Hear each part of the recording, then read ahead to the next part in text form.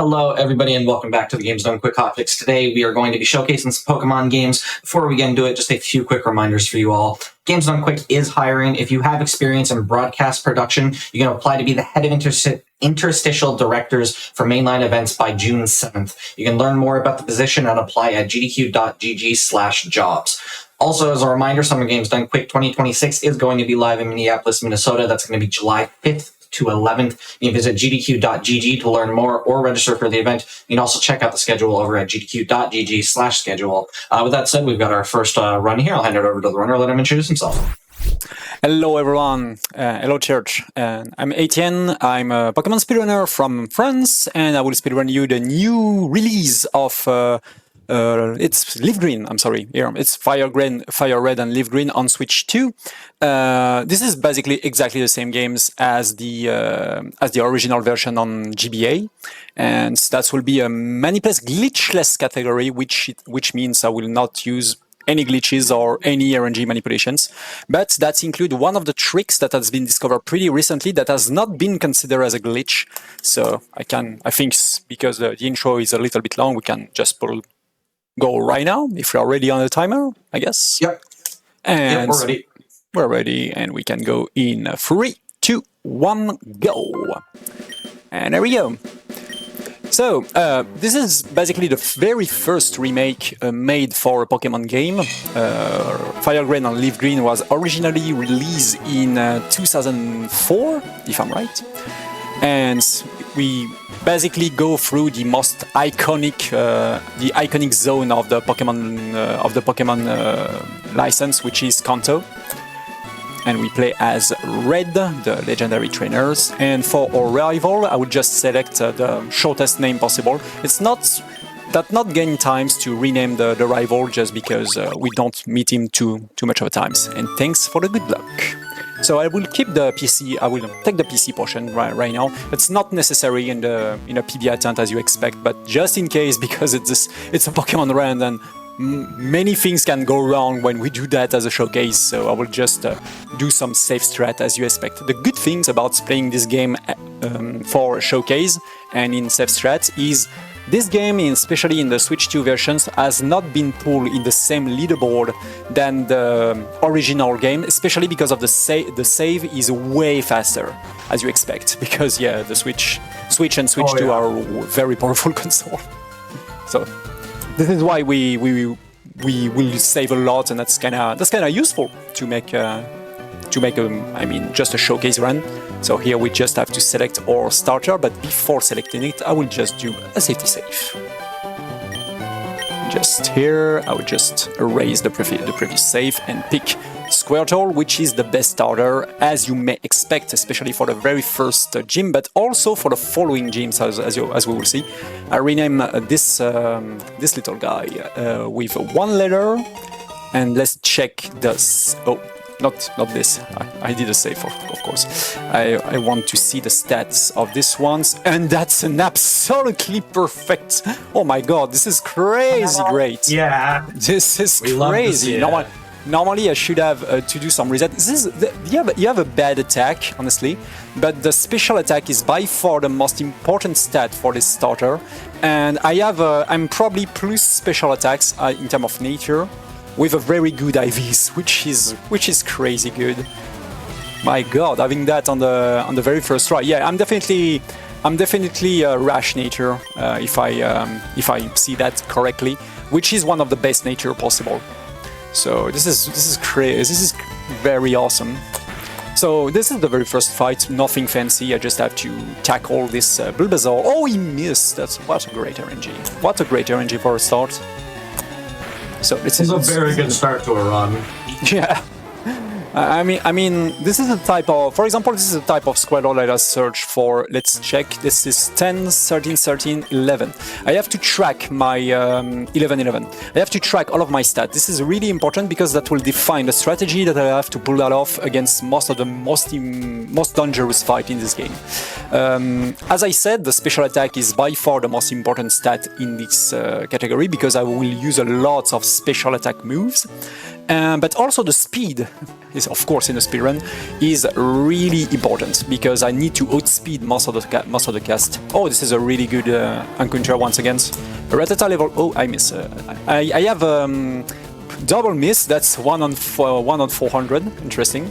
Because tackle have 1 on 20%. 1 on 20 to miss. Is a 95% accuracy move. And there we go. This was useless critical, but anyways. This tiny bit of experience that I get right now is especially oh, come on. is here to be level 8 at the moment when I face the only mandatory trainer before the very first gym. And this trainer will give me the exact amount of XP to be level 8. And at level 8 I unlock Bubble, which will be of course, my main queue to deal with the very first gym against Broke. So the very first part of the run is just hoping to don't get crushed by too many wild Pokemon. Like, oh my god, this is a fast one because it's level 5. Oh, okay, that's fine. Ooh, this is really rare to get a PG level 5. A PG level 5 is 1% chance, if I'm right, to appear in the Rod ones, and because he's really fast, sometimes you cannot run away. So fortunately, everything is fine. Yeah, getting a start. Yes, yeah. I'm sorry, I'm listening. All I'm hearing is that we're getting like all the really good or really bad RNG right now. Yeah, exactly. But I mean, it's Pokemon. It's Pokemon speedruns. Most of the people who's fan of Pokemon, of speedrunning in general, sometimes when we tell about speedruns, we basically think about a lot of execution-heavy stuff with very precise tricks and so on and so on. But of course, in RPG statements of speedruns like Pokemon, there is a lot of RNG to deal with, but it's also funny because you never have 2 times the same runs, which make me always making a good times to do some runs and just, yeah, let's see what happens. This is also why I love Manipulus Run, because when you RNG manipulate your starter, it will always have great stats. You will never be disappointed if you pull that off in a speedrun. But I like to try to run nearly every single squirrel possible. By the way, this run and this route is doable with absolutely any single squirrel, any single starter, no matter the stats. But if you want to have a fast run, you need to have a good speed and a good special attack. So let's keep going. Now we have a tiny difference with the very first generation. We have some Pokeballs right now, and as you expect, there is some Pokemon that we can catch that can be useful, especially a Pokemon to fly and a Pokemon to cut. And fortunately, PJ can fly and Rattata can cut. So if I get one of them here, I will try to catch them, like this tiny rat. This is perfect. He's level 2 once again. So I will just weaker this rat. Oh, I miss once again. That's too bad. Tail Sweep, that's fine. If you can go once again for Tail Sweep, that should be perfect, because I will not get extra damage. Anyways. And now introducing the new trick that has been discovered literally less than a year. There we go. So I'm sorry, I don't have the sound of the game, it's a little bit loud, so I have to... This is the sound check at this moment. Basically, there is normally a jingle when you catch a Pokemon with a tan-ta-da-dan-ta-da-dan-ta-da-dan-ta-da-dan, like this. But if you press the help buttons at the moment when this jingle happens, you can skip the jingle and save a hell a lot of times. And especially in a category names the round 2, Elite 4 round 2, when you have to face the league a second time, so you have to catch a hell a lot of Pokemons, and this saves minutes. Here we will only have this jiggle skip a few times. That's a really cool trick. Yeah. Like this. The great things about this trick is it has been discovered on the Switch version, but it's appeared that works on the original version of the game, which is crazy. Oh, that's cool. Yeah, that's really cool. Unfortunately, I get a lot of... this is a great... it was a great RNG in terms of stats and in terms of fights, but unfortunately we get a hell of lots of random encounters. Random encounters, yeah. So Another great thing is this trick, the jingle. We call that the jingle skip, and because it's just pressing a button during a jingle, that has not been considered as a glitch as you expect. And the great thing, it also works in the catching tutorial, as we will see. Oh yeah, the league is the Elite Four. I'm sorry. We call that the Pokémon League in French. So, but I think this is the same in English, if I'm right. But yeah, it's way more common to say the E4 or Elite Four. Yeah, in English it is the Pokemon League, and that's where the Elite Four are. We call that the Conseil 4. But I prefer to say Elite 4. Even in French we say Elite 4 or E4. So now we are in Route 2. Basically, when we enter a new route in this game, specifically in Fire Red, LeafGreen, if you walk on the 5 first grass, you have less than a 1% chance to have an encounter. This is why I took these tiny shortcuts, because now I am in Viridian Forest, and this safe encounter mark reset at this moment. So the very first 5 steps that I will do in the grass have a really tiny amount of chance to get an encounter. So because it's safe and because it's saved a little bit of times, I will what we call YOLO steps on grass sometimes. I mean YOLO by not doing some stuff like using a repair or stuff like this, or item like this that make me able to skip encounters. So let's just hope that we... Yes, that's very bad. That's really bad. Oh, and I didn't save. Oh, and I didn't... Oh, I'm stupid. Anyways, we're doing from the... That's not too bad. I have to try to... Oh my god, this is bad. And I didn't save. I have to suicide myself. I'm stupid. I didn't pay attention. No, I mean it happens. You're doing a showcase. I understand. I'm so stupid. I cannot run, and I need to reset. So rip runs. I will do from. I just have to walk to the forest. I'm stupid. I didn't pay attention. My bad. That was really rare to get a Pikachu level 5, and I panic and didn't press run when I saw it. I'm stupid. That's all again. Again, these things. And I mark myself to do a save on the forest. You know what? Anyway, I probably distracted you. Anyways, I didn't lose too much over times with resetting the starter, so everything will be fine now. I would do a save before the forest. You know what? It's because I did a hell of lots of PB attempts pretty recently, and because of that, I didn't make my routine to do a lot of save. Oh, yeah. I didn't get too much of an encounter here. Anyways, yeah, we will get some extra times. Fortunately, I don't have to redo the catch tutorial. Yeah, the catch tutorial. So let's go again. Sorry about that. We'll lose a few minutes. So I think this is correct, but you can correct me if I'm wrong. In Fire Red, LeafGreen, they fixed the Gratch passes in Viridian Forest, right? Yes, absolutely. There is no in the very first generation. There is some grass that are fake. Basically, you cannot get any encounter on some grasses. So this is why they fix it. I will do a save just in case of another Pikachu. You know what? Oh, yeah, not wrong ones. I'm not used to these buttons. There we go. Just in case another Pikachu level 5.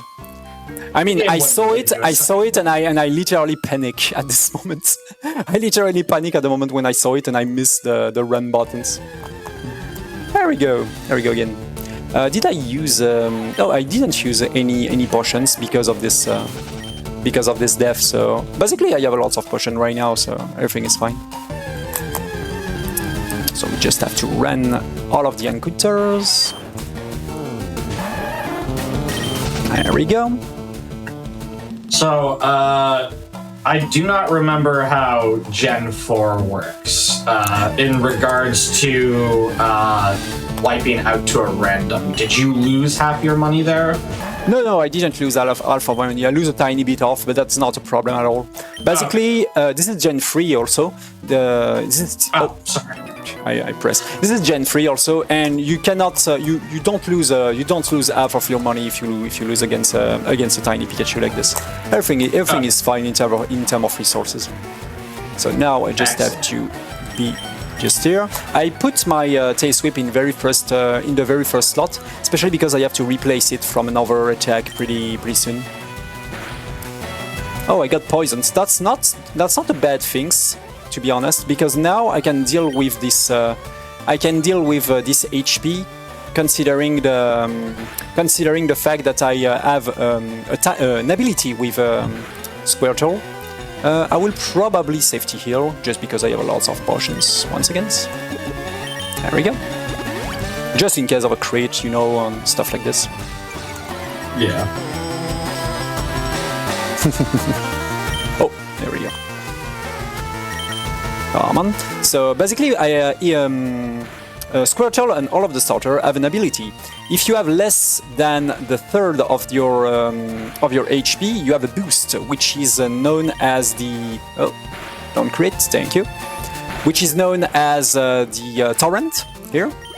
So let's see the stats first. I will check only the stats at level 8. So level 8 is important. Let's see. It's 11 HP. Okay, 12. 16 and stuff like this. I just have to check him a little bit. Yeah, 11. That's 10. That's 9. That's 8. 7. And that's 6. So now I'm at 6 HP, which means my HP are under the third of my HP, and I have a boost of 50% damage from my water type attack, which is kinda crazy, especially against the rock and ground type Pokemon that we will see right now in this gym. That will make me able to, for example, one-hit kill the very first Pokemon of the next trainer and have a great amount of damage against the following ones. So let's save. And there we go. Not that you would use it in a speedrun, but did they fix save walking on the poison ticks? Oh yeah, I think they fix it, if I'm right. Okay. But no matter what, that will lose too much of an HP. Oh yeah. Too much of a time, I mean, to do save and walk through the entire. For sure, yeah, definitely not a speedrun tech, but not a speedrun deck at all. Oh, that's a great damage. Do not sun attack me. Ouch. Too bad. Aim. Too bad. Defense scroll. Stretch. I will go for it because it's worth it. There we go. This is really worth it because now I can one-hit kill the very next Pokemon. And I have a save, so... Okay. Perfect. I will redo a save just before broke. There we go. Just in case this fight's going badly also. But now, thanks to this special attack, and also thanks to the fact that I'm still in Tauren, I'm 100% sure to deal with Geodude, which is great. But for the next one, I need to be extra careful. Let's see if I have a 19 or 20 in terms of special attack. I have 20, which is a 9 on 60 to get the one-hit kill. I will go for it. And I didn't got it. So the fact is now he will kill me, so I have to do potions. Anyways, that's not too bad. I will stall a little bit, just because I need the torrents for the next for the following fights. So there we go. He will hit me once again. Perfect. And thanks to that, now after the few level ups, I will still be in the low HP statement to still have my bonus, which is great. And that's 20 and 19. Just here. I'm just checking every at every single level up the stat of my Squirtle, just to be sure. There we go. Well, we are really late, as you may expect, just because of this stupid death. But everything is fine. I'm still in a good pace. I mean, in a pace, no, not a good pace, but the pace underestimate. Let's keep going. And that's the very first page. So now, thanks to the way that I deal with this fight, I should be able to deal with the next few fights in with a one-turn kill if I have a good RNG, because every single attack in the Pokemon games don't do exactly the same amount of damage if you're doing that with the same in the same way. We just before that do a little bit of shopping, selling this one. There we go. Plus buying some potions, some antidotes, some paralyze heal also, awakenings, and the very important items, repel. Oh, repel, I say 7 is enough. The repel is a really important one. This is the big difference with the very first generations. In the very first generations, you don't have any repel in this town, which means you have to deal with the entire Mount Moon with a lot of random encounter like Zubats and stuff. Fortunately now, because we have these items in Fire Grail and LeafGreen, there is no more that, and that's great. I forgot those weren't in Gen 1. That's terrible. Yeah, that was terrible, honestly. I just do a save just in case this fight's not going well. But normally everything should be fine with this great special attack. Let's see. Oh, the critical was not needed. So yeah, the problem is now with the level up, I will gain some HP, and that's make me out of the torrent at certain moments. So the great thing should be if I miss a kill, for example, on the Caterpie, if he can give me, for example, tackle, that should be great. But here I have so much of an HP that it's an easy one-turn kill every time. That was a great fight here. I really got a great Squirtle for this run. So this is crazy.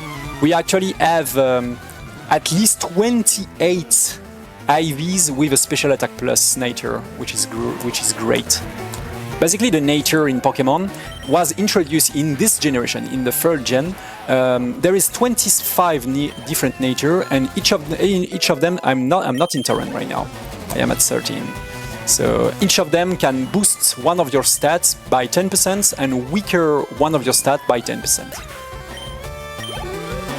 And here we have a nature, the Rage nature, that boosts my special attack and weaker my special defense. Weakening? I'm sorry. Yeah, that's probably weakening. Ah, this was a useless crit. Anyways. I have to check my speed at level 15 to be sure that everything is fine. Yeah, I'm literally 1 HP off the torrent right now. If I was at 12 HP, that would be a one-turn kill here. But anyways, happens.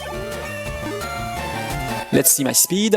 My speed is 21 now, and I have 40 HP. Which means we also have a great speed. My god, yeah, there will be no problem to deal with this the stat of this Squirtle. The Squirtle is awesome. I just have to be careful to don't do the same mistakes with this Pikachu level 5. Perfect. And how many it is for... Yeah, I will not be able to kill this one in one turn. Oh, that's a crit. This is a really good crit. Normally I shouldn't be able to get this Metapod in one turn. Perfect. That was perfect. I already have all of my teams, so I just have to deal with this route without facing any encounters. Normally, if I didn't have a bird, this is where I catch a bird here, but I already have a PG. This berry, the Prism Berry, is really useful if I'm against the confusions, which can happen especially against the future, the next gym leader. oh, I'm sorry. There we go. So I give immediately the berry, and now, thanks to this item, the repel, I will not cross the road of any Zubats, which is great. First of all, I will carefully dodge this guy by running in front of him and walk at the moment when I passed in under this eyes. That's make me able to dodge him. And here I will once again redo the repel and run before this tiny lady saw me. And I intentionally speak to this guy. The reason is this is an hiker, and he have a team that I easily can one-hit kill and give me a hell of lots of money and a hell of lots of experience. Enough to make me able to make the evolution before the rocket guy, before the 2 mandatory fights in this section.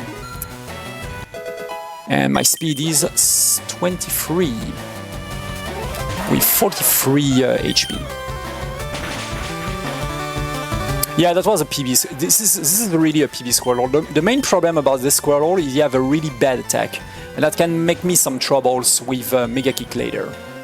Mega Kick will be an attack that we will learn at the end of the Mount Moon. So let's see. Yeah, another crit, but this crit was useless. All of these guys are 100% sure to die at the moment when I touch them with bubble, bubble, because it's a double effective against them. And Onyx and Geodude doesn't have a lot of special defense. Basically, in 3rd generation, all of the water type move and all of the, for example, darkness move are all special attack, and all of the normal move are physical attack. So that will be changed in Gen 4. But here, this is really convenient because, I mean, all of the stuff that we will use except Mega Kick will be from the special attack. I will carefully block this guy. There we go.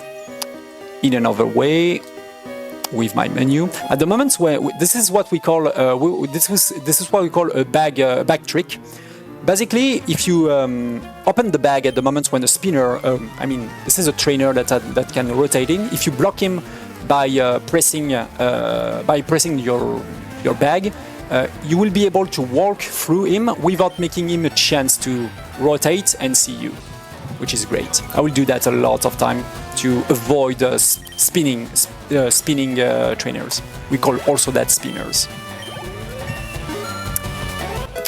And we got level 7. I forgot to check the stats. That's not bad. This is not a problem. I already know that I have a great total.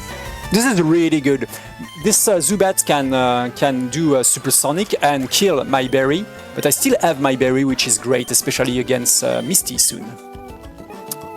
So before the next trainer, I will go for once again another repel, but also the rare candy. Yeah, rare candy are, by the way, the most important item in terms of Pokemon speedrunning. There is one thing that you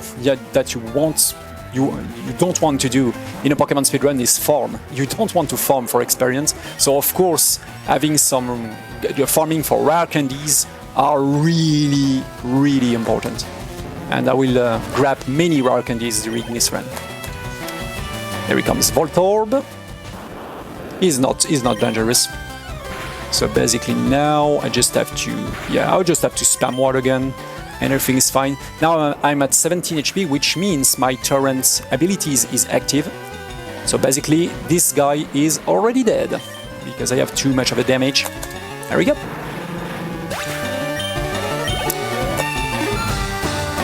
And I don't have any stat to check. Now but very important, I got a new attack, which is a Bite. Bite is darkness type attack, which is great because it's a special move that can flinch and that's also deal a pretty good amount of damage. So that will be an attack that we keep until the very end of the run. So I just have to run out of this cave, and here we go. We are in the second town. But before making a step into it, I will learn Mega Kick from this guy. So Mega Kick will be my main attack to deal with grass-type Pokemon.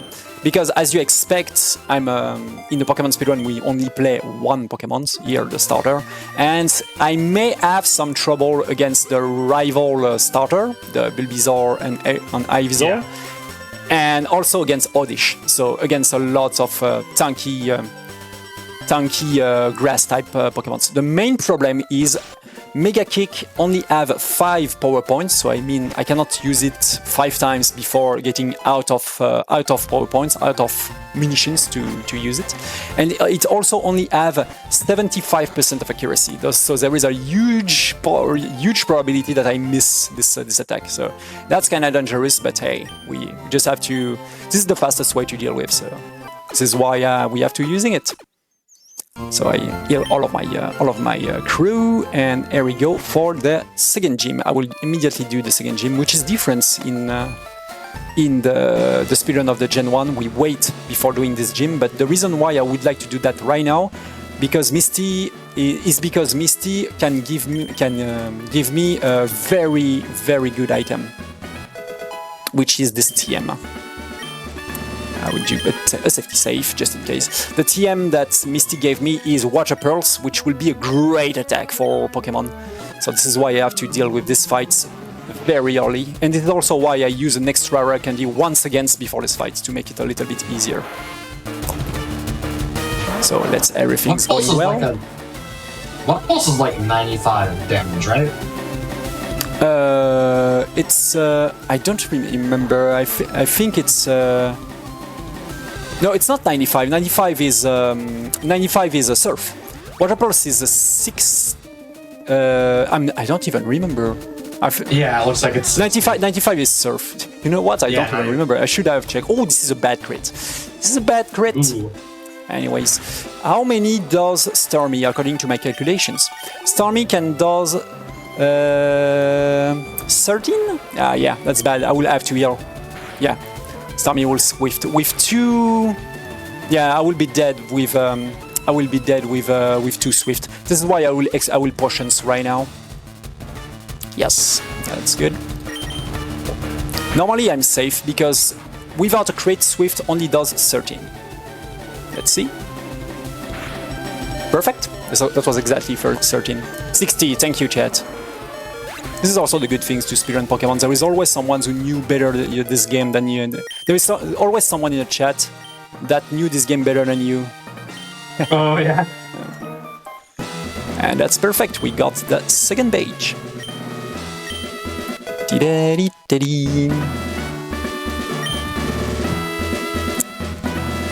So before the next fight, I will have to heal because the next fight is also really dangerous. This is a rival too, a big run killer, and I will have to deal with it. I will have to deal with him. I mean, multiple times during this run. First of all, I will learn Water Pearls, of course, because I don't need tackle anymore, as you expect. But very important also, I will heal. But not more than half of my HP for a specific reason. If I have more than half of an HP, that makes the rival have lots of more probabilities to use Sand Attack, to use Leaf,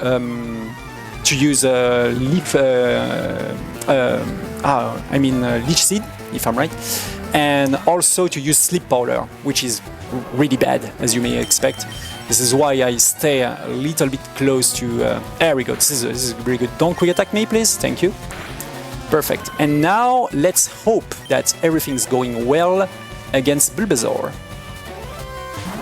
Let's try to flinch this guy. 30% chance. Perfect. And now I just have to make a Mega Kick. And that's miss. Anyways. You go for Sleep Powder, so I fall asleep. You have to deal with Awakenings. So yeah, Mega Kick have 25% chance to miss. This is why. Don't miss! Too bad. Yeah, and I'm dead. This is why I do a save. So 25% into 25%. Sometimes that's happen. Anyways, let's go again. This is why we do save, you know? Especially against this fight when you have to use Mega Kicks. Oh, yeah. I mean, the double miss for my very first attempt to Mega Kicks. Yeah, this is not great. This is not great. You can do better again. Certainly not optimal for sure.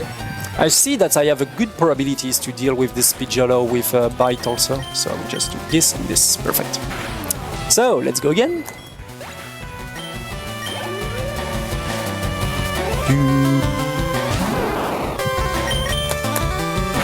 Let's see.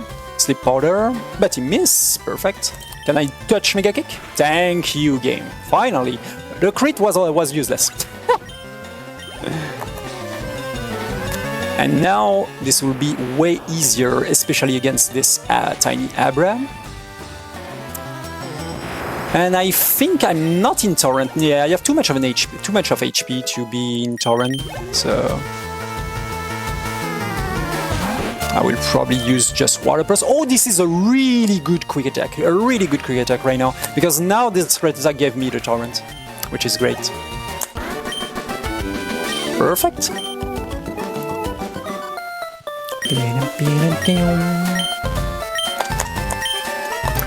And now that's he will do a tiny trick for us. He will come back like this. That's not happen, of course, in Gen 1. He just do that to do some. They add some extra stuff like this in this remake to give you some extra things.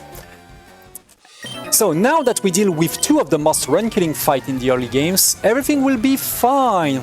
Everything will be fine now because we have a great attack, which is Water Pearls, and also we have a huge amount of experience because we deal with the most dangerous fight before the Route 24 and Route 25. So I just have to spam Bite against all of those guys. One of the most important things that will happen right now is what we call PP management. The power points of an attack basically make a limit that the number of attack that you can use before using, for example, a Pokémon Center or an Elixir or an Ether to refill your power points. So you have to be really careful about the number of attack that remains. To use them carefully against each trainers. One of the most important one, of course, is Mega Kick, because right now I use one Mega Kick against Bulbasaur. That means remains 4, and I have to keep having enough Mega Kicks to go till the boat sections against Rival 3. And here comes another Mega Kick dangerous guy. High Touch, let's go. Yeah, Oddish, of course, it's a grass-type Pokemon, so this is why I need this dangerous attack. The good things that I have Torrents right now is I can deal with this guy with one turn kill. That shouldn't be able to. I should be able to kill it even with Bite. Honestly, what is my attack? 34, if I'm right, if I see it correctly. That's mean I don't have 0 attack IV, which is great. So let's keep going.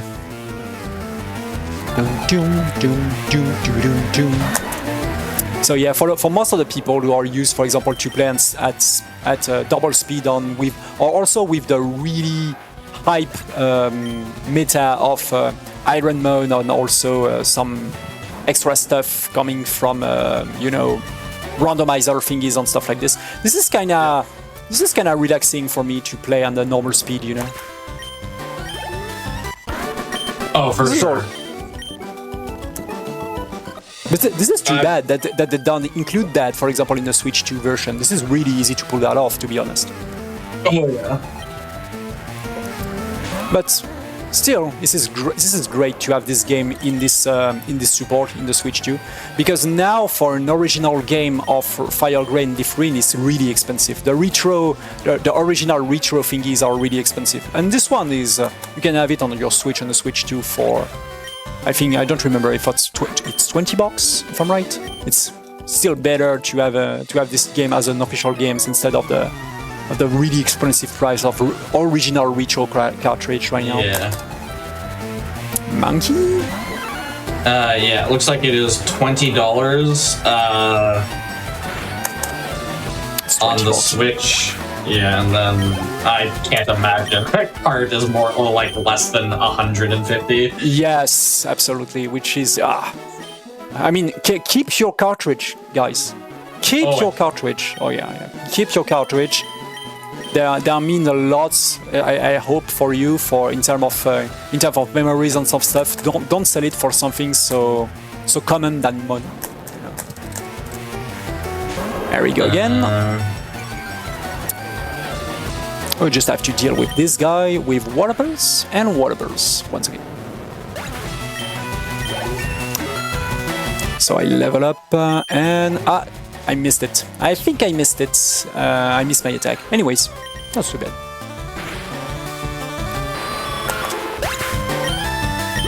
And now we are out of the bridge. The good thing is I'm at 22 HP on 66, which means I'm exactly have a number of HP to be in Torrent, which is great. But that's also mean on the next level up I will lose this ability, which is bad. But normally everything will be fine. So I deal with this one once again with Water Gun. Water Gun is better than Water Burst in terms of speed because Water Gun is shorter to be writing in the text. So thanks to that, I gain a tiny bit of frames because Water Gun appear faster. So this is tiny optimizations. There is a lot of that, especially for example in Gen 3 or Gen 2. And these items will be really useful to deal with PP Elixir. And I will just block this spinner right now like this. There we go. Because this guy can rotate. This is why I use my bag here to block him in position. To keep going through this lady.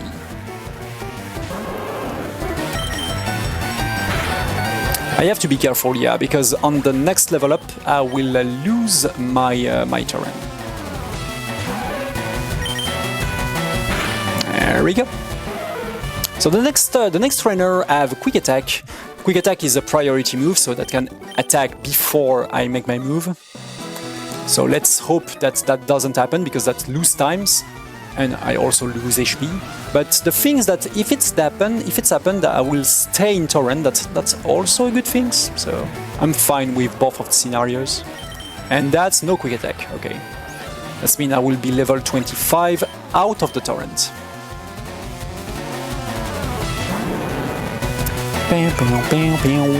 I love those music, honestly. I will never be bored, if I'm right. Yeah, I will never be bored by the music of this game. Yeah, the music is really good. So rapid spin is not a thing. It's not useful at all. And keep going. I will take this berry once again. That will be really important against a certain gym leader later, which is Koga. I will speak to that later. So yeah, I take this berry for something really far from the game. And there we go again with the Mega Kick, and he aim and he hits. Let's go. Perfect. Nice. Number one. It's going aim and it's hit. Let's go. Perfect. Some compensation for what happens against the very first times against the Rival 2. And there we go.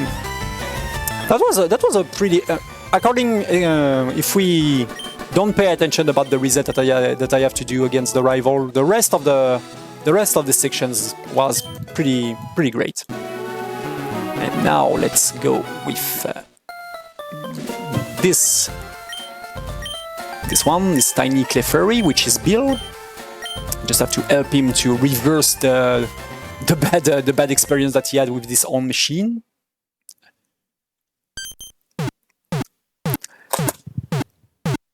So it's a little bit long, and I just have to take my time to speak to him once again, and he will give me the right to go to the boat on the Vermilion City, if I'm right. Yeah, I'm so used to the French name of all of those towns and stuff like this. And there we go. So another difference with the very first generations here, it's faster, for example, to use a rope or to teleport inside the Bill house, but we cannot do that in Fire Red Leaf Green. So we just have to run back to Celadon City. There we go. And now the fights against the Rocket. So the Rocket have a really tanky Pokemon, which is Drowsy. But there is a way to deal him with to do a one-turn kill, which is Mega Kick. So let's hope, because he have Hypnosis, which is bad. He also have Confusions. So, but Confusion don't do a lot of damage. So, and that's it. Perfect. That's perfect. That was a really great section. Honestly, I hit all of the 5 Mega Kicks since I reset from my death against Rival 2. That's great. Yeah, that was. This is exactly what you said. This is the extreme of RNG every time. Yeah. And now we just have to run to the next town. Oh, tiny extra step. My bad. So there is an item, really useful item that I will take times to get right now before going into the next town, because it saves a lot of times. Another rare candy. So now I just have. There was an item there. Yeah. There is a lot of hidden item really useful in this game. So I dodge the most of the trainer, but I cannot dodge this one. So you have to deal with him. You have Eradicate that can hit a lot, and I don't have Mega Kick to one-hit kill him, so I have to deal with probably with Bite and Water Pulse. Let's see. He go for Hyper Fang and he missed. That's perfect. So I just have to Bite again, and everything is fine. That's a useless critical once again. That's lose time. Anyways, what is my attack and my defense? 38 and 39.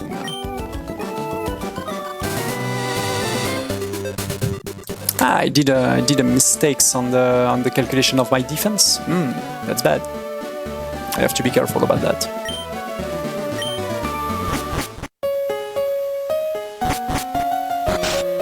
So let's heal first. Yeah, you have to do some. I have to do some correction before the next section, because apparently I hit something wrong in my calculation. But I will deal with that during the save. I did a save, perfect. Let me check.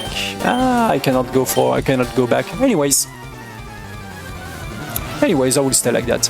I will not do any extra check. I have enough information to deal with the rest of the game.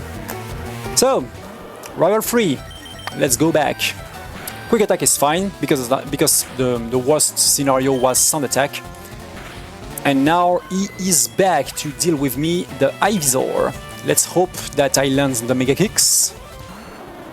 It's going home! And that's it! Perfect. Another one. I fell asleep. Anyways, I have Awakenings. Let's hope nothing too... Okay, that's fine. Vine Whip is fine. Another one! Ah! Too bad. What is it? Vine Whips again. Come on! It! Perfect! There we go. And now here comes Eradicate, but fortunately I'm in Torrent, which means I can go for Water Pearls. That's perfect. So I miss only one Mega Kicks, which is fine.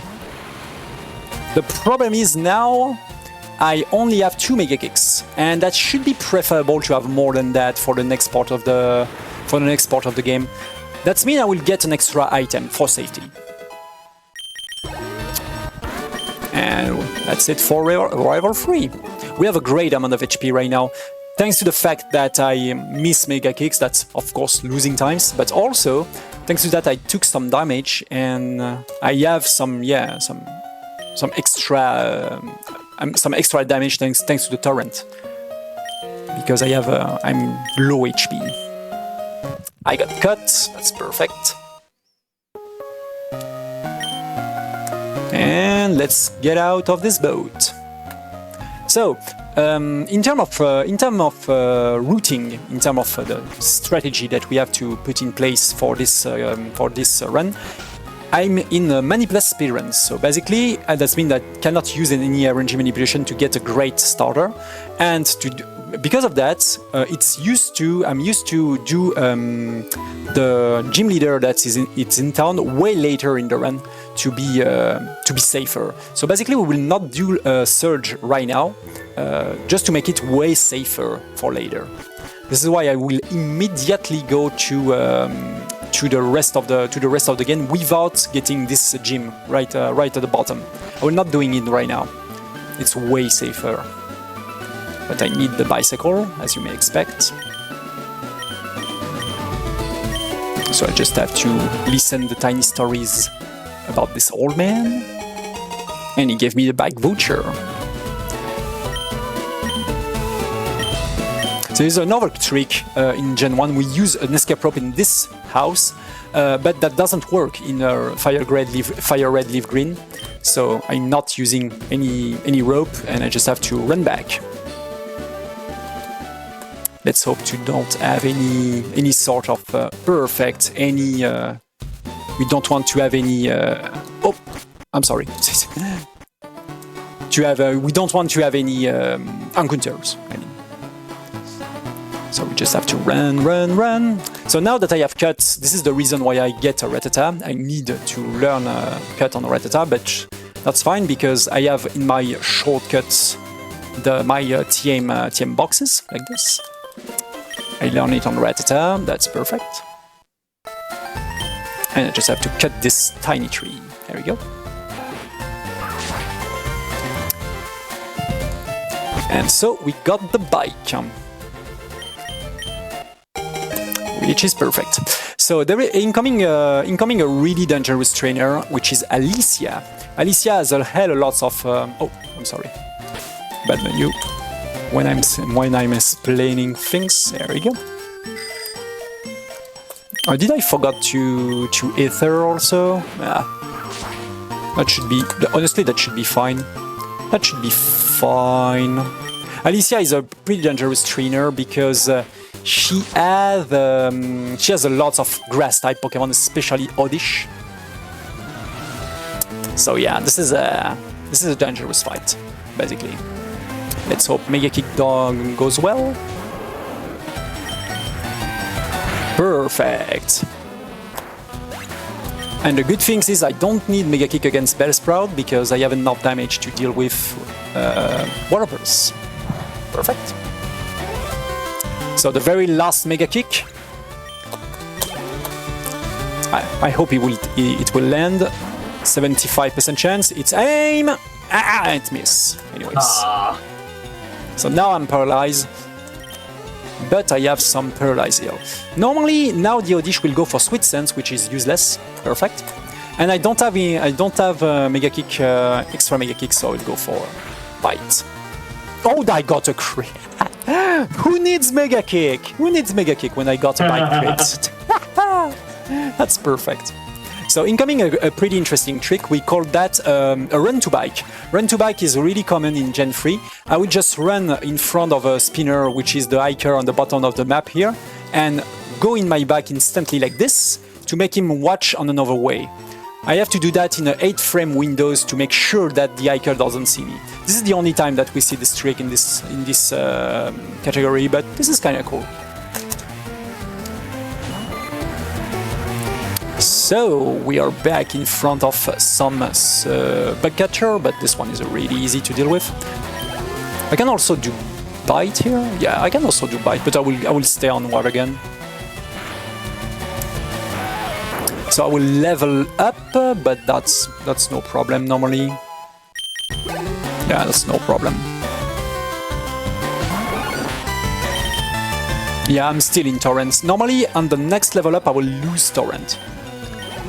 Torrent, yeah. Torrent, yeah, I'm probably spelling that bad, but basically the ability that gave me my boost of damage. Another rare candy here, which is really useful. We'll see that later. And I will cut this tree. That's perfect. Oh. And here we go for the rock tunnel. So in rock tunnel, of course, first of all, I need to get back my Mega Kick on a good shape, like like this with the Ether and use the Repel to don't get destroyed by too many Zubats, Geodude and stuff like this.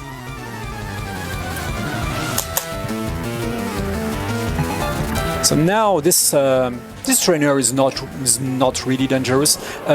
This is the really great things. I didn't speak too much about why Squirtle and Wartortle and Blastoise later is an awesome starter for this category, because not only he deals with the early game in a pretty great way, but also Bite, as you can see, is an awesome attack. The fact that this guy learned Bites and it's super effective against Psy-type Pokemon, that there is a lot in this game, and that can also flinch it's an awesome attack, honestly. The thing that's also scale on the special, it's a special type move, is make definitely Squirtle the best starter for this category. So another Slowpoke. And after that, this is probably the biggest run killer of this entire rock tunnel, which is Marta. That's not too bad, Confusion is fine. Should I heal? Should I heal?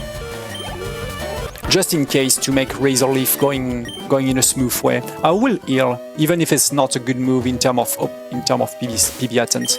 I will do an extra heal here, just in case.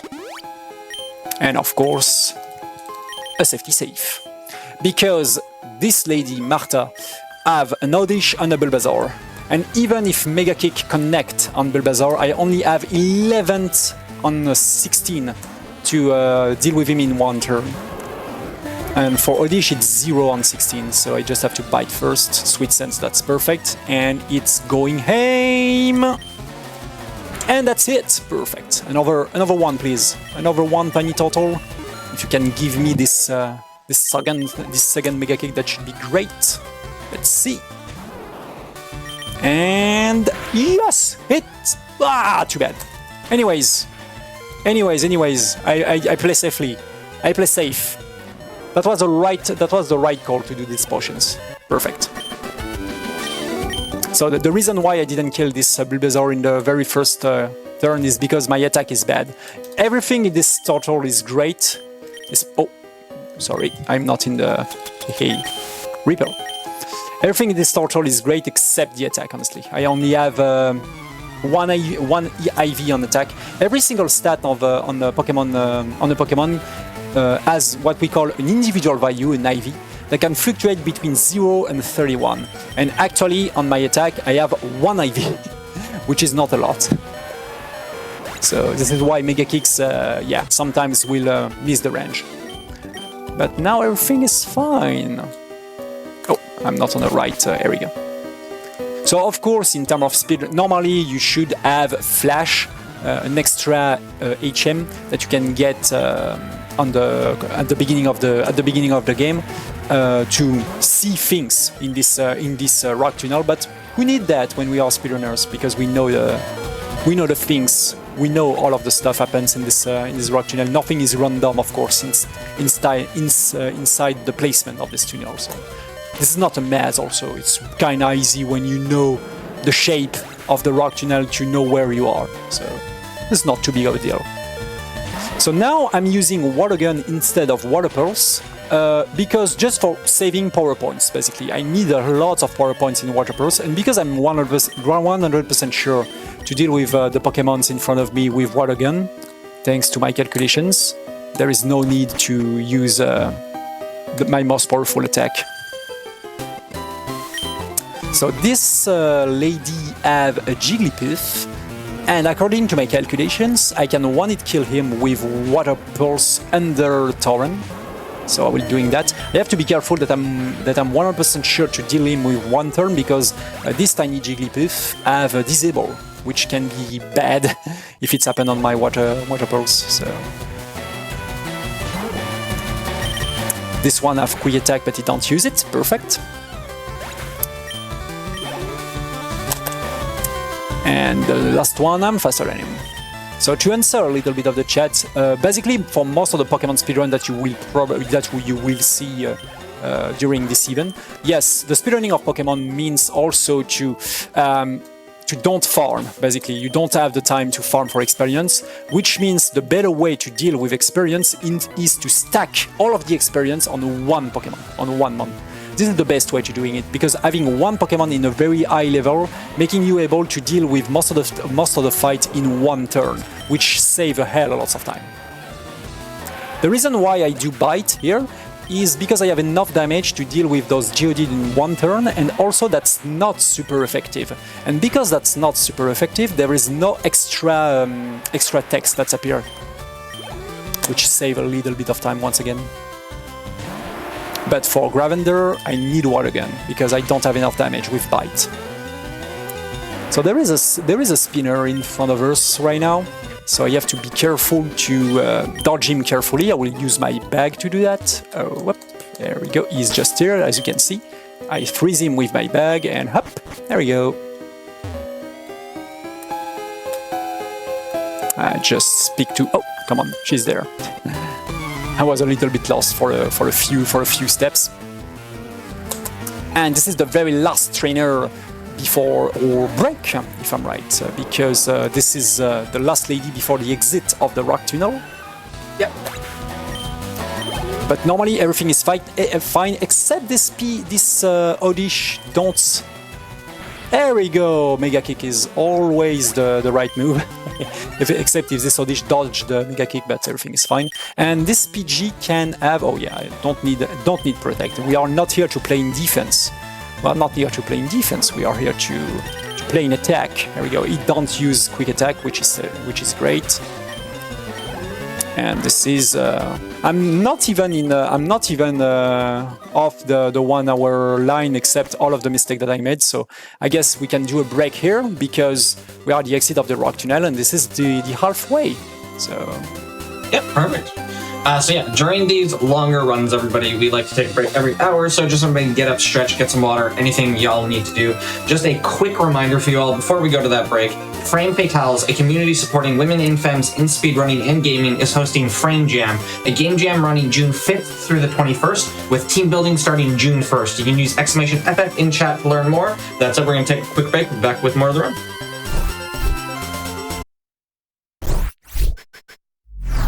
Hello, everybody, and welcome back to the Games Done Quick Hotfix. Today, we've got some Pokemon games for you. We're in the middle of a run here. I'll hand it right back over to you whenever you're ready, if you just want to give it a quick 3, 2, 1 countdown. Sure, I'm ready. Let's going back to this run, and we can still going on in 3, 2, 1, go! And let's go make our way to Celadon. But before that, I have to do a tiny shop, because I need some potion that's a little bit better that I have right now, but also some escape rope for the future things, and some extra repel. But normally with 7 of them, I will have enough for the rest of the run. If I do everything correctly, of course. And now I still have 1 extra trainer to face, this guy, before going to Celadon. Fortunately, you only have Fire-type Pokémon, so this will be really easy to deal with. And I still have under the third of my HP, which is great because I still have the buff of Tauren, which means this Vulpix is also dead thanks to Water Gun. Oh, we have Quick Attack, yeah. But fortunately that's not a lot of damage.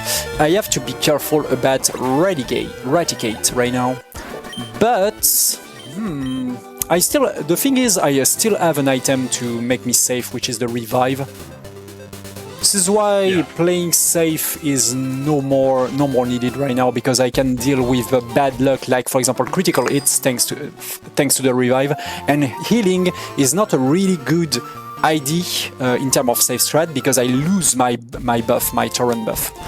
And sometimes making the best defense is attack, because if you can deal with a Pokemon in 1 turn, that means there is no more threat. So this is why I will not heal and go straight to the fight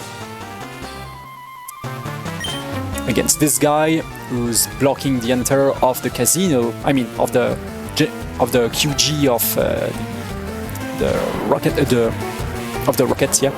So I use Water Pearls, he go for Quick Attack, but I don't... Oh, he have a crit. Anyways, that happens. I say that sometimes that happens, and that finally happens. But I have my revive, everything is fine. Up there, where it is, there it is. This is why I take this extra item. You know, marathon strat. I just have to wait for dying now, because I need the experience. I need the experience of this Eradicate. So now I don't have enough damage to deal with him, because I don't have my buff, so I will go for Bite first. There we go. Ew, and Water Pearls. That happens, yeah. Anyways, now I will do a save in case of dangerous fights. And Zubat is not a problem at all, thanks to Water Pearls. So yeah, I have to be careful now because my revive is gone. I have another one soon in the run. And I still have my... I still can go for some safety save, just in case. So, Rocket Hideout. In Rocket Hideout I need these many items, so for example, Nugget here. That make me a lot of money. There we go. The Black Glasses will boost my Darkness type move, especially Bite, which will be great at the moment when I will need to use Bite a lot, especially in the futures, in the section soon in the Pokémon Tower. And now this guy is not really dangerous, to be honest. I just have to Water Pulse my way through him. There we go.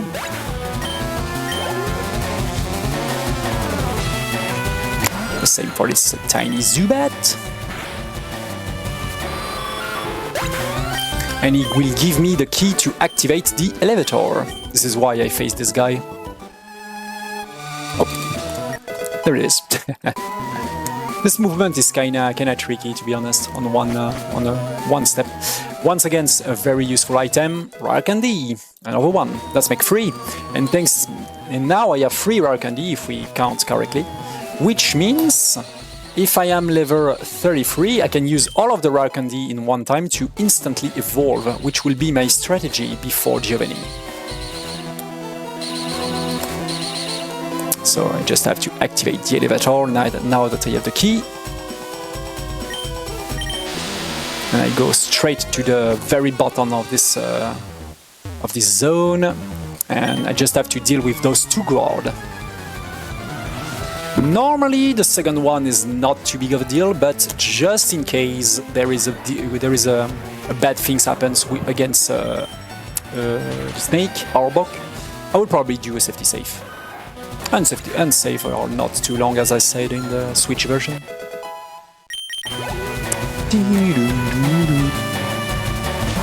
Sand Slash, no problems, Water Pulse. So there is a 6 chance on 16 that I get a 1-turn kill on Ekans, so I'll go for it and hope everything's hopes that I got a good roll. If I not, I would just have to Bite after that. Let's see. I don't get it. Anyways, you go for Bite, and I go for Bite.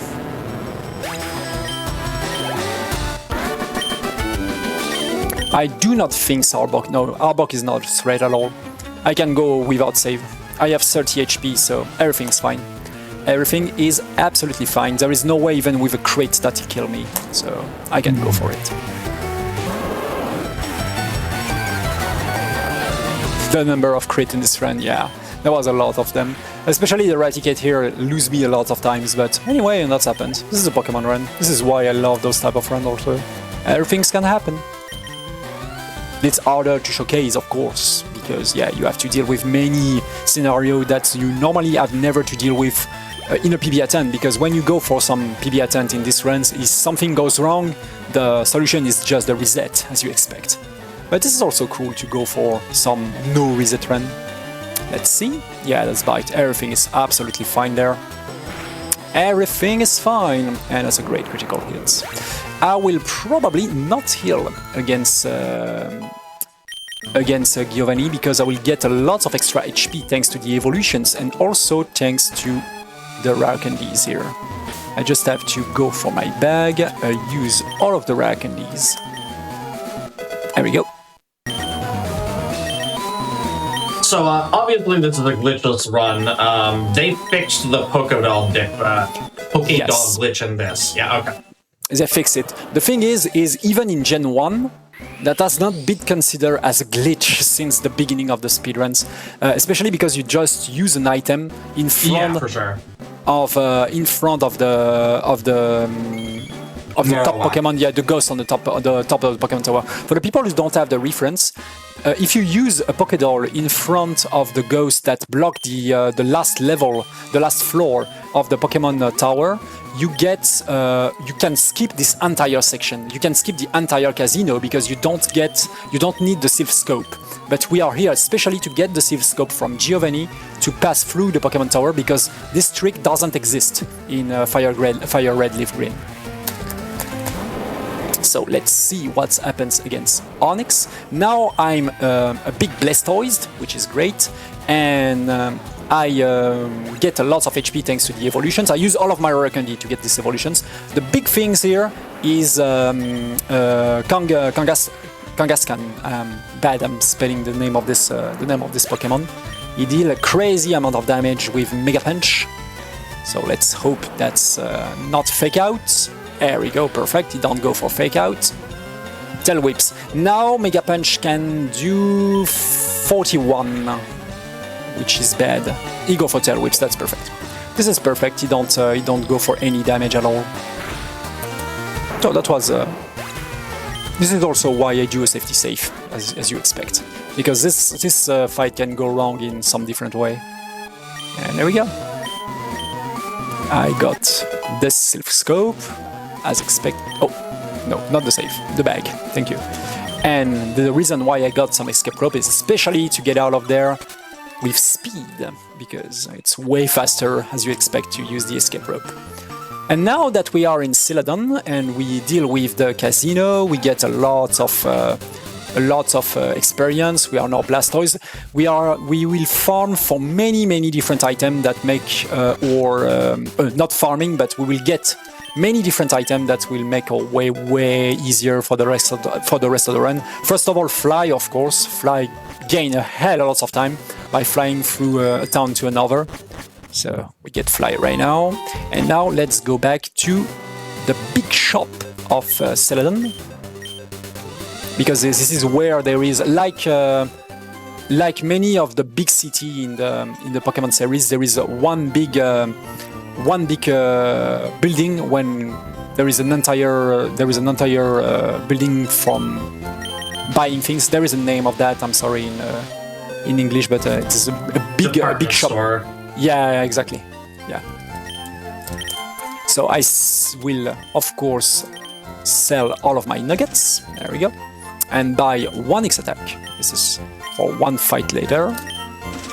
I will buy 6 X speed. 30 X special, 6 X accuracy. Oh, 6. I said 6. 6 X accuracy, and the rest will be for Ground Spec. There we go. And now I have all of the stuff that make me able to deal with the rest of the game.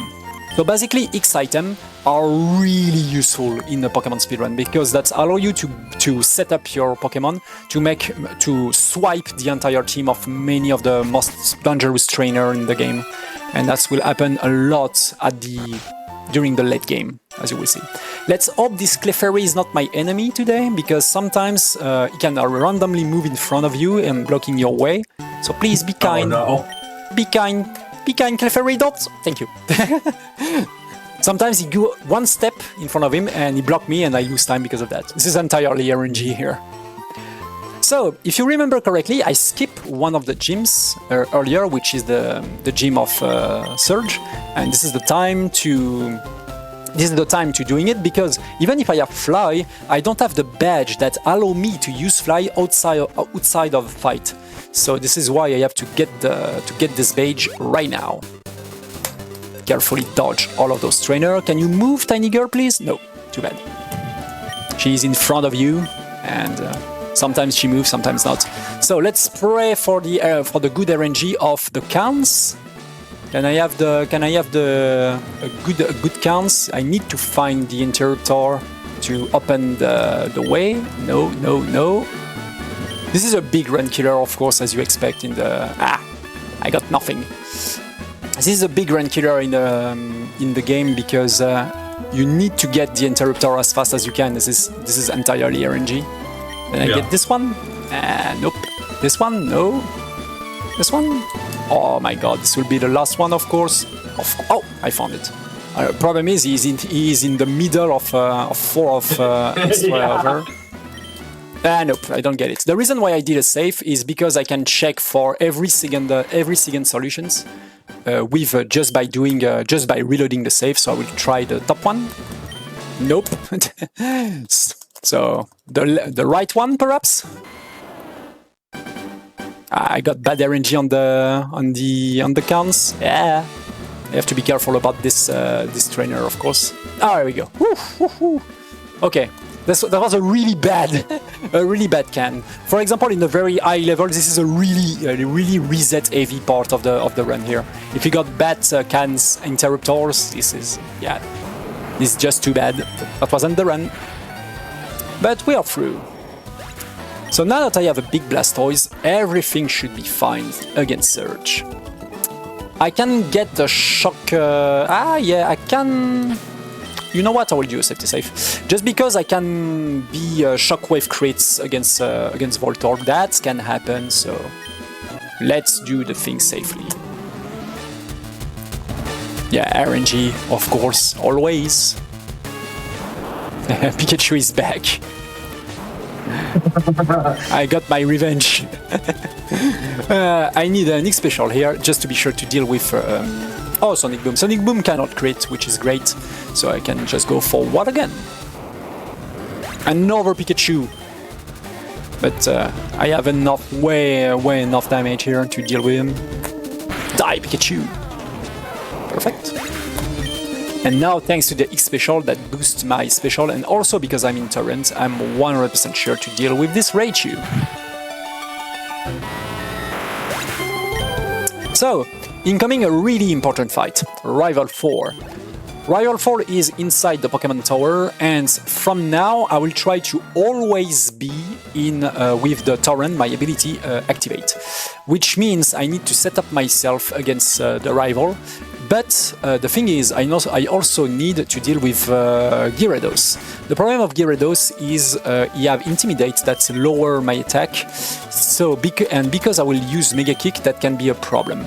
So I'll just heal myself. First of all, use Fly on PG. Perfect. I will instantly use the Repel. Toss the Moonstone. There we go.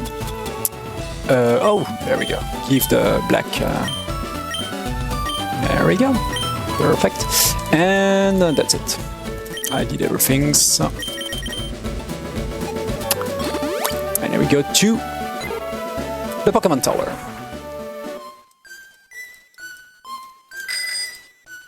So, I will... Yeah, go for it. So somebody in chat was just asking how you were double Surge's level. It's because you skipped Surge at the beginning of the game and came back. Exactly. This is the reason why I skipped Surge. It's way too dangerous at the beginning of the game. Yeah. So I just came back to doing it, and thanks to that now I can use Fly.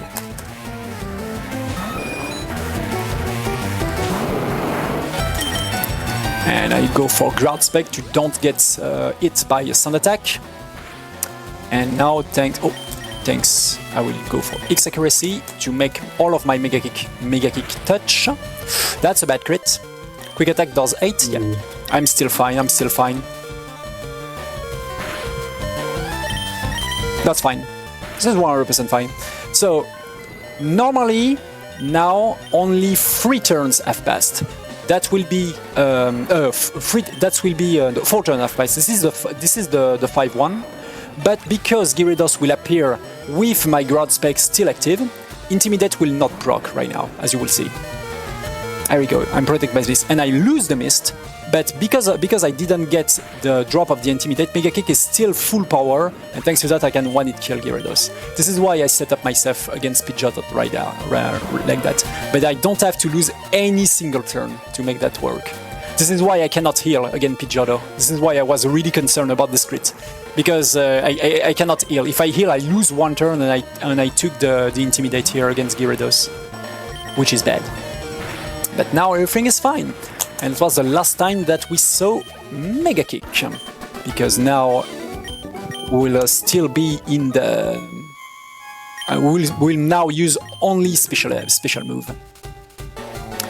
Remember that I use Super Repel at the beginning before I fly in this tower, which means I cannot get hit by any wild encounter.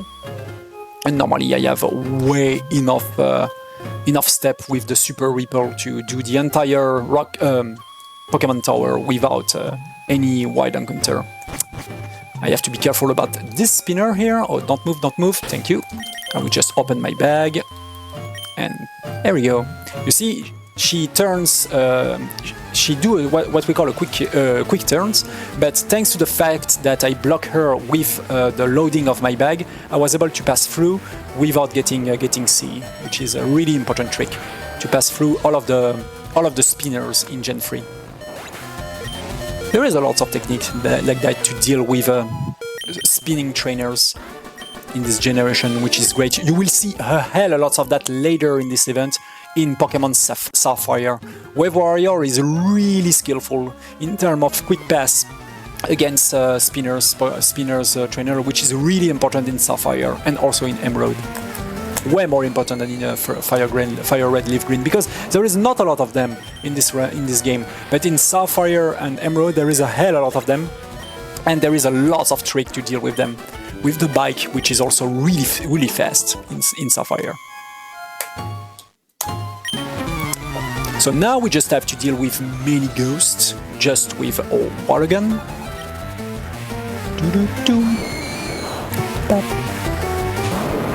I'm kinda concerned with my HP, because later in this tower there is a trainer with a Rattata and a Raticate. That's also have quick attack, so I hope that will not happen once again, but fortunately I can just do a safety save. So everything will be fine. I just will check how many damage will do the quick attack, but no matter what I will save.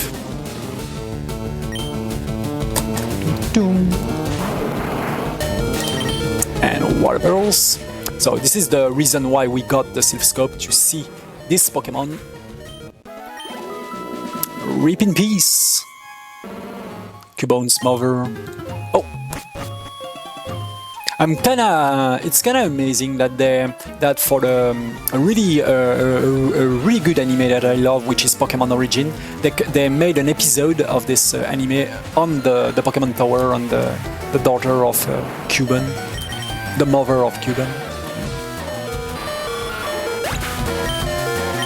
Oh yeah, I cannot use, great question chat, I cannot use running shoes inside of the Pokemon Tower, which is yeah, kinda bizarre, because you can use it in the Sylph. You can use it in the Sylph Corporation. But not in a Pokemon Tower for reason. I don't know why.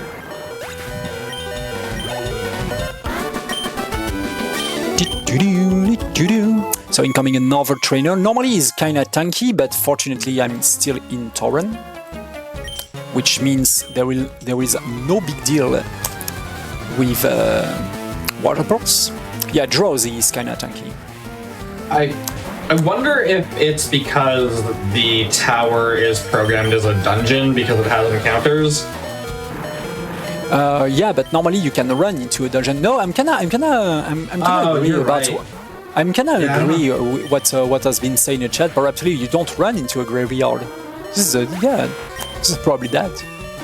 But apparently you can run into a corporation for a reason. Yeah. So I will do a safety save here just in case. Even because this game has This game already killed me with a quick attack critical for make me cry earlier before the casino. So let's do it. Even if it's really rare, let's do it safely.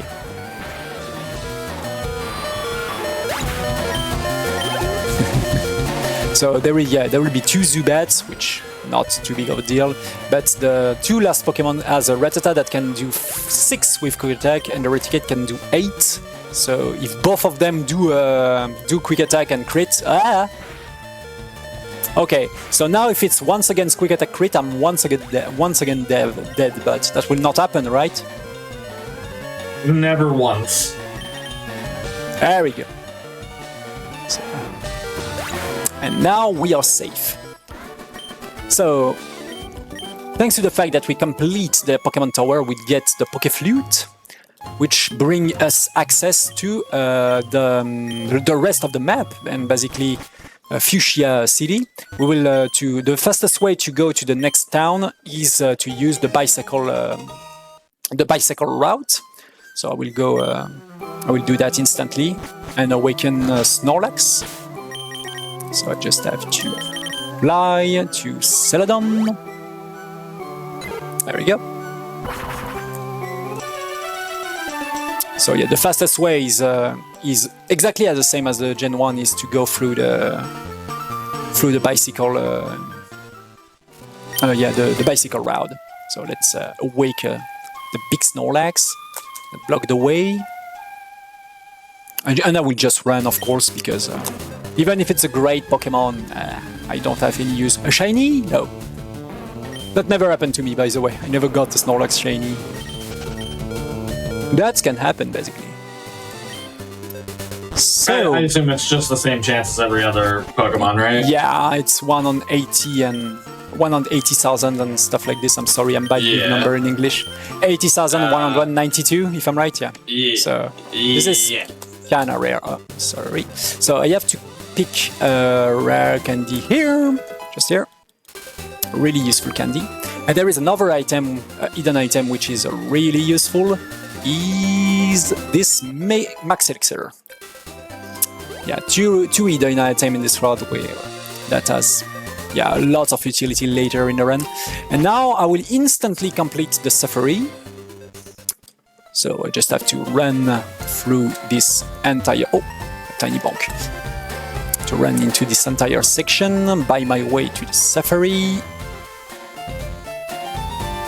And normally if I do all of my steps correctly, only one Super Repel will be enough to avoid any encounter in the grass.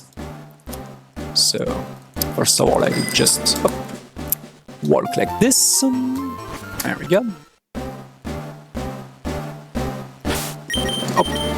Use a Super Repel. Perfect. And there is another item kinda useful here, which is the Full Restore. Full Restore will be used just before the very last fight against the rival. To make, to set up myself correctly. And now I just have to run through this entire section. To bike through this entire section. And there we go. Good things also, I will take an extra safety items here. Just here, a revive, because I still have one Pokemon I can still use one of my Pokemon that's not dead to revive Blastoise if something bad happens. And now I got Surf. That will be our main attack, as you may expect. Oh, no, I just want to fly. Let's go back to the town, and we go instantly in the gym. So now I will once again use my bag to block a spinner in a certain positions. Can you move? Thank you. And I will use this opening this bag to learn Surf. Of course, Surf will be our most damaging attack from now on. I have 15 power point of Surf, so now I have to be really careful to always have at least enough Surf to deal with most of the fight. So this is the only mandatory trainer before Koga, and Koga I will definitely save because this is a big run killer. Oh, that's why this will be Surf, because I'm used to doing that to... so that's fine. Oh, I'm sorry. I'm used to doing that for reasons earlier because I wasn't in torrents. This is a tiny mistake, but no problem. I didn't get punished for that. Thank you, games. I totally forgot that I can just surf here, according to my HP. Ooh. That was a big mistake that can cost me my revive for some reasons. I'm faster than Calabra, according to my calculations. Yes. So yeah, as it had been said in chat, most of the main problem, the main skill in this type of speedrun is to stay focused during the entire run and during you made all of the calculations, which is sometimes a kind of great exercise to do so. So I have to be careful now in terms of HP. First of all, I will use my rare candies. Okay.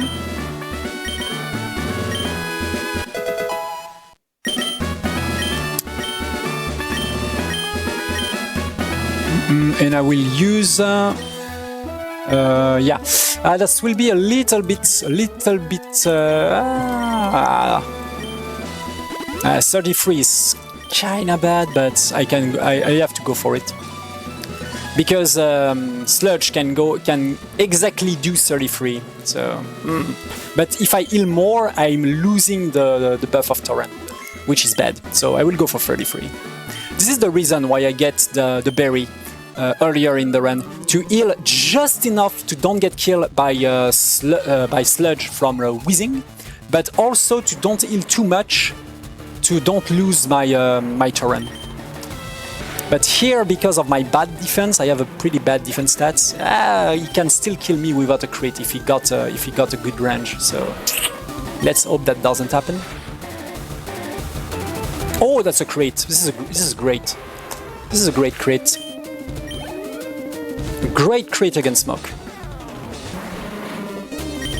Because normally he can still go for one turn here. For example, minimize, which is bad. And Wheezing. So I will weaker this guy with Bite. Sludge, and yes, perfect. Whew. I said that was tricky, but we got it. Perfect. Very nice. Oh, that was the 1 HP of... This is the second time that I'm in 1 HP, if I'm right. No, that was yesterday, I'm sorry. But thanks to that, now we have all of the requirements necessary to... one extra step to go through the rest of the run. And first of all, we get the last item that's necessary here, which is a strength. I'm so bad at doing it. It's strength. I'm sorry. So it's the strength HM? Yeah, strength HM. But first of all, just super... come on. Super Ripple, thank you. Because once again, I will go for some movements through the islands. To the islands, I mean. We are back to Pallet Town, and now I just have to be careful to don't make too many extra steps to complete this Road 21 and also the Magians.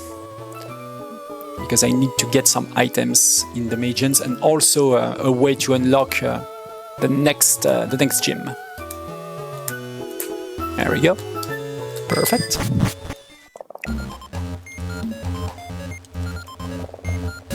So, in the Magian, I just have to activate many different switch to... There we go. To keep going. Oh, come on. I need once again a repel to don't make too many encounters and carefully dodge this scientist just there. Perfect. Because of my speed, I not need the Kerbos. There was a Kerbos a little bit higher in this room, but I don't need it. But I need this hidden elixir just here for the very last fight of the game, by the way. And more importantly, again, Blizzard. As you expect, that will be really useful against Pokemon that resist to water type. And so I will learn it immediately. And as I said, Mega Kick is no more useful, so let's forget Mega Kick. And there we go.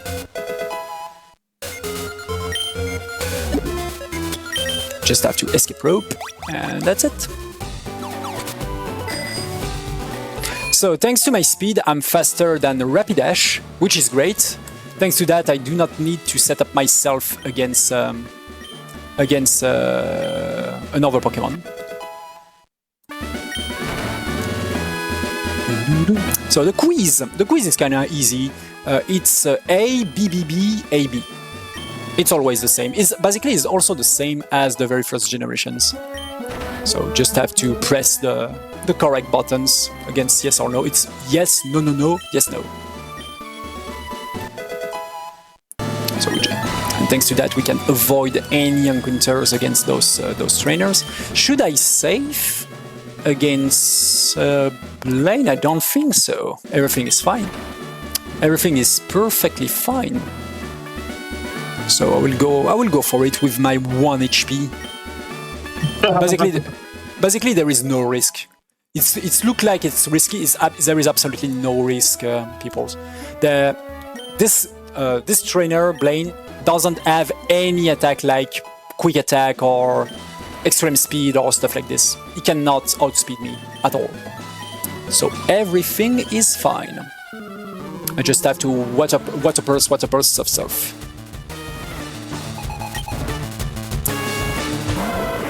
But the most tricky part will happen against Erika, basically.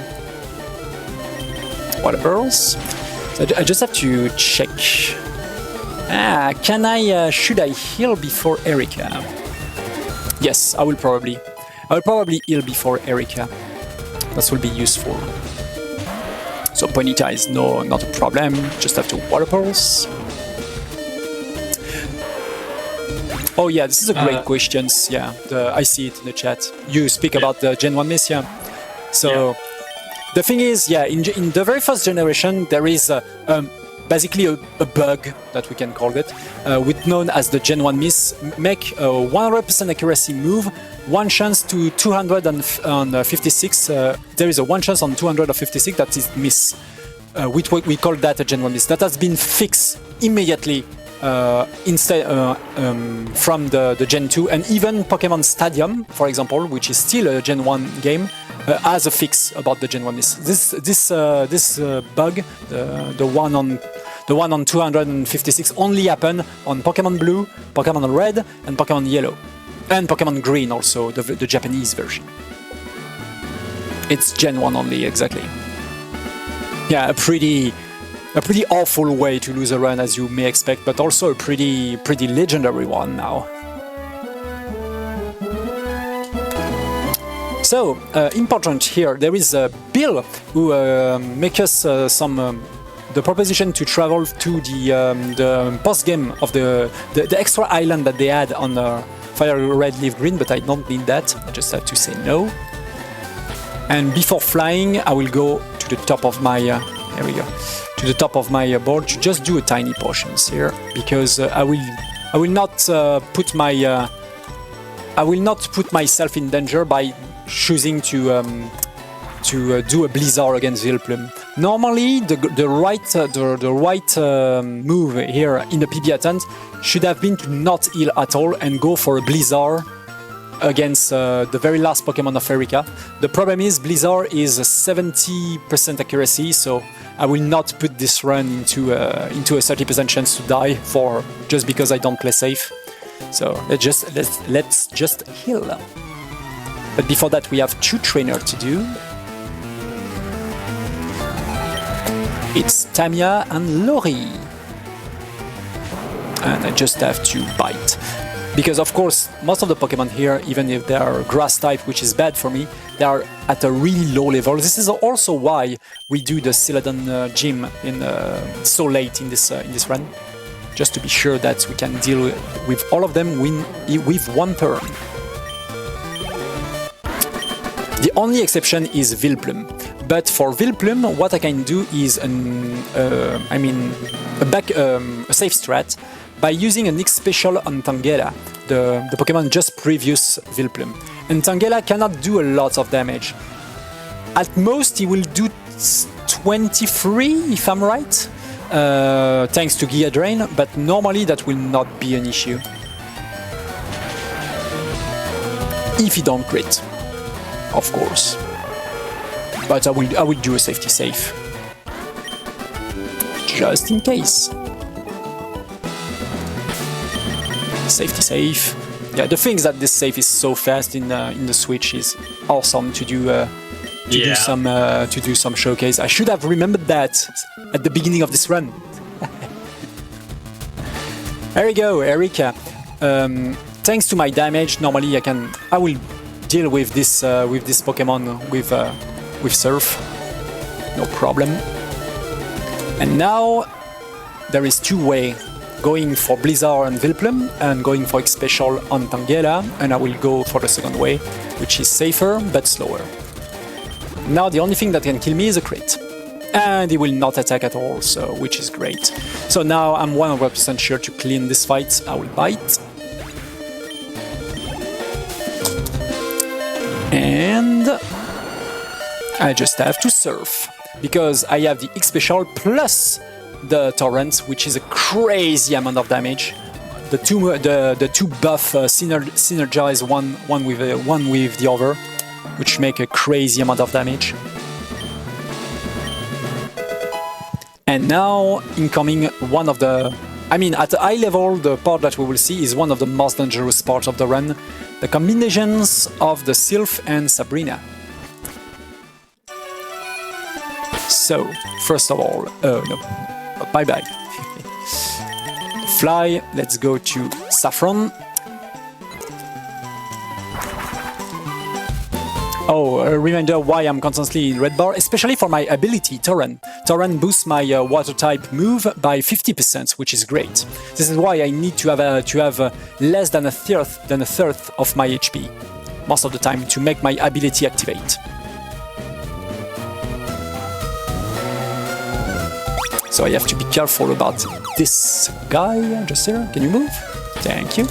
And now I will heal myself. Oh, yeah, no, not the max elixir, thank you. Super potions first. And I will also use a tiny potion to make myself here. And I need, no, not the max elixir.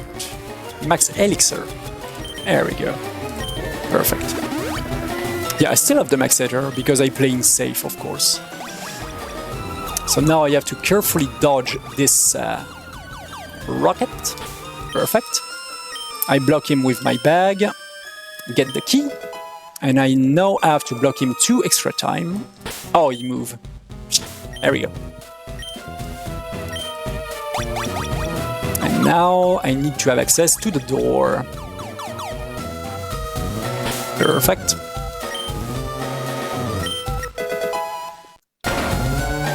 There we go. So we are getting close to the rival. I will do a save, of course, because this guy is also kinda dangerous. And there it is.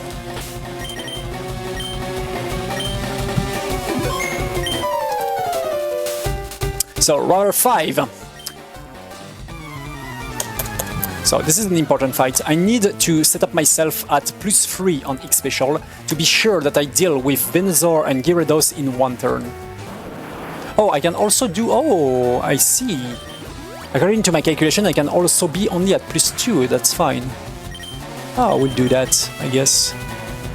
X Special 1. X Special 2.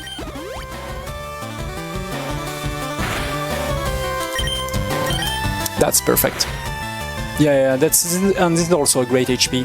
So now I'm at +2 Nyx special, and I also have a Nyx accuracy. So Blizzard has a huge probability to hit, 95%. Perfect. There we go. Blizzard can still miss, and you are instantly dead if that happens. So this is why I do a safety save.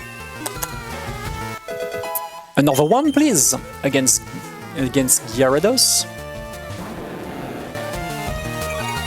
Normally, there is only 1 on 20 that miss, so there we go, perfect. And according to my calculations from my speed, I'm still faster than Alakazam, which is great. So I just have to go for Bite here. I'm not using a water type attack because that will be super effective and get some extra text. So it's a tiny optimization to use Bite here. And now just have to surf, and there it is. So there is still a problem. According to my HP now, at the moment when I will level up, I will lose my Tauren because I will have too much of HP. Oh, rip. Yeah, so the perfect things should be that Nidorino from Giovanni give me some damage. For example, Horn Attack, that should be great. Because I need my Tauren during this entire section, during Sabrina and during the two last gym. So we'll see how it goes. I will definitely save also against Giovanni too, just in case. I also have my revive, but who knows? 1 in 20 on miss, yeah. See, it's in, not on. So yeah, I say on since the beginning of this run. So yeah, I'm still in Tauren. That will be at level. That will be at level 40. Yeah, that will be a level at the next level, at level 47. What to do? What to do? I will probably do it safely. Oh, we have safe. Safe is good. Just in case. There we go, Giovanni 2. So I can kill this Nidorino in the very first turn, but just to make it safer against the rest of this team, I will use an Nyx special.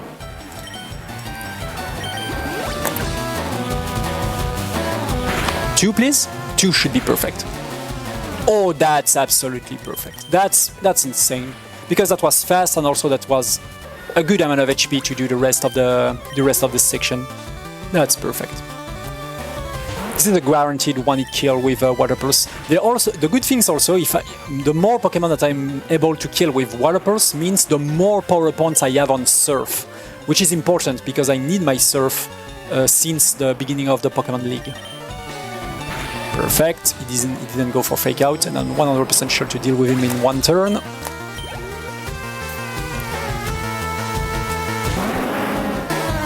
I'm at +1, that means Bite will be enough to deal with this Rhyhorn. And that's it for Giovanni 2. Oh, that was a really great fight. Everything's going well in this fight.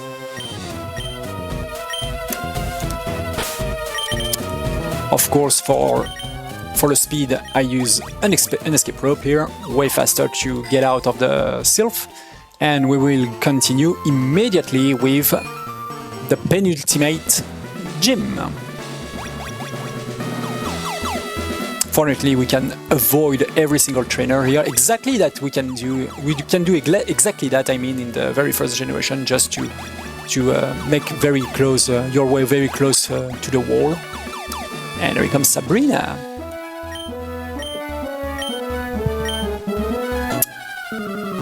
Oh yeah, I didn't save against Sabrina. Normally that should be fine. That should be fine, because the only things yeah, there is something that can happen which is bad. But I have a revive. Everything is fine. The thing that can happen is Psybeam into the confusion. A Psybeam that confuse me should be a bad thing. Yeah. Yeah, no save. I forgot. But this is rare, honestly. That doesn't happen. Everything is fine. Because I need a Nyx speed. Oh, Yeah. Oh, that was a crit. I did also tiny mistakes, but everything's fine. I did an extra step in my menu. Perfect. Yeah, my bad. My bad. Another crit. There we go. Interesting. Fortunately, I heal. Don't commentate or curse it. I do not believe in curse. I do not believe in jinx and things like this. You know, this is not like the game can hear me and the electronical things will change according to what I say. Yeah, fortunately we don't live in a world where you're playing on a Rotom. Exactly. Most of the time I do the reverse thing is I call the... Oh, there it is. I call the things that happen that never happen. So escape rope and fly into the very last gym. But we are already in a really great situations for this gym, as you will see.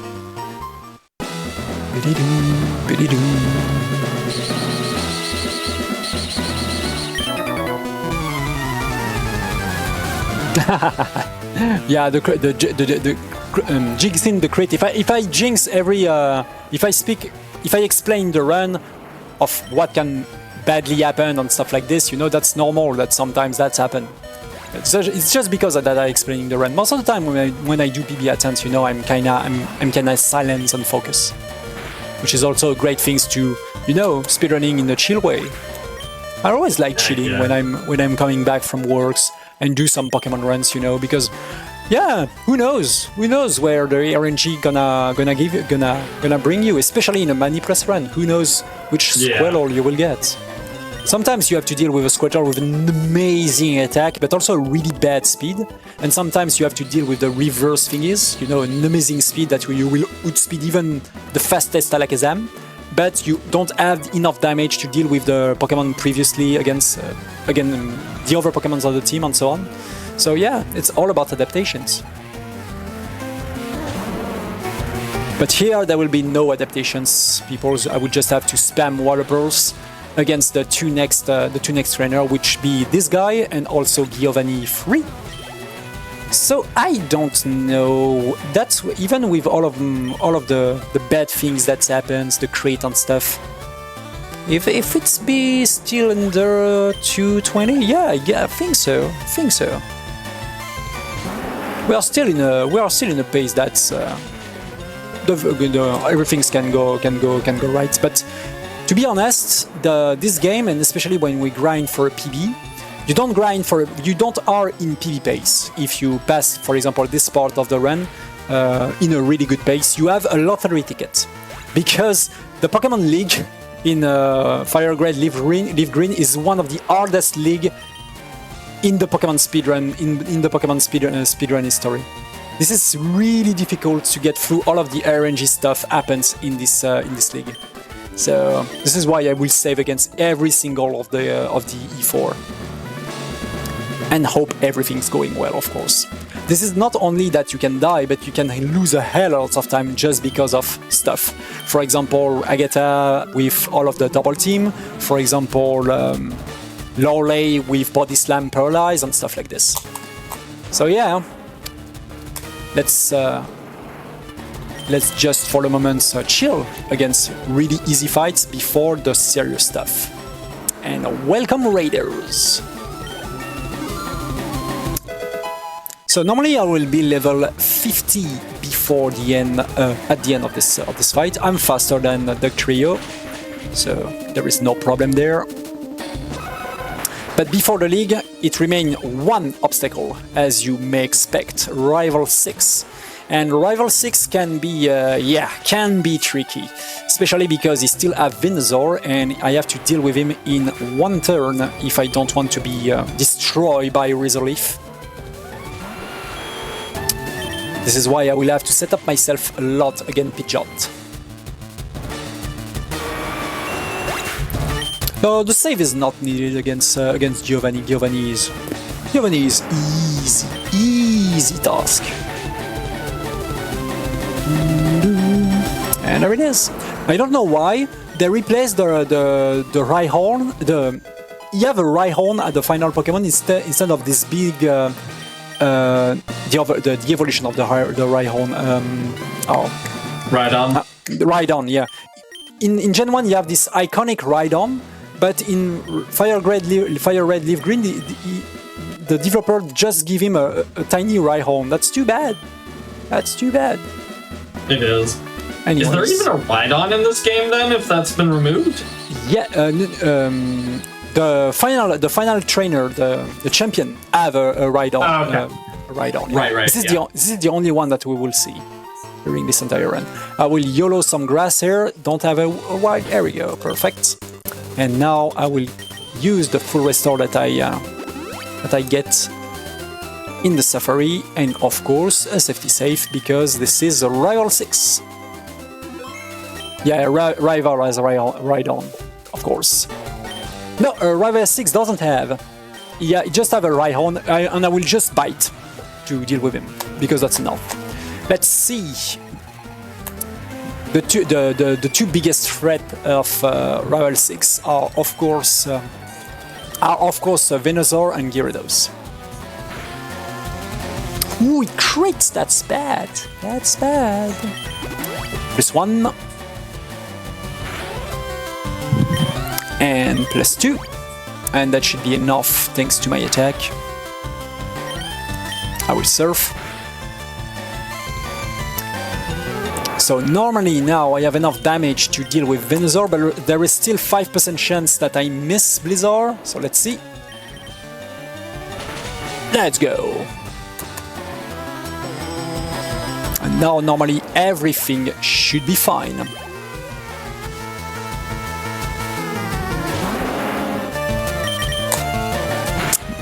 Bite on Rhyhorn. So Hydro Pump do 18 if I'm right. So normally there will be no problem even if I don't flinched this Gyarados. Let's see. And I got the flinch, perfect. So that's just Blizzard and that's it. So, tiny problem, I'm slower than Alakazam, so because Growlithe is not a big threat, I would just X-Speed in front of him to be sure that I have that Outspeed Alakazam. There we go, he go for agility, thanks to the X-Speed and I'm faster than him, normally. There we go. And because I use a lot of Water Burst, I still have some Surf to deal with Rival 6, so... everything's according to the plan. I still have free surf, basically, but everything is fine. And we are ready to go to the victory road. So yeah, you always have to be really careful of the very last Pokemon of Rival 6 because it's an Alakazam and Alakazam is crazy fast. Most of the time you will have to use an X-Speed. Which I prefer to do against Growlithe, because Growlithe, yeah, is not too big of a threat. Badge check! Like in every GDQ, badge check. There we go. I just have also to be careful against wild Pokemon, especially in the water. But before doing the report, there is one last thing that I have to learn.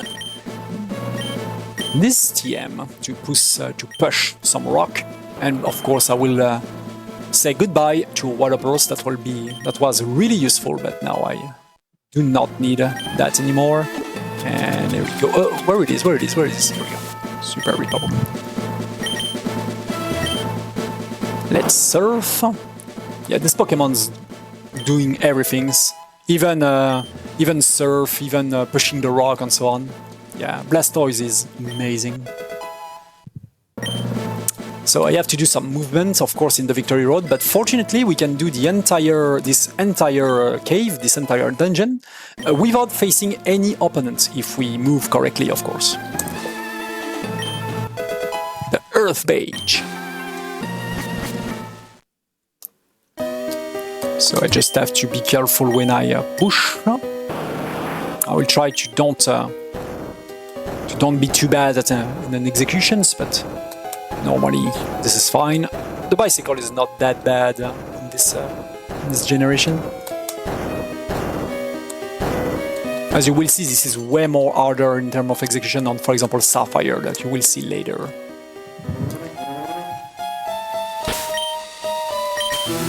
Rebel once again, and as expected, remains 1.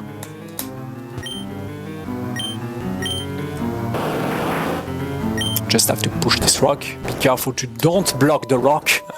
That should be bad. Yeah. That's lose a hell a lot of time if that happens, so you have to be really careful about that. This is really easy to kill a PB just because you don't pay attention. I've certainly never done that playing the game before. Never once. I did too many times. Oh yeah. So I have to be careful because it's also really shameful to do that. Oh, I have done the walk of shame many times. There we go.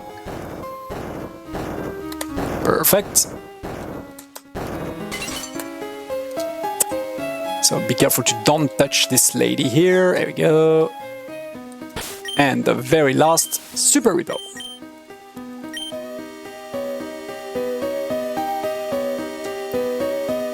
We just have to push this last block. And now this is just a straight line, which is easy. You have to be really careful because there is a double fight instantly at the exit of the next ladder. So you have to be sure to do a tiny step to the right to don't touch them. Like this. There we go. And we are at the Pokémon League. Up. There we go.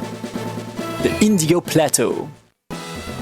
So to make the Hall of Fame going faster, I will deposit all of my Pokemon here, except of course, as I said, Blastoise. The reason why I put Blastoise into the box is to heal him. Basically, it has the same effect as a Pokemon Center. And now I just have to buy, with the rest of my money, all of the full restore, and there we go. So there it is, the Pokémon League. First opponent is Lorelei. And Lorelei is probably, is a big run killer in terms of RNG.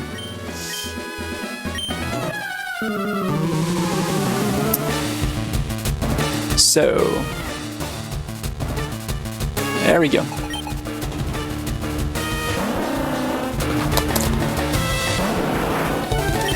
I will set up myself with X Special.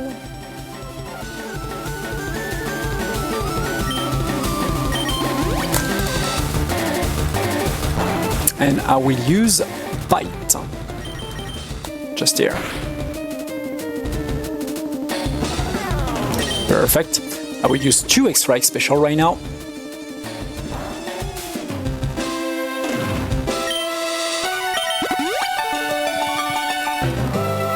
Too bad. Should go for Hail. I think that will be in the heal range because I probably missed the range here. Yeah, that's too bad.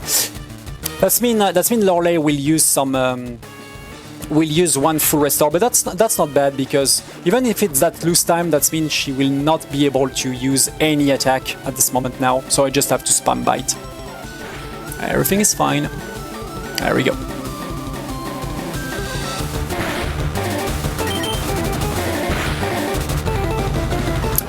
And now incoming the rest of the team.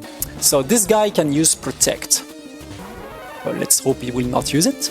Protect will block my next attack, which just lose times. Too bad. Anyways, I have a good amount of HP here. Yes, I have a great amount of HP. Because Body Slam can do 34, if I'm right? 35, I'm sorry.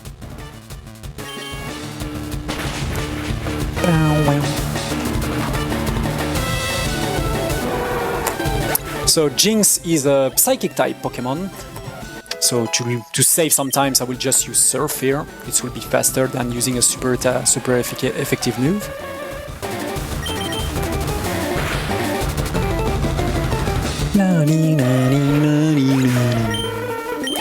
And now the big things. Lapras.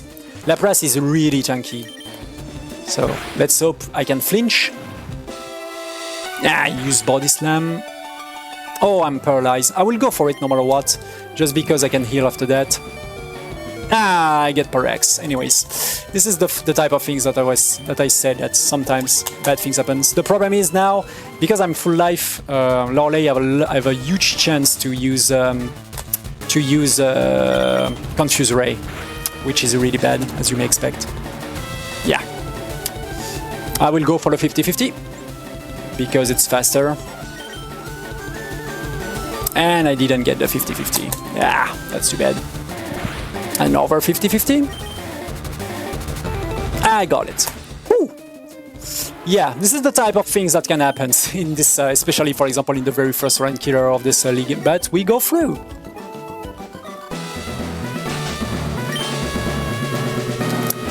Second trainer, Bruno.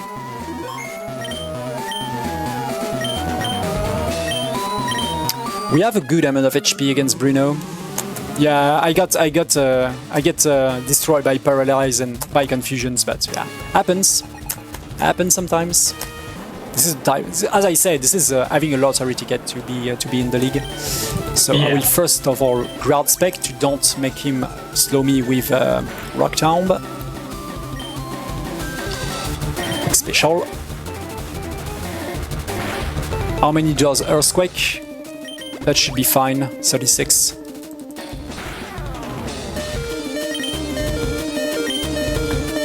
Mach Punch will kill me. Yes. Mach Punch is 20... is 30. So I'm dead on Mach Punch. I will have to Super Potion.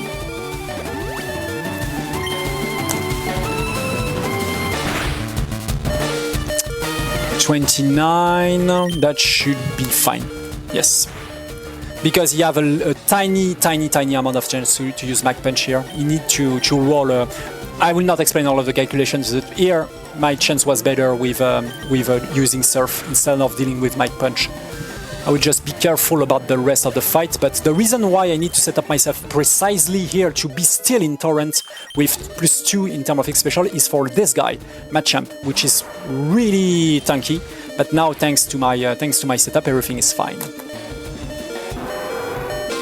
So the good things is, with 1 potions I will be at 51 HP, and thanks to that I will still be in Torrent, because it's still less than a third of my HP, and I will be perfectly set up for Agatha. That was a pretty good fight, honestly.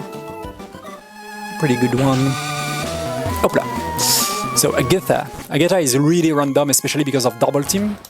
So first of all, I will use my very last potion to heal myself, which is perfect. The reason, once again, the reason why I don't heal full is because I need this 50% damage boost. It's way too important if I want to swipe the entire team. So Shadow Punch do 33.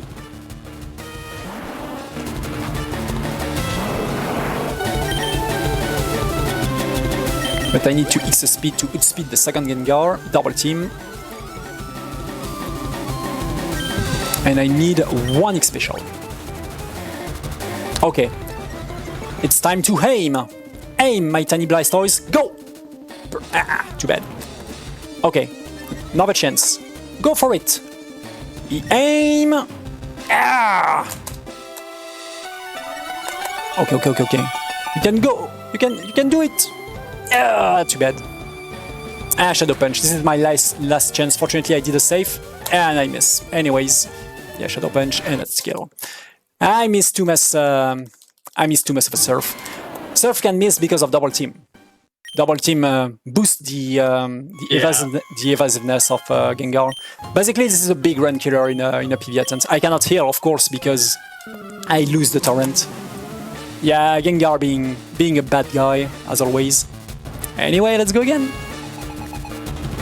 So much dodge. Yeah. Sometimes it just happens. Let's go again.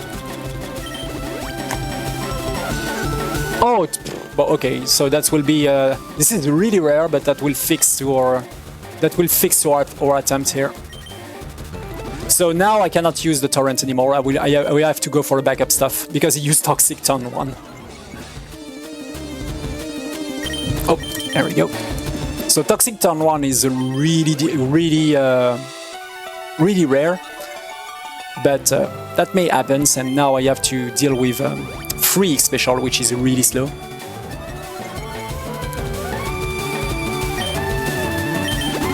And let's make free.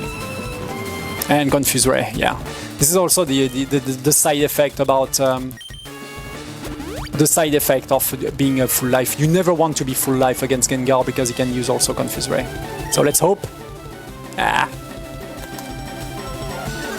So we just have to pray and touch. Yeah. Too many Surf Miss. Shadow Punch. Come on, Blastoise. Let's go. Finally. Woo.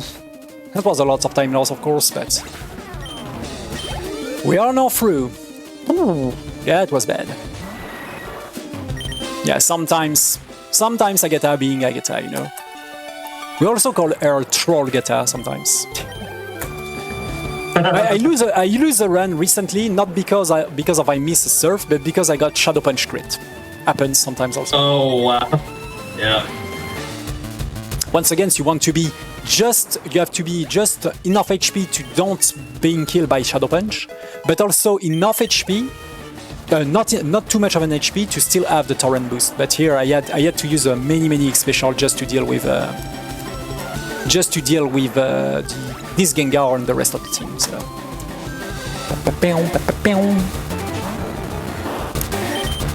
But yeah, this is absolutely. I mean, this is a normal thing. Is that the league's going badly, you know, in a showcase. I prefer that it's happened in a showcase to you can see how bad this league can be instead of a world record pace, you know. That should be. It's always preferable. So remains 2 fights, and the penultimate one is Lens.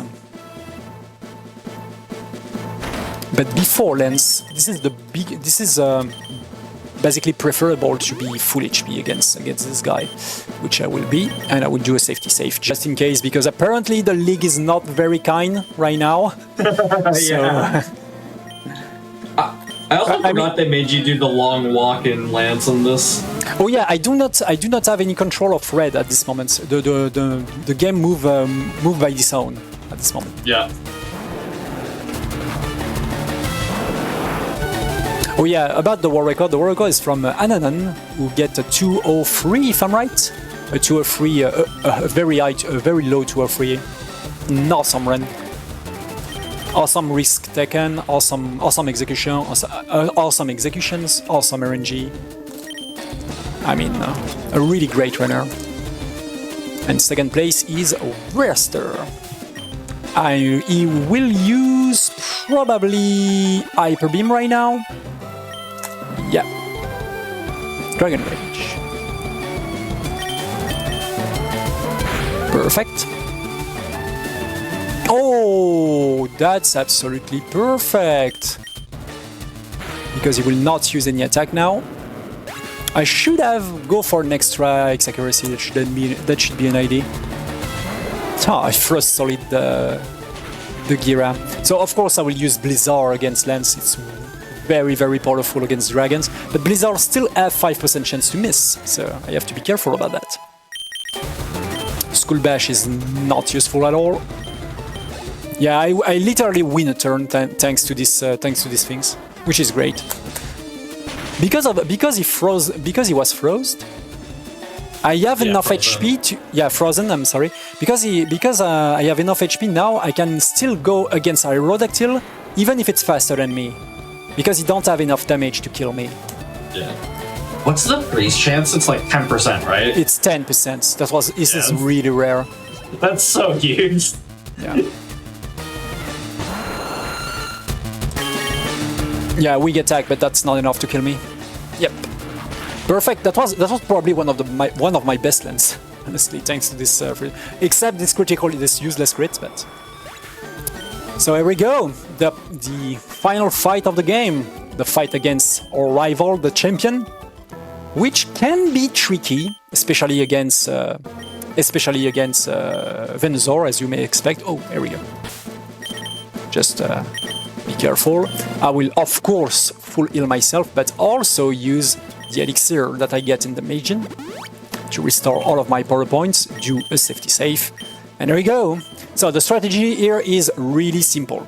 Once again, I will set up an X speed to be sure that outspeed Alakazam, and also set up a lot of X special, 3 in total, and an X accuracy to be sure that it Blizzard. With all of this boost, I normally will be able to deal with all of the Pokemon in one turn except for Gyarados, that I will have to deal 2 turns against him. I also have to be really careful against Arcanine, against the extreme speed of this final Pokemon. So this is a Ground Spec, because can go for some really bad sand attack. X speed. I will play it very safely, to be honest. Special. For example, here I can get crit, and I know that the Ground Spec will stop right now. Yeah, this is why I will go for an extra Ground Spec.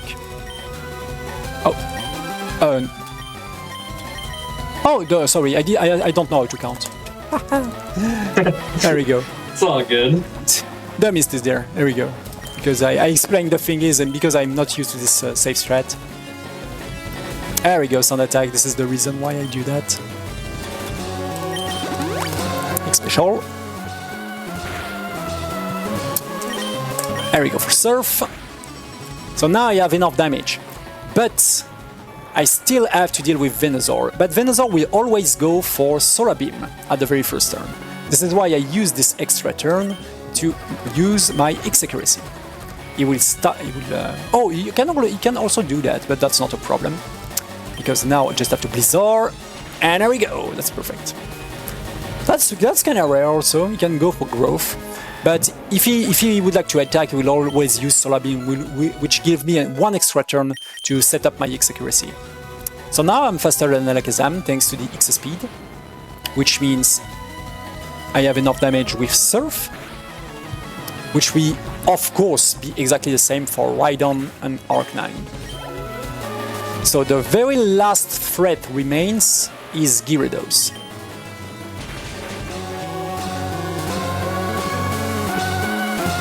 The best possible things that can happen should be that I flinch Gyarados with Bite.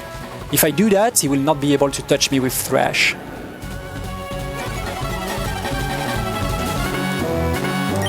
Let's see. He used Dragon Rage. I have enough HP. Yes. The only things that can kill me right now is Extreme Speed critical hit. Because normally Extreme Speed will let me with 15 HP or a little bit more. Let's see. So, is that a crit or not? It's not, so I win. We're good. Perfect. Well, this has been the run of crits. I was not. I was expecting it. I already took this crit, and yeah, this is kind of a shame when you at this moment when the Arcanine always go for extreme speed, and you're just there and you have a PB or you have a crit, and your entire PB is dead. And that's it. That was the run of Glitchless, Manipulous, Fire Red, LeafGreen.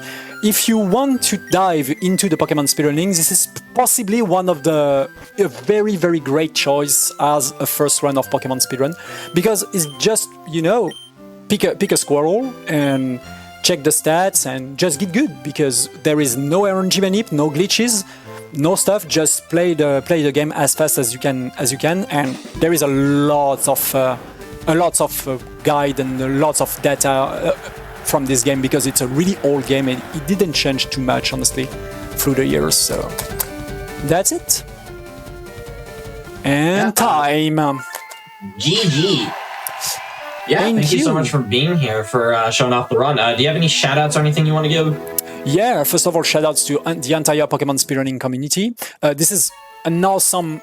That was really easy for me to learn this run because this is the very first time that I learned Fire Red Leaf Green was on Switch 2 because I didn't have the cartridge of Fire Red Leaf Green on my own, an English version also. And thanks to all of the stuff and all of the guide and all of the documentation that the PSR, the Pokemon speedrunning community, already have made, that was really easy to dive into it. So shout out to them. We have Discord for this generation, for the others. They are all really welcoming for the people who's know how to do stuff correctly on the internet. So they are really safe place, basically, really well moderated. So shoutouts also to the moderator on the Discord and the leaderboard, and also shoutouts to the French Pokemon speedrunning community on the PFR team, the Pokemon French racing team. We are pretty proud in France that we now have a lot of French Pokemon speedrunners that have been shoutouts also in the Speedruns events, and also has been restreamed recently by the GDQ. Thank you a lot, GDQ, to having restreamed some French events recently. And that's it. That's all for the shoutouts, and I hope you will appreciate it. The future, the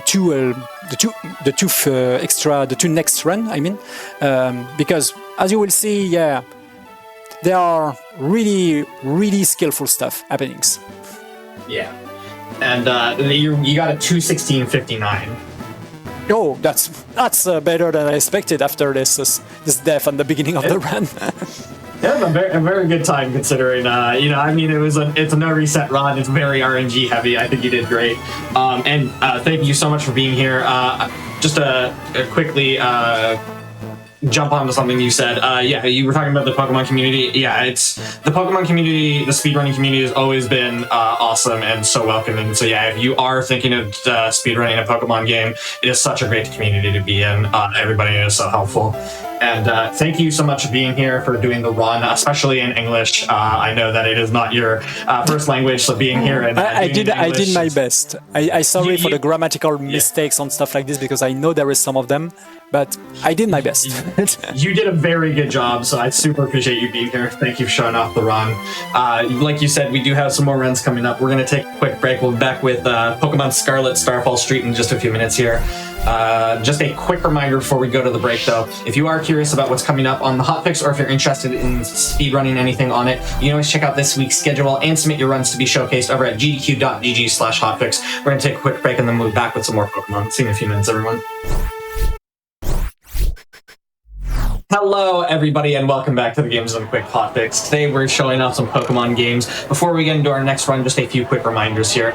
Black in a Flash is a community that uplifts and connects Black speedrunners of all levels, hosting special events throughout the year to raise money for charity and celebrate Black talent in the gaming scene. You can use !BAF in chat to learn more and get involved. Also, their next event is coming up soon. It's going to be Black in a Flash presents Juneteenth Class of 2026, airing June 18th through the 21st, right here on the Hotfix. You can check out the schedule with Juneteenth in chat. But all of that said, we've got Pokemon Scarlet, Starfall Street. I'm going to hand it over to our runner in commentary. Let everybody introduce themselves. Amazing. So I'm Quo. I will be the runner for today, and with me I have CJ. Hi, I'm CJ. It's all good, and I will not be the runner for today. There you go. Yeah, CJ is my emotional support commentator, so it will be clear why he's there in a second. And yeah. We're good to get started. So before starting the run, I'll just explain really how this sort of works really quick. So there's like 3 sections to Pokemon Scarlet and Violet. There's like an hour and 15 minutes of intro, essentially. Then there's the 3 sort of storylines that we're going to follow. And then there's the ending where you go to Area 0 and you beat up Grok. So we're only doing one of the storylines, which means that we're going to skip the intro. We're going to start at Mesagoza after you join the Academy. And we're going to go through that until the end of the storyline, essentially. So if we're ready on time, time starts on gaining control of your character. So 3, 2, 1, go. All right. So for this run and a lot of the other Pokemon Scarlet and Violet runs, it's sort of split into two parts. Because this is so open world and you can sort of just fly anywhere, the first chunk of the game is just going to be all your overworld movement. So we're going to collect fly points, we're going to collect items, and after that we'll get into the action with the Pokemon battling and all that. And what action it'll be. What action it will be. Yeah, I'm your hype man right now. There's no dead air here, Quo. We're live, okay? We are, okay, yes. So CJ, what's your fondest memory about Pokemon Scarlet and / Violet?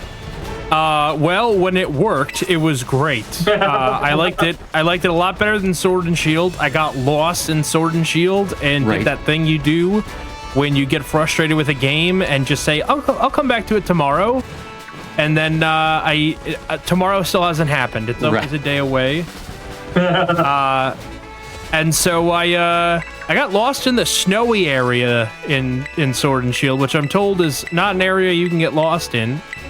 So my favorite memory of Scarlet and Violet was, despite the fact that it didn't work, I finished it and I didn't get lost. That's pretty good. What's your favorite memory of Scarlet and/or Violet? Although it seems clear that you picked the bike that runs instead of yes. So before we get to that, there's a little quirk here where you can, if you fall down a distance, you can press Y to go back up, so we can collect an item, and then press Y to go back up. So that's used here. So favorite memory. So okay, so I guess this might not be the favorite memory per se, but the reason I got this game is actually because of the bike. Because I was thinking, really, do I want Scarlet or Violet, like exclusive Pokemon, what's going on? And then I saw the animation for where Koraidon starts swimming and he's like doggy paddling. And I'm like, that's amazing. I'm getting this game. So that's why we're playing Scarlet. The doggy paddling bike? Yes. You know, we have a mutual friend, shout out to Dayman, who couldn't be with us today. He's totally fine, he's just not here. And he said the reason he didn't get Scarlet and/or Violet is because, quote unquote, I didn't want to feed my motorcycle a sandwich. Which, you know what? Totally real. He lacks whimsy. He lacks whimsy and caprice. Yes. And so you're just gathering the stuff right now, right? You're gathering all of the goodies that you need for when the fun begins. Yeah, so it's mostly for the fly locations, but you'll see it's like I'm just scrolling down my notes for I do need to know what to grab. All the fly locations. Shout out to Cloth right here. Fun fact, so there are the 3 storylines that we spoke of. So Starfall Street, which we're doing, and then Path of Legends, which you go and beat all the Titan Pokemon, Cloth being one of them, because that powers up your funny dog and lets him swim and all that. And then Victory Road, where you do all the 8 gym badges. You still fight Cloth in Victory Road because he lets you run really fast. But we don't do as much overworld movement here to warrant all the running, so we don't fight Cloth. Still a 3-minute cutscene once you beat it. Also, that was what is colloquially known as a backwards long jump. Although the jump is not very long, it does get you up ledges, so that's fun. We'll be using that here and there. Okay. Oh, wait. That's awkward. So, funny story. I was actually looking for a rookie. Did not see this one, but it just happened to be here. So we're going to catch this. I think what you mean to say, you totally planned that and you hid it from the audience, right? Yes. If you guys weren't expecting it, that makes 2 of us. But yeah, so for Starfall Street, we're actually going to need 3 Pokemon. So we have the Quaxley that you guys saw, and then we also have the Lechonk that you get in the tutorial. And then we're going to get Corviknight, because Corviknight has pretty good type coverage for what we're going to be doing out here. Real quick, go for it. If I missed it, I'm sorry, but did you explain what Starfall Street is? I think we might have skipped that part. Okay, so I did speak about the 3 storylines. Oops. All right, go for it, Quaxley. Okay, I did speak about the 3 storylines. Starfall Street is when you go and you beat the Team Star bases. So there are 5 of them. You sort of go in. These are all sort of outcasts from the school who have been kicked out for various reasons. sure we'll get into the deep storytelling of this game later. And then you get Pretty contacted. No, I can't swim yet. This is awkward. That's fine. I was looking forward to all this doggy paddling. Yeah, no, we can't swim yet because we're not. I believe. There's no way. and There's no way. Correct me if I'm wrong, Flo. I believe we're actually a truant officer. Something like that. Yeah. See, English isn't my first language, so I actually don't know what that means. You're gonna really trot that excuse out when we're on the grandest stage of them all. We are. It's my first language, and I don't know what that means. You don't know what a truant officer is? I have no idea what you just said to me. I Am I know the what. oldest person here? Possibly. You're 6 All months right, older than children, I. gather round and listen to Uncle CJ. A truant officer is usually a police officer who used to round up the kids who would skip school and bring them back to school Oh, because they were truant. they didn't skip school. The only time See, I've heard truant the is word even in truant- nature in Pokemon. Shame on you. ability. Yes. Thank you to everyone that knows what a truant officer is. You make my day a little brighter. So I didn't skip enough school to know this. Yeah, I guess you all just showed up for school. Yeah, sorry, I went to my classes. I went to my classes too, but you know. After somebody escorted you to them. My brother, there used to be a pool hall across the street from the high school we both went to. And, Okay, then I understand why you skip. yeah, I was hustling people out of their Right. for lunch money. Yeah. But Pokemon, ladies and gentlemen, we are essentially bringing the children who've been expelled back to school. Not really. You sort of We're beat them bringing up them so they somewhere. close down their bases. You don't actually do anything about them going back to school. They go back to school in Eventually, yes. the end. So we're the truant officer. Yeah. You just said English wasn't your first language. I'm helping you. Yes. All right, so we're gonna fall down here to activate this flag point, but we will be back later because we do need to stay up here. We're like a junior officer, a truant junior officer. Do those exist? We help the actual sure. officers. Yeah. We literally work for the man. Yes, exactly. Yeah. But we're not We're a gonna see the whistle man away for from another- being an authority. Yes. I asked you this when we were in the green room, Quo, but I guess I'll open it up to our gracious host and the fine folks watching at home. What Pokemon do you think would go best as a pizza topping? Okay.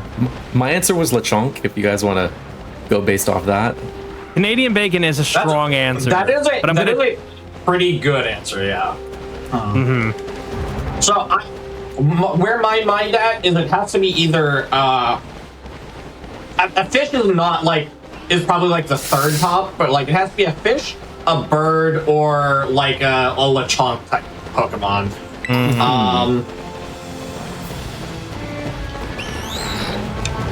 Yeah, Lechonk or it's a pig, maybe, I guess. Tepig, yeah. see, I've always gone with like Blaziken. Like some Smoliv is a great answer. Oh, I don't like olives in general, though. I don't like Agreed. olives, but it's a great answer to the prompt. That's fair. Is there an onion Pokemon? Because I could really go for some onions on a pizza. I don't think so. Dondozo. Ooh. Not bad, not bad. Muck. My final answer. All right, hold on now. I can't smell, so it doesn't matter to me. True. Texture. Yeah. It'd be like eating pudding. You can still taste. I still Oh, can't no. taste, yeah. Calling me out of my my uneven rules. Okay, we're supposed to go up here. We're just gonna jump backwards. Yeah, so you've seen me jump backwards a few times. If you try jumping forwards, you just slide down everything. If you jump backwards, it just works. So sort of just do that here and there. We'll see longer ones later. And do you ever go through the star door to rescue the princess, or? No, we skip that. Oh, You just jump past it. That's where you go to fight Grok, right? Yeah. We'll see that door actually.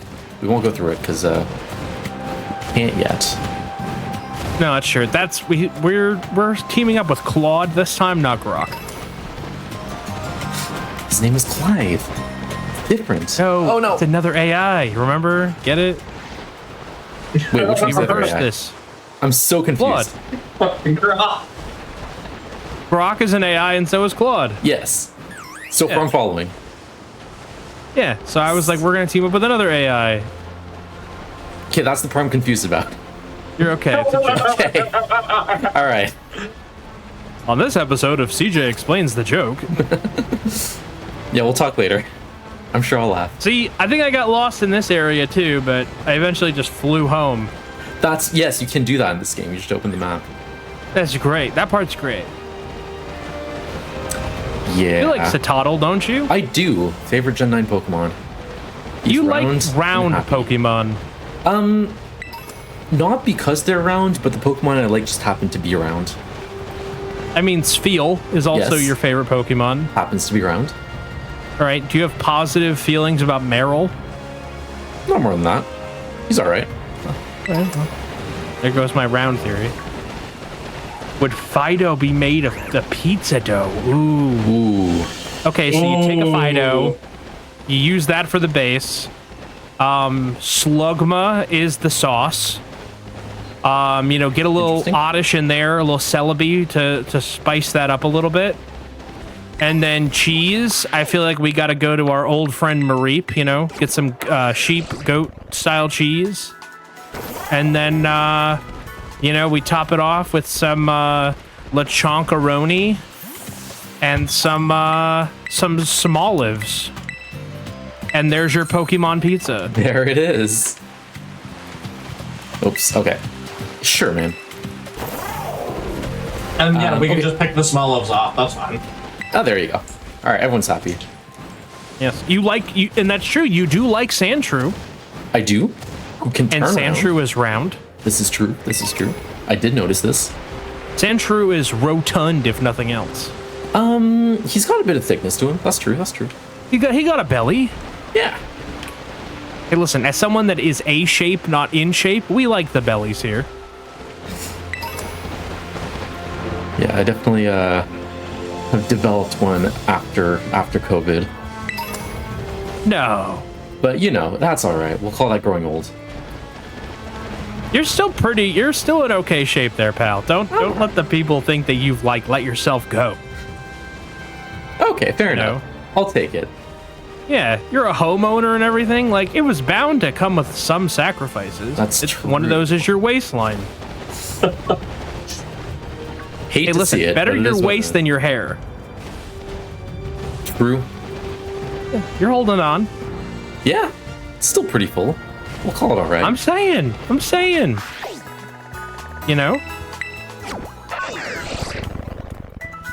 All right, so we're back at the. I can't even say some of these words. Dali Zappa. Yeah, better you than me. So that's the one that we fell off. And I'm like, we'll be here later. This is the later. You mean to tell me you fell off? Intentionally, yes. Okay, good. But yeah, so in the meantime, again, we're still getting fly points, we're still getting candies, and we also got 11 X attacks because we will be boosting our attack a little later in the run.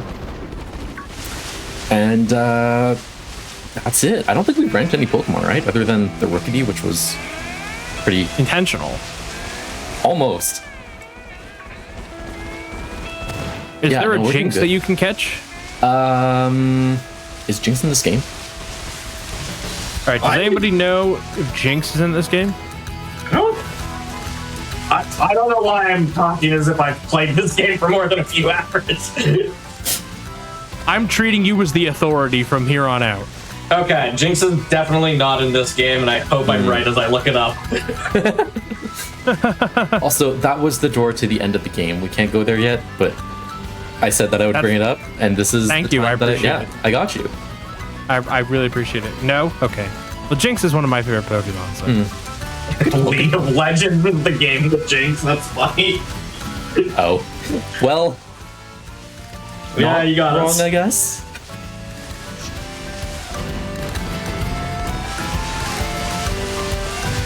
According to the internet, there's no Jinx in Scarlet and Violet. Interesting. Not even the DLC? And I swear I wouldn't make that up just so that I was right the first time. There you go. There you go. All right, someone prove this. No, no, no. This wall's almost vertical, but you can still do your little back jumping. It's pretty good. There are a lot of checks and balances in this game to make sure you don't go to different areas too early, but yeah, jumping backwards up hills sort of breaks that a bit. Okay. All right, last big stretch, and then we'll be on to the action. This is all the preamble. This is all the for the preamble. action. This is the Yes. pretext for the action. Yes. In other games, Yeah. so in other Pokemon games, you have the overworld movement like between the gyms or your main goals. This is just, it's all at once. So we're just ripping off the Band-Aid now, and then we'll do everything back to back. Yeah, this I'm is basically into the it. pre-show. Yeah. Yeah. Yeah, exactly.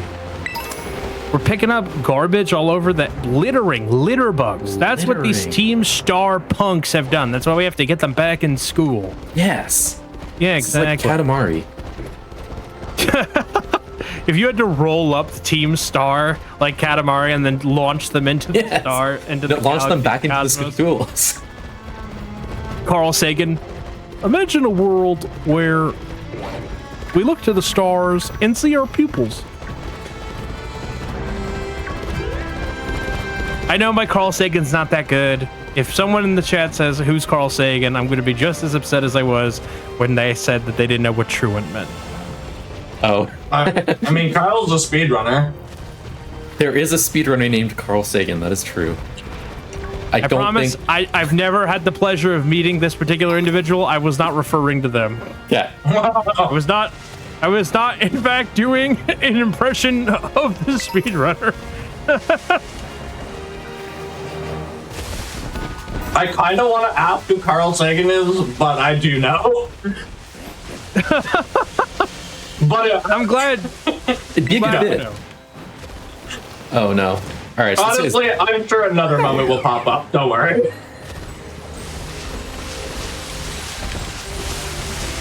So what about all this stuff that you're leaving on the ground, all this trash that you're well, let's find out. It's a max potion. We'll never use it. It's just items Well- that we won't use. It's like, I think Okay. one of them's like a rare bone that you can sell for money, and we have used all the money that we have, and we do not intend to buy more things. So we're BLJing up the mountain. Yeah, Real all the way quick, to the for top. anybody who's going to need to clip this in 40 minutes when we use the max potion. We're at 17:30. Yeah. Remember the timestamp. All right, this is my favorite area because you just go, oh, how many Pokemon are waiting for me down there this time? I've seen worse. Oh, like They're 20. all down there. I've seen worse. We can get off the bike to have a smaller hitbox. I actually did not run into any Pokemon, which I think is a first for me, so that's pretty cool. We're not done yet, though, so don't hold your breath.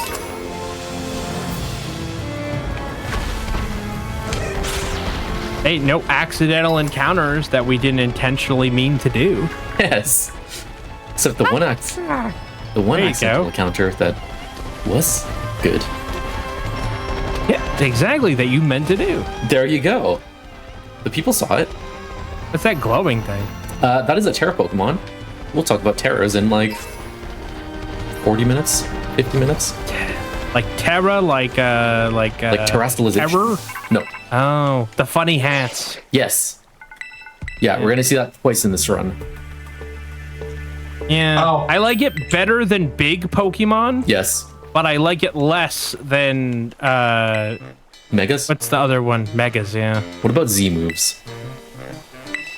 I like it less than Z moves. I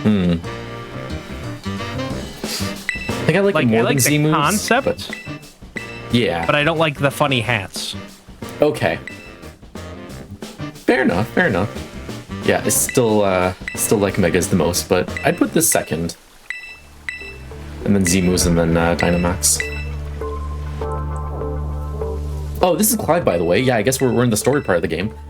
We got there? We got there, so this is Clive.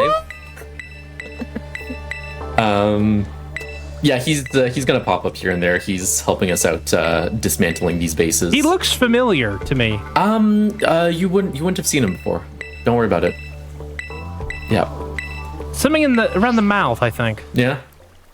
Yeah. The little soul maybe patch. we met his brother. I don't know. Yeah, might have been.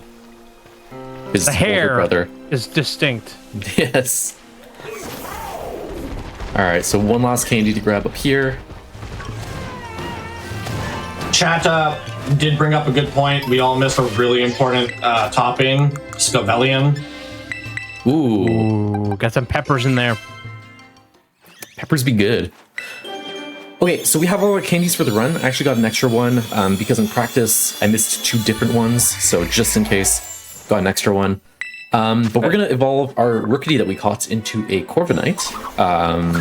It doesn't say Corviknight. It doesn't. Corvisquire. It does say Corvisquire. All right, someone fact check me on this. If this says Corviknight in just a second.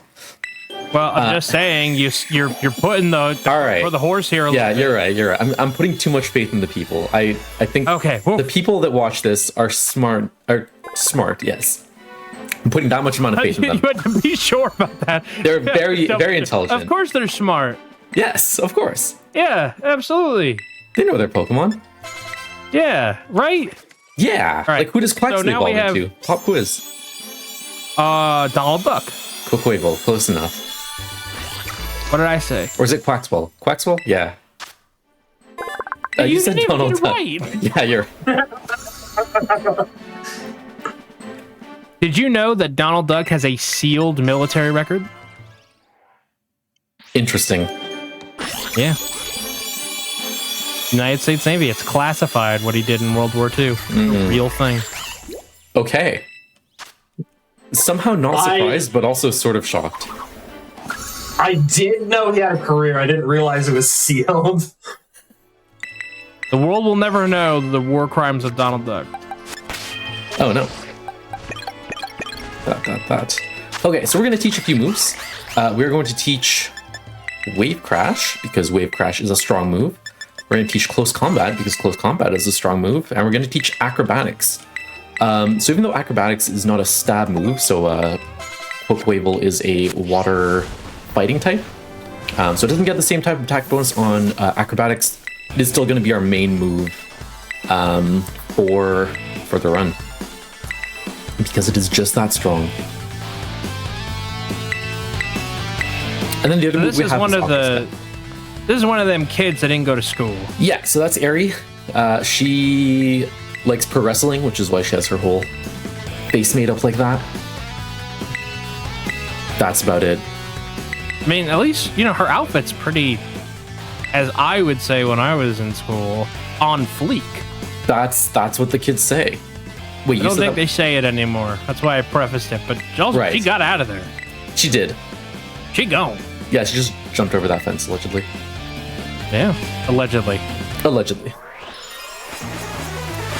So yeah, we're gonna. They all have style. They do have actually, yeah, all of them do have style. We're going to see that. But so all these Keemstar bases have the grunt fight, which is very easy. Then the actual sort of base, which if you guys don't remember, is it's a pretty unique mechanic. I like what they tried to do. And then there's the actual boss fight at the end with the Keemstar leader. Oops. Oh yeah, so 2 things that you can't do in this game that you can do in every other Pokemon game before this. You can't turn off animations, so you're going to see animations, and you can't turn it into set mode. So every time that we knock a Pokemon out, it's going to be like, hey, do you want to switch Pokemon? No, we don't want to switch Pokemon. Our other Pokemon suck. We do still need the Pokemon because we need to have 3 Pokemon to enter the Teamstar barrages. But yeah, it's going to ask us every time, and there's no way to turn it off because it's one of those things they just forgot to add to this game. Forced enjoyment. I don't think it's a bug. I think it's a feature. I don't think they forgot to add anything. Yeah, they worked really hard on these animations, and you're going to like it. Exactly. Is it in ZA? I don't remember. See? There you Okay, go. that was not fair. That was not my fault. I don't know. It seems pretty much like your fault.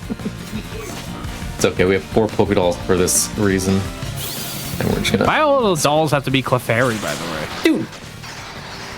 You like The same formationed into Pokemon? me. Yeah! Dude, this is the real guardian of this gate. Gate Guardian. Come on, come on, come on. Oh, Yes. bruh. Okay, thank Come you. on, you gotta get in. We're good, we're good. It's fine. What Oh. killed your run? Phalanx? At this point, we could knock him out, but it would take more time. Before this, he was still like level 50 and we were 11, so not as much. So the Team Star Barrages. So pretty cool. You have 3 Pokemon that you're going to sort of send out in the Let's Go mode, if you guys remember that, against 30 of their Pokemon. Okay, so you'll notice sometimes when I send a Pokemon out, I'll do it here, you have the big animation where the hand comes out. There's actually a way to skip that if you stop moving at the right time. So I let go of the control stick, and then I press the R button, and there's a very tight window, I just did it there, where you sort of like take a little step, and you don't actually have your arm go out. So it saves animation time. Wow. Yeah, Lechonk dies immediately here because as a level 9 normal type, all these guys are higher level. Does Lechonk ever put in work? Yes, in 2 of the bases where it's a lot easier for him to, let's say, keep up with the competition. All right, over, under. I'm going to say in one of those bases, Lechonk's going to get 5. Ooh. 5.5. Ambitious. I believe in Lechonk. It's not impossible. He also has competition of like 2 much stronger Pokemon. But I'm saying he's going to put in the work. yeah. I'm saying he's gonna kill Teal. We'll see. We'll see. Hey, listen, it's hard. It's hard getting 5 Pokemon knockouts, but it's also hard living in a world where no one believes in you, okay? That's why You know I'm what? Lechonk. Yeah, press 1 for Lechonk. I mean, Press 1 for counterpoint. Lechonk. Like, I want the Lechonk on my pizza, so. Oh, he's gonna get knocked out on 4 of these 5 bases, don't worry. Listen, we're gonna eat the loser, but you know he's gonna succeed at some point. At some point. I have A million Lechonks in a million simultaneous universes. One of them's them gonna knocked get out. 5 knockouts. 5 knockouts. It's really bad odds, though, is what I would say. It's not great. Okay, so what our first Team Star boss, which is Airy. So every Team Star boss ends with fighting the Team Star Mobile, which is the big car that looks like a Rever Room. A few weird things about it. First of all, it's not a Pokemon. You don't get experience for beating it. And also, it's the only time that the game doesn't ask you to switch before it. It just like throws you in there. So those are just... It treats it as something else, basically. But for all of them, we're going to set ourselves up with X attacks or otherwise just to be able to knock it out in one hit because they're not difficult as much as they're annoying to deal with. And different moves that they can have sort of can get in the way, so we're going to try to knock them out without them doing too much damage. Is this one of the only times that we have our Pokemon just attack someone else's property that isn't a Pokemon? This Maybe. feels like civil liability right here. Yeah, I'm trying to think. I'm not a lawyer, but, you know, I feel like if you're Quaquavel just up and destroy somebody's, like, Corvette, like, I feel like you're... Right, civilly. yes. Even if they didn't go to school that day, I feel like... I feel like that's a problem. Yeah, it might be. Technically, it is a Rever Room, somehow. Yeah. I don't know how hard that's gonna hold up in court. We need an Thankfully, expert in bird law. Well, thankfully, I've never seen a court in Pokemon, so. True. And I think I've seen 1 police officer. Yeah, they just have one family doing it. Yeah. Officer Jenny. One must imagine Officer Jenny happy. Sorry, there's actually 2, because there's the... Well, I don't know that he's He's like it's like an international cop in Gen 4. I think yeah, those are the only Looker. two. Wait, no, in Gen 1, there's the people in Misty's town that are like, oh, this place got ransacked. We're investigating. Oh, you're right. All right, so there's like 3 officers so far. We have a very loosely affiliated fraternity of police comprised of all of the people named Jenny, which is very Stepford Wivesy in a really uncomfortable way. Yeah. 3 guys in Cerulean City, the Squirtle Squad, and 1 guy in Gen 4. Yeah. Are there no police officer, like, trainer classes? I know there's, like, guards. There's like night watchmen in Gen 2 and Yeah. some of the other gens, but I don't recall seeing a police officer as like a class. Interesting. That's probably for the best. Yeah. You know? Thinking about it, They could be working. probably. Yeah, I mean, I don't know how the English translations would handle that, but it either goes in one or two directions, and I'm gonna stop there. There you well, look, Isn't that- do you want yeah. them Pokemon battling or actually rounding up the kids to bring them back to school? Like, those are your 2 options. That's why we're Truant Officer. What's this character's name? Cadets. Oh, Cassiopeia? Or Right. Clive? Well, us. Oh, Or isn't Truant it, like, Officer Quo and Juliana? Deputy CJ. That sounds right. Yeah, I think it's Juliana. Penny's here. I wonder why Penny's here. Yeah, so she's helping out Cassiopeia for very non-suspicious reasons. Yeah, Yeah. her very fluffy Eevee backpack that is extremely unique to her. Keep that in the back of your chat- mind And all of the later. people that cosplay her. Yes. yeah. Chat is saying that there's officers in ZA and police involvement in Sun and Moon, possibly.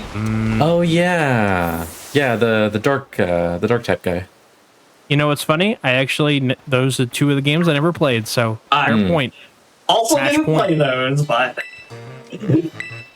ZA is pretty good. I was like, are they an Emerald? No. All right, then I don't know.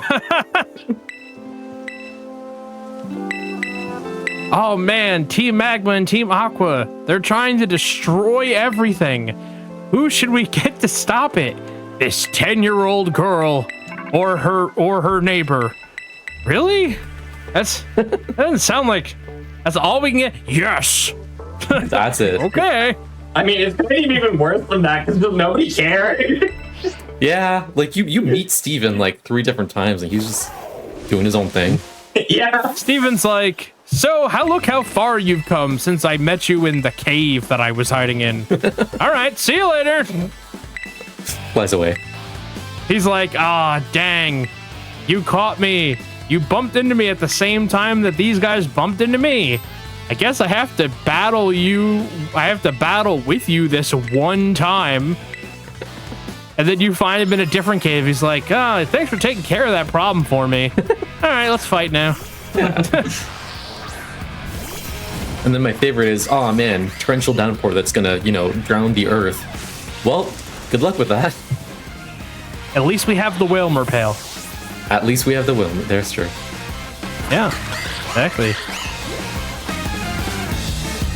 Best item in Gen 3. Changed my view. Room key number 3? No, Oh, okay. not even close. Okay, well, I got nothing then. You don't know of the utility that Whalmer Pail has, and you know what? With that comment, it shows. That's true. I am oblivious to the Whalmer Bike? Pail. Yeah, Mock Bike's probably up there. I always preferred Acro, but different strokes, different folks. Gotta go fast. I'm not gonna yuck your yum. When I was younger. I like doing the cool BMX jumps. I like feeling like a Matt Hoffman. That's fair. That's fair. It's pretty good. I definitely liked Acro Bike when I was younger. Shout out to everyone that had Matt Hoffman Pro BMX on the GameCube. Who's Matt Hoffman? No. I think there's enough circumstantial. What's the word? I do know who Matt Hoffman is. We could. There's enough people that probably don't even know who Nitro Circus were. Okay, this one legitimately don't know what you just said. You don't know what Nitro Circus is? No, this time I'm being legitimate. Come on. Yeah, I don't know that one either. My back hurts now. You're older than me. Not by much. Apparently by enough.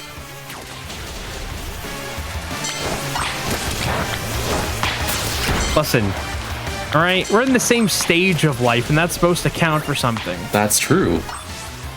So, okay, Nitro Circus was like imagine the television series popularly known as Jackass, starring the likes of Johnny Knoxville and, Steve-O, but imagine they're on bikes. Oh. And that's Nitro Circus. I see. And it was on, listen, I just didn't say Bam, because Bam's got his own problems, he's working on his sobriety. I didn't want to, But, yeah. Wee Man, Chris Pontius. The whole gang. Preston Lacey. Danger Aaron McGehee. No. I know like half of these people. Also, this is one of the hardest fights in the game because technically this is the last star base. We just do them a bit out of order because it's more convenient that way. I'm not judging that tie, but it goes with the look. It also looks like like it's made of plastic though. I feel like you buy a tie like that, you should get a free bowl of soup. So Looks good on him though. somebody mentioned the night officers are there's night officers in Gen 4. I thought they were guardsmen, but I could be wrong. Also, apparently Lechonk, we weren't paying attention to Lechonk at all. We had better things to do. Lechonk got 2 KOs apparently. Okay, Have a pretty little huge splash actually. pad. So I'm gonna say that cumulatively he'll get to 5. Okay. I'm moving the goalposts and declaring victory. All right, so in this fight, a lot went on actually. So I've never actually had a play rough miss here, which changes a lot because we need to get into torrent range, which actually don't know if that's gonna. It might work. So your ability as a quick wave is torrent, and essentially that gives you a multiplier of 0.3 extra. And we're gonna recoil again. Okay, and we need to be in torrent to knock out the Starmobile. So I've never had play rough miss, and play rough is supposed to do a lot of damage to you. And if I was really quick at math, I would know if I was in turn range, but I think red HP just guarantees it. Because we need to wave crash this guy to actually knock him out in one hit, and if we don't, he knocks us out because it's a fairy type technically, and we're weak to fairy, and he's still high enough level and is in Misty Surge and is going to do a lot of damage, we'll say. I'm not judging. Ortega seems pretty young to be carrying a cane. It's a baton. Okay, then he seems the appropriate age to have a baton. Yes. Alternatively, there's like a Pokeball in it. It's like one of those secret compartments where you take it out and you just like throw a Pokeball in. True. Okay, that'd be cool. I don't like think having a sword inside of a cane. Yeah. Yeah. Yeah. Brook One Piece. Yoo-hoo-hoo-hoo. That's what I'm saying. That was pretty good. That was very good, honestly. One of my favorite Brook laughs is the one, it's right after he joins the crew. It's the arc after when they meet the guy that looks like Sanji but doesn't look anything like Sanji. Right, He looks yes. like Sanji's Duval, wanted picture. Duval. And he completely breaks down, doesn't do his laugh. He's just choking on the ground laughing. And I'm like, it took like an arc for him to break the character laugh. Yeah. Yeah. Good times. All right, so this has been pretty good so far.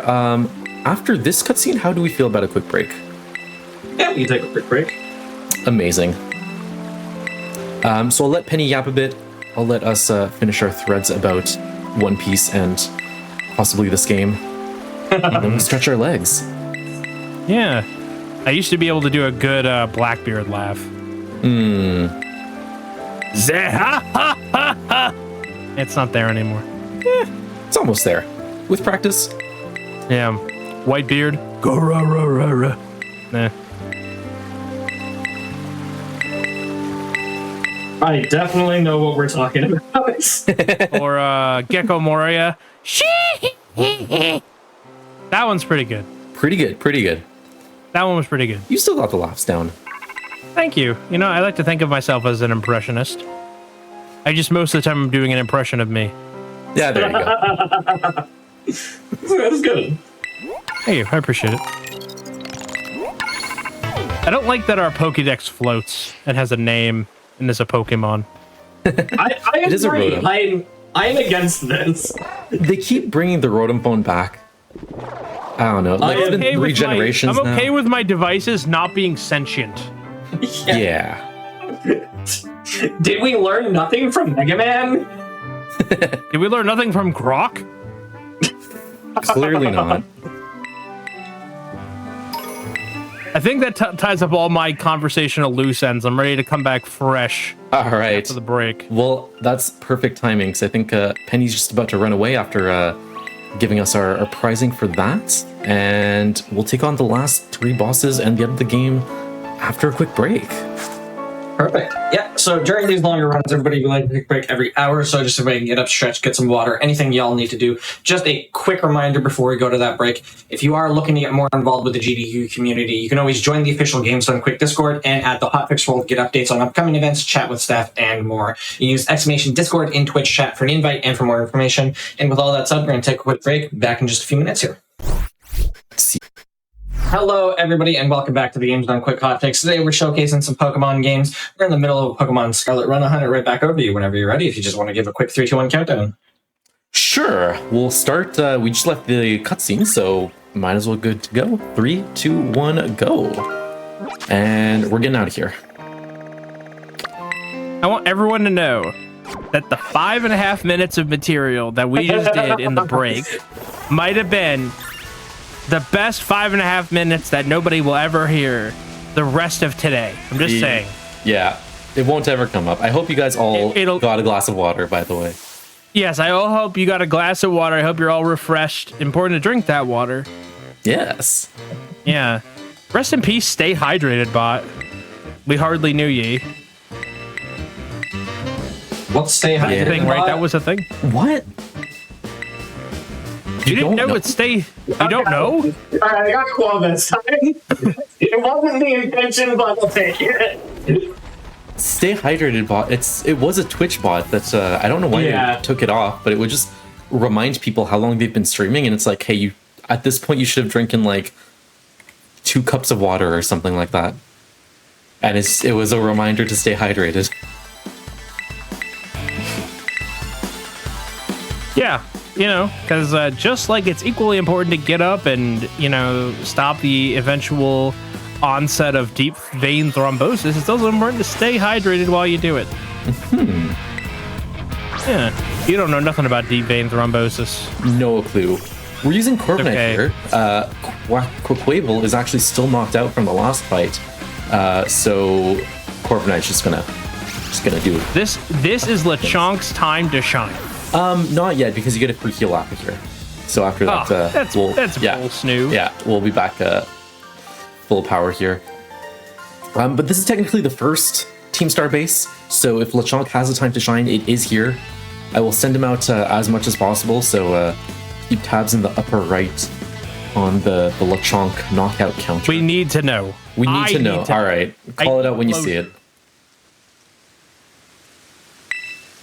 I'm doing follow-up with somebody. Oh, about the Yep. cat.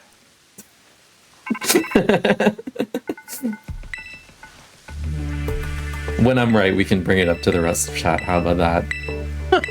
No. Because I don't know that I can do that bit Yeah. appropriately. I don't know that I can do that. I understand. You know, we're with company right now, okay? We're using the good China, okay? It's like, I don't know if your parents ever did this. They'd go to the store and buy like an Entenmann's cake or like a pre-boxed cake, and they'd be like, no, we're gonna eat this when company comes over. Oh. Yeah. I mean, they would buy it pretty much. We're with company right now. Okay. All right. LeChunk's gonna do his stuff right here against all these nimble. I'm leaving him alone with 3 of them, so.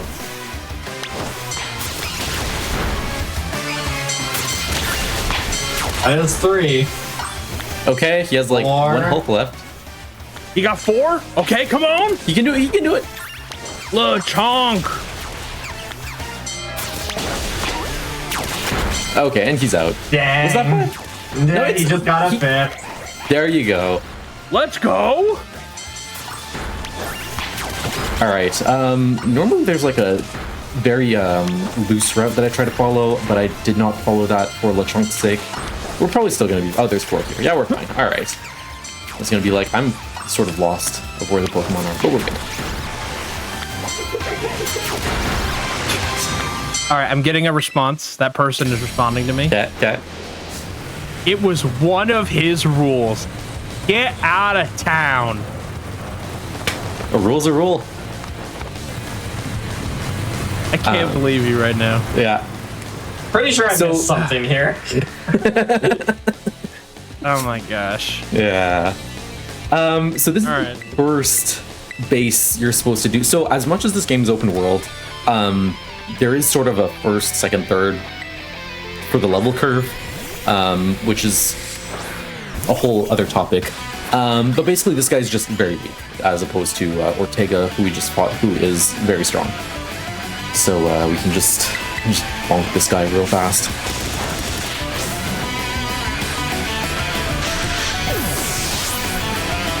He's also weak to fighting, so it's pretty good for us. I guess I didn't talk about this earlier, but we have Acrobatics, which is not our strongest move, because we have Aqua Step, Wave Crash, and Close Combat, which are all stronger, but they all have secondary effects. And just like Intimidate right here, there's a whole animation for that.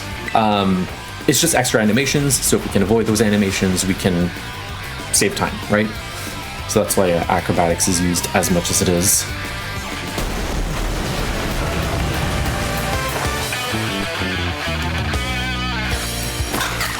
Alright, so that was a dark base.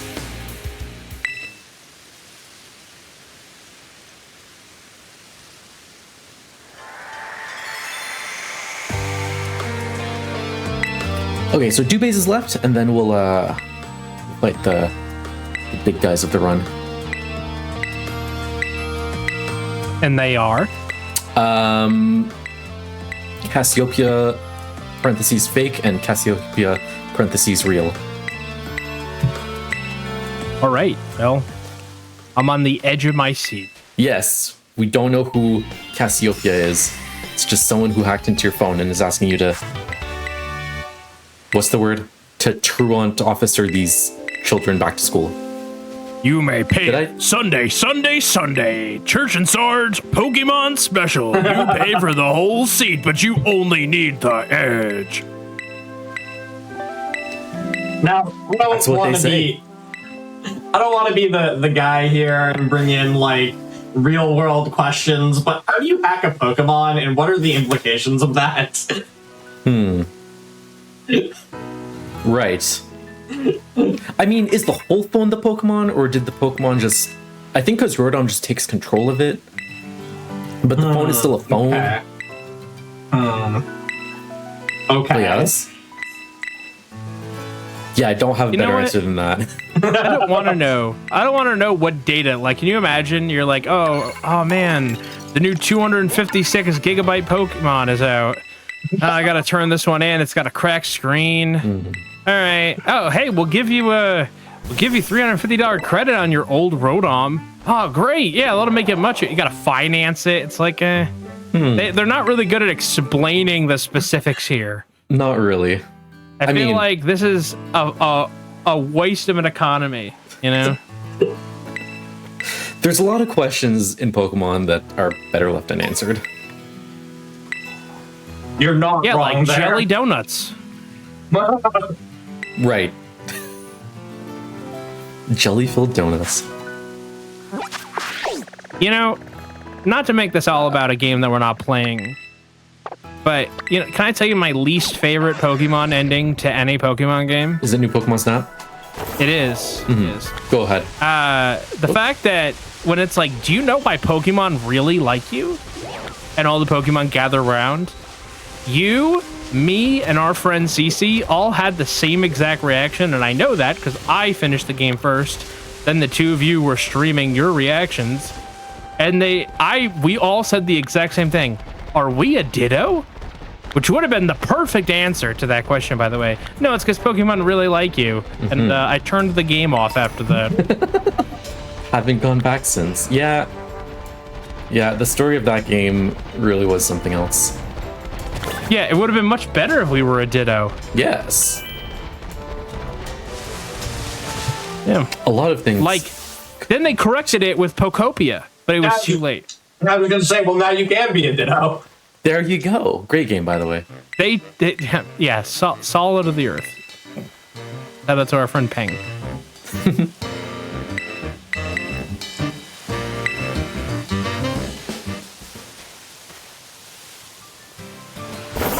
Alright, so this is the Poison Team base. This has Atticus. He's my favorite. He talks in Old English. That kid? No, this is Yusuf, who wants to join The Team artist, Star. the artist formerly known as Cat Stevens? Oh, that's Yusuf, never mind. Oh wait, where's the old one, Yusuf? No, he I don't know was known anymore. as Cat Stevens, then he was Yusuf. Oh, really? I don't Didn't think know that character's name is Cat Stevens. No, it's Yusuf. Yeah. No, he does not speak in Old English. Atticus does. You'll see Atticus in a second. But before that, we got a whole Team Star barrage to do.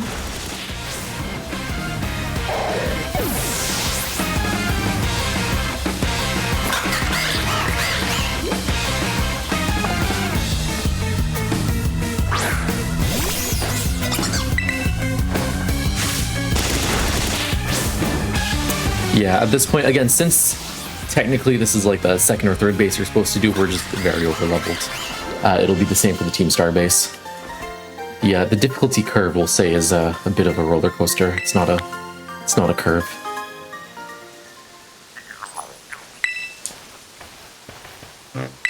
Yeah, I don't know if anyone else had this experience when they were playing this game, but you sort of just pull up to a gym and they're like 20 levels higher than you. Yeah, I was surprised. I'm like, wow, these gyms stink. I'm like way higher, and then I come back, and then I'm like, oh, I Wait a did sec. this wrong. Yeah. Hold up, wait a minute.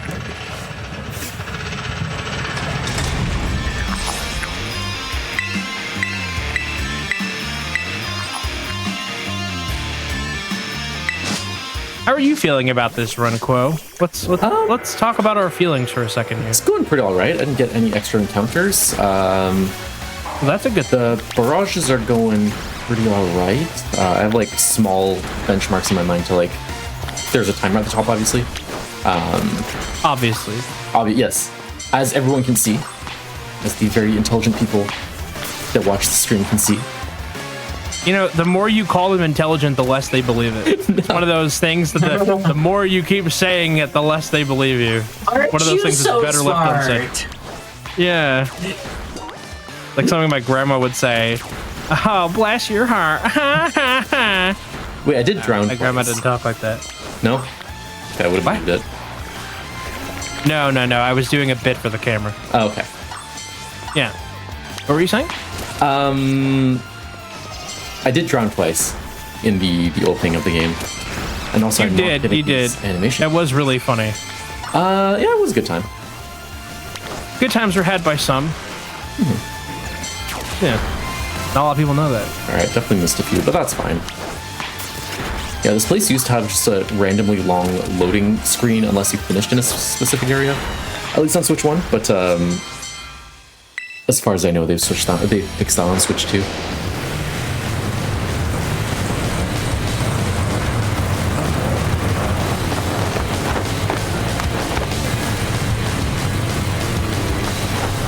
I believe you when you say that. You're very Thank you. trustworthy. Thank you.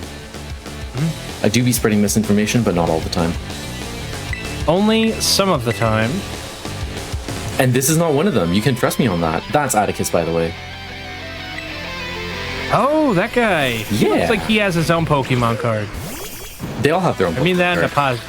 Well, then there you go. Then I was right, wasn't I? Yes, I mean they're all rotated at this point because they're all G block, but that's the card still exists. Excuse me? They're G what? Like they've rotated. You can't use them in standard formats anymore. It's a whole thing. They said G unit for a minute. No, G formats. Because there's a little letter. I'm at not the going to bottom. explain what G unit is. That's a bridge too far. Ask your parents. So fun fact, so this fight and a couple of other fights actually change if it's raining outside because you're a water type and you get boosted in the rain. Okay. I've actually never had it rain here though, so could not tell you how different it is. Sounds like you're not doing enough runs. That sounds. Apparently That not. sounds like to me. Yeah. Yeah. You should do more runs. Make a great return to Pokemon Scarlet. This isn't your great return. It's a good like grinding return. Like Okay. grinding runs. No, This just is do not- more of this. I guess. I'd be busy. I have a list of like things to get through though. How's your house coming along? Oh no, I mean like video game wise. The house is fine though. It's clean enough right now. Oh, that's good. Need to vacuum, but that's how it is. Vacuuming is good. Not a lot of people know that. See, I'm being supportive without being condescending. There you go. Yeah. And that was Atticus of Team Star. We destroyed 4 cars. Okay. Correct, I'm not yes. saying there's no. As we've established, there's very little to no influence of law in this land. Mm-hmm. If there were, look out. Well, so you're the officer, so who's gonna stop you? We're the truant officer. We just make sure kids go to school. Oh, So, and I mean, I have to ask another question, which again, it's like I'm bringing in questions that shouldn't be asked.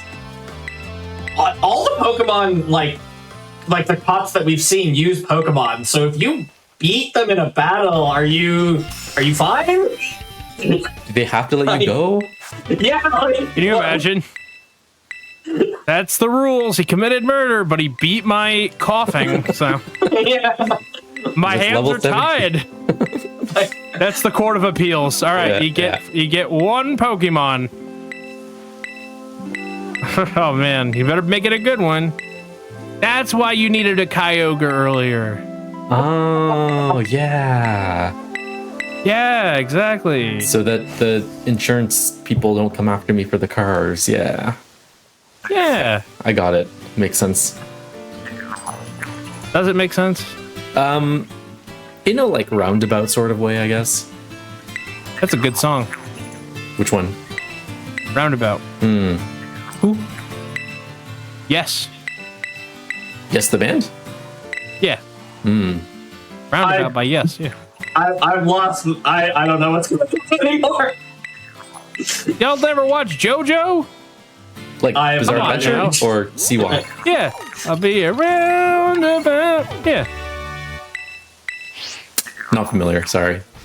I'm gonna go back to my sippy cup. I don't know what's going on here. I'll need to call your parents later, or your authority figure, your mentor, your landlord, Truant officer. your truant officer, and condemn them for not telling you about G Unit, truant officers, Nitro Circus, and/or what were we just talking about that I was mad that y'all didn't Roundabout know? by yes. Roundabout by yes. It definitely rings a bell. I just like if it came on There a should be ringing karaoke, multiple bells. I could probably fake my way through it, but It's not that deep of a song. I mean, instrumentally maybe. It doesn't have some deep messages about rodent phones. No, you got to go to Banana Phone for that one. Wait, true though.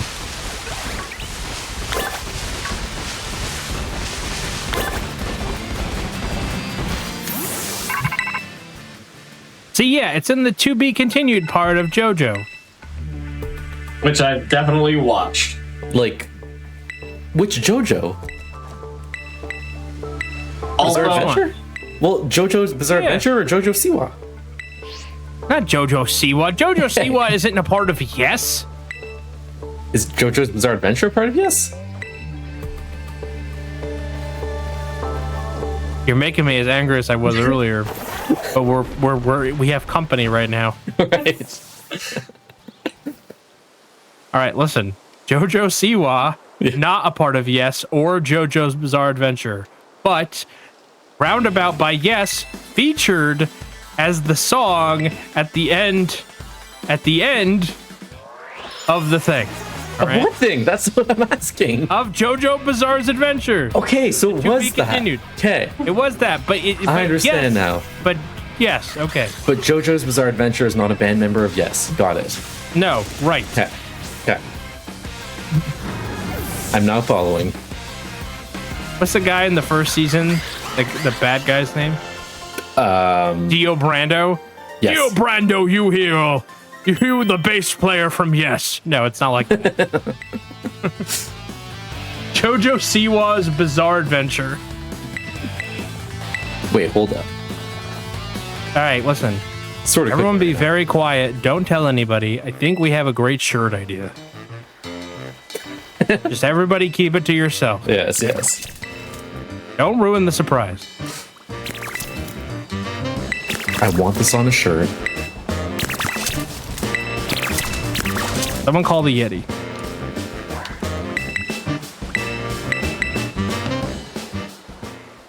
Actually, we'll get a. Well, I know somebody that can make the shirt. There you go. You know someone too. We're thinking of the same person. Okay, good. I'll pay them. Just Yes, and then we each the shirt company. Yeah.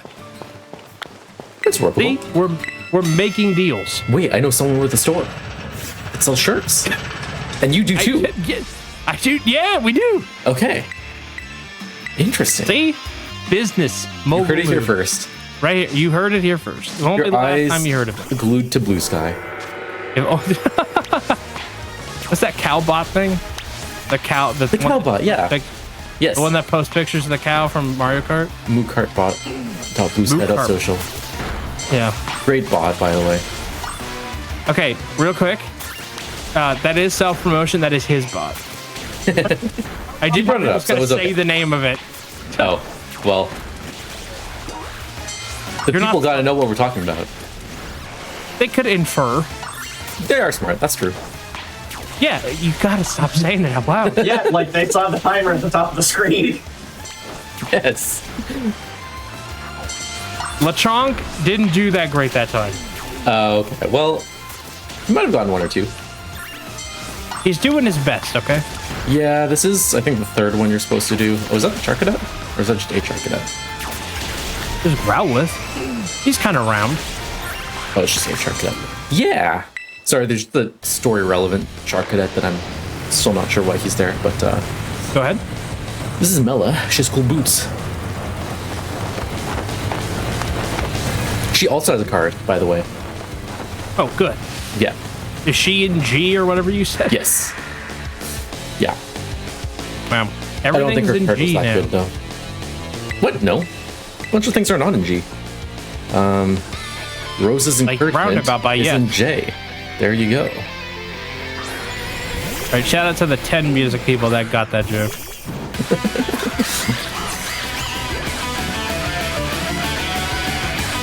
So why do the kids don't want to go back to school? Ooh, that's a good question. I think they cannot go back to school. Or is it they don't want to? I actually forget. Like, I feel like this is like a Pink Floyd song waiting to happen. What's Pink Floyd? I know what Pink Floyd is. I do know what Pink fan of- Floyd is. Do not ask any follow-up questions, though. Favorite album? Slippery When Wet. Oh, That didn't sound right. it's not Pink Floyd, but I guess I didn't specify, so that's fair. That is There you Bon go. Jovi. I'm gonna be real with you. I said that and hope because I couldn't remember. No, it starts out of the moon as the Pink Floyd. There you go. Please tell me that. Great album. Those two titles, very different. Yes. Yeah. It was old yeah. school. It's the same thing. Around the same years. I don't know if they're the same, but Maybe a bit different. just a smidgen, you know? A tiny bit. Per. There you go, your French is coming out. Where?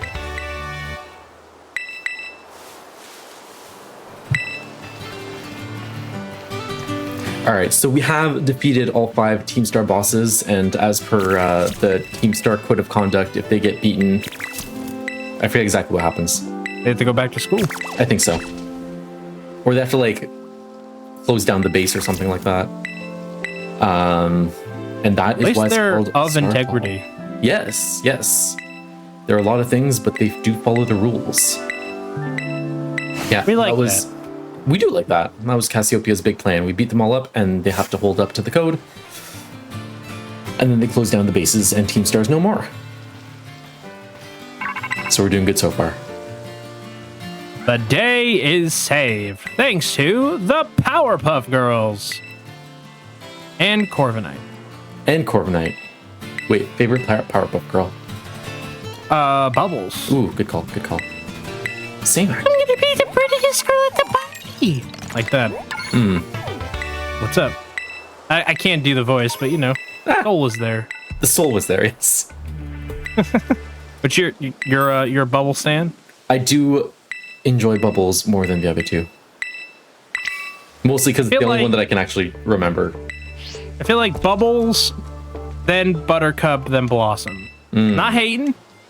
Not hating. If you got a different list, that's totally cool. But I'm just, you know, that's my list. To quote Eminem, I've got a list. Here's the order of my list that it's in. There you go. It's a list and it's ordered. Yep. All right, so before we fight the last 2 guys, we're actually going to bench Corviknight and Lechonk, where they have done their due duties. And we don't need them anymore. And also, if they're not in the party, the game's not going to ask us if we want to switch every time we knock out a Pokemon. That's So, good. That's yeah. one way to get around that. It is, yes. So this is Clive. This is my favorite moment when he takes off his disguise and he shows he's actually been wearing full pants What? the entire time. What? Yeah, he actually is the director of the school, who was wearing pants and a jacket underneath his t-shirt and shorts. That was him?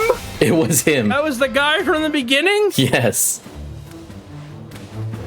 Well, what about his big old pompadour? Yeah, it's, that came off with the disguise too. He's Cassiopeia? Allegedly. That's what he says. Wow. What a twist. What a twist. This is the kind of plot twist that God gave pistachio nuts. I never saw it coming. That's an insult, by the way. I don't know if that fully registered with I Didn't catch that, I'm gonna be honest. I was just gonna smile and wave. Yeah. Listen, with me, you just gotta hold on and hope. All right, double yawn's actually good because this guy can set up a reflect, and that just changes a few things. We're gonna wake ourselves up, and then we're going to start acrobaticking everywhere. That's a lie. We're actually gonna start with an aqua step. So we need an aqua step. Aqua step raises our speed by 1. It's also very strong. There's just this animation at the end that speed rises, which we obviously don't want most of the time. But that's gonna let us outspeed Meowscarada later. And then since Reflect's not up, we actually just spam acrobatics until the end. So that's sort of nice. That's very nice. Yeah.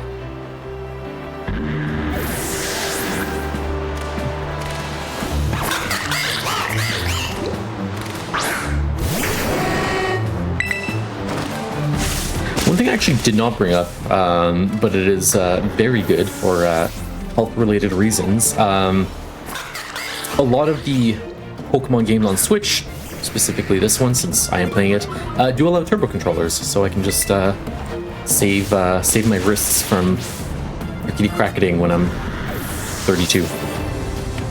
That is a change that I'm happy that we, as a general community, have been shifting towards. Yeah. You know?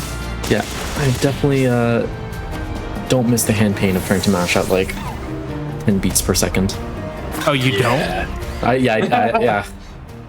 Are you sure? I think so. I did a Pokemon Snap run one time with a torn bicep. Ooh. Yeah, I had torn bicep percent. I still do, actually. Wait, which bicep? My right bicep, so my mashing thumb. Oh. Yeah, don't do that. Yeah, don't do that. Ladies, gentlemen, and NBs, and otherwise, don't do that. That's a terrible idea. Also, this is terrestrialization. We didn't talk about it much. Silly hats. Silly hats and shiny crystals. It will not be relevant. Yeah, we can also terrestrialize, but it just takes so long for the animation to do it, and we can just click Wave Crash instead and do a lot of damage. Is this the game where you do the thing and it's like I think that's Gen 8 in the gym battles. Is that Dynamax? Yeah. Where you get big? That sounds like Gen 8. The gym battle theme. Which is pretty good, but I believe you. Alright, so it turns out this guy was not Cassiopeia. What? Yeah. What? Plot twist. Yeah, the guy who was in front of us. Fake? Yes. Yeah. Is it her? No, it's not her. She's the English teacher? And she's the twin sister. Yeah, there's a whole like class thing in this game. Who would have known? You have to do it? No, it's optional, but you get stuff out of it. But she's also the twin sister of the ghost gym leader, I believe. Is that the lady with the microphone? Yeah, the rapping dog. Oh, yeah. All right, so this is actually Cassiopeia, and we don't know who it is. Here? How do you know it's Penny? She has a hood on.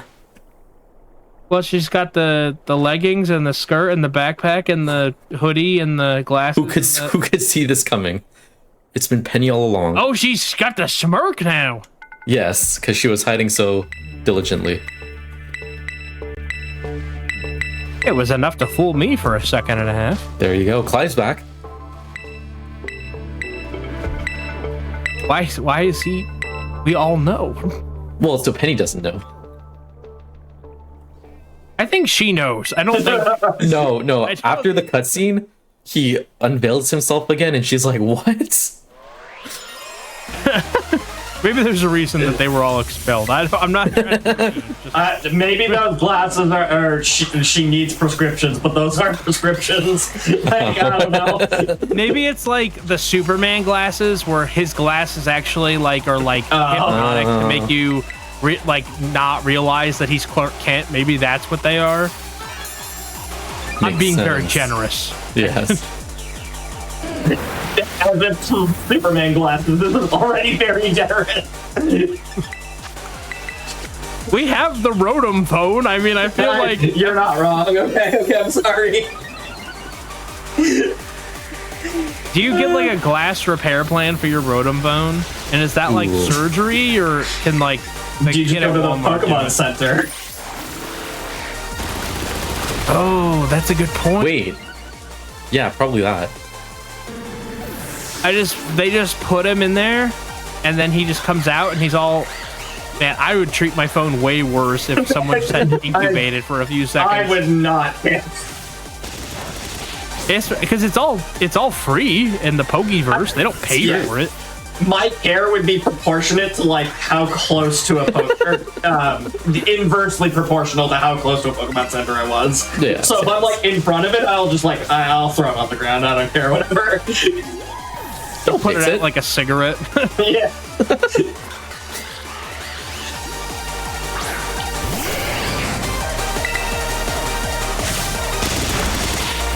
Oh yeah, this music is actually very good. Probably the best song in the game. Playing though.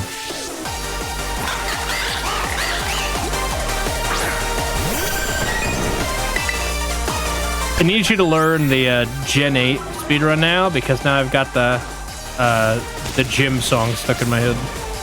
I need to? Yeah. Okay.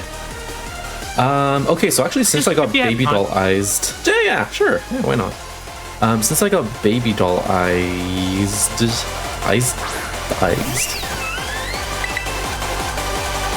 This is technically arranged, but we'll be fine. If not, we'll just do twice. Yeah, Gen 8, the speedrun's pretty funny, because you go get a level 70 Pokemon from the DLC area, and then you just do the run with the level 70 Pokemon. Would you rather do Stadium? I would settle for Stadium. I've done a lot of Stadium in my day. Is Stadium too acceptable? I don't know. I don't know how compromising I feel today.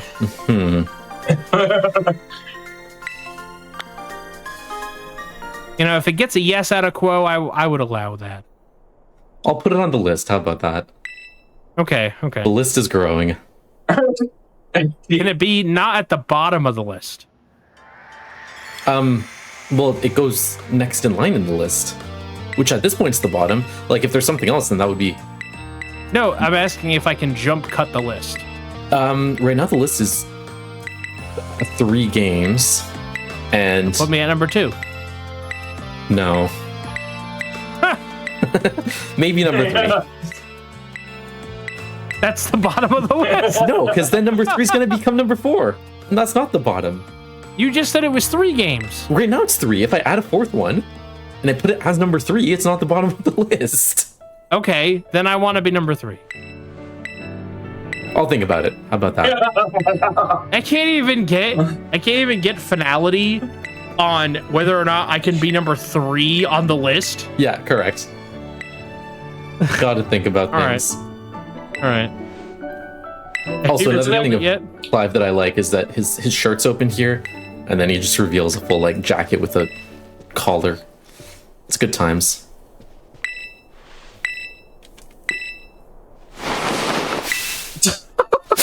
And she's surprised by it. No.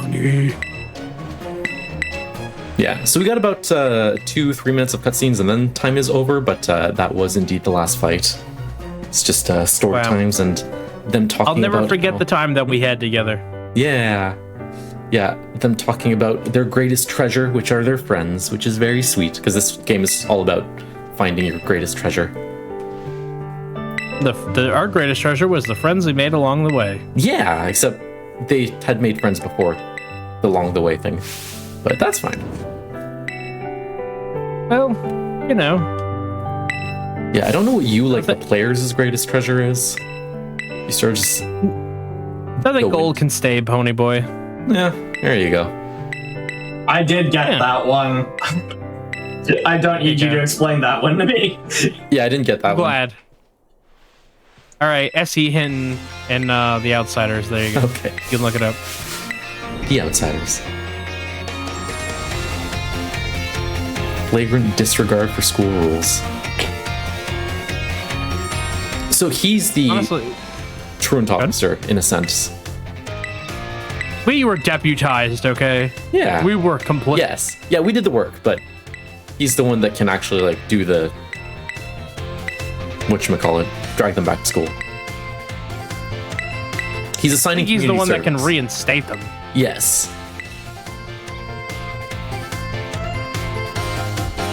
And all's well that ends well. All right. Got a bit of running around to do. Please.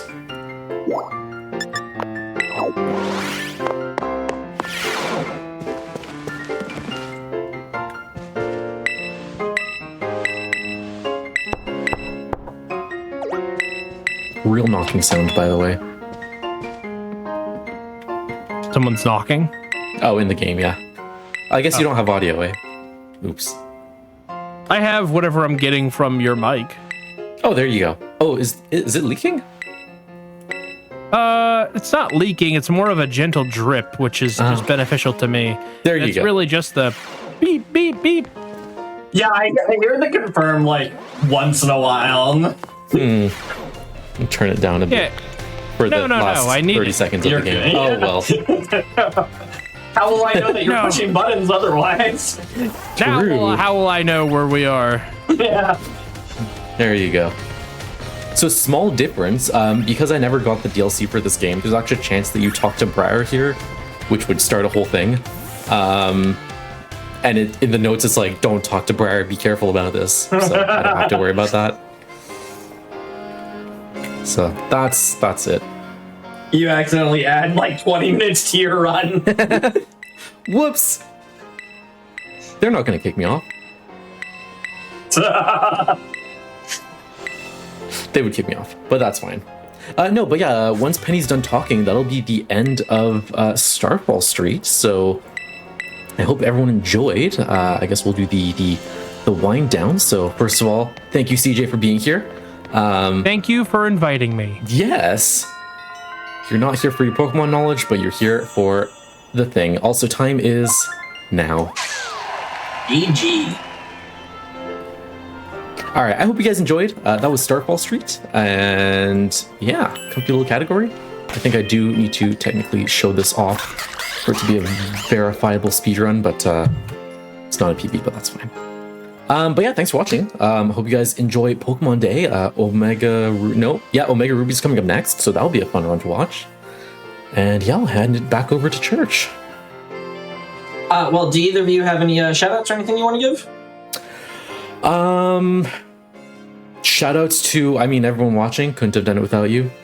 Thank you, CJ, again for commentary. The Switch Pokemon speedrunning community, Switch Pokemon speedrunning community is very easy to get into. Has a bunch of notes if you just want to take a peek at those and start picking up a run. Very easy to get into. I would recommend it if you're interested in any of those games.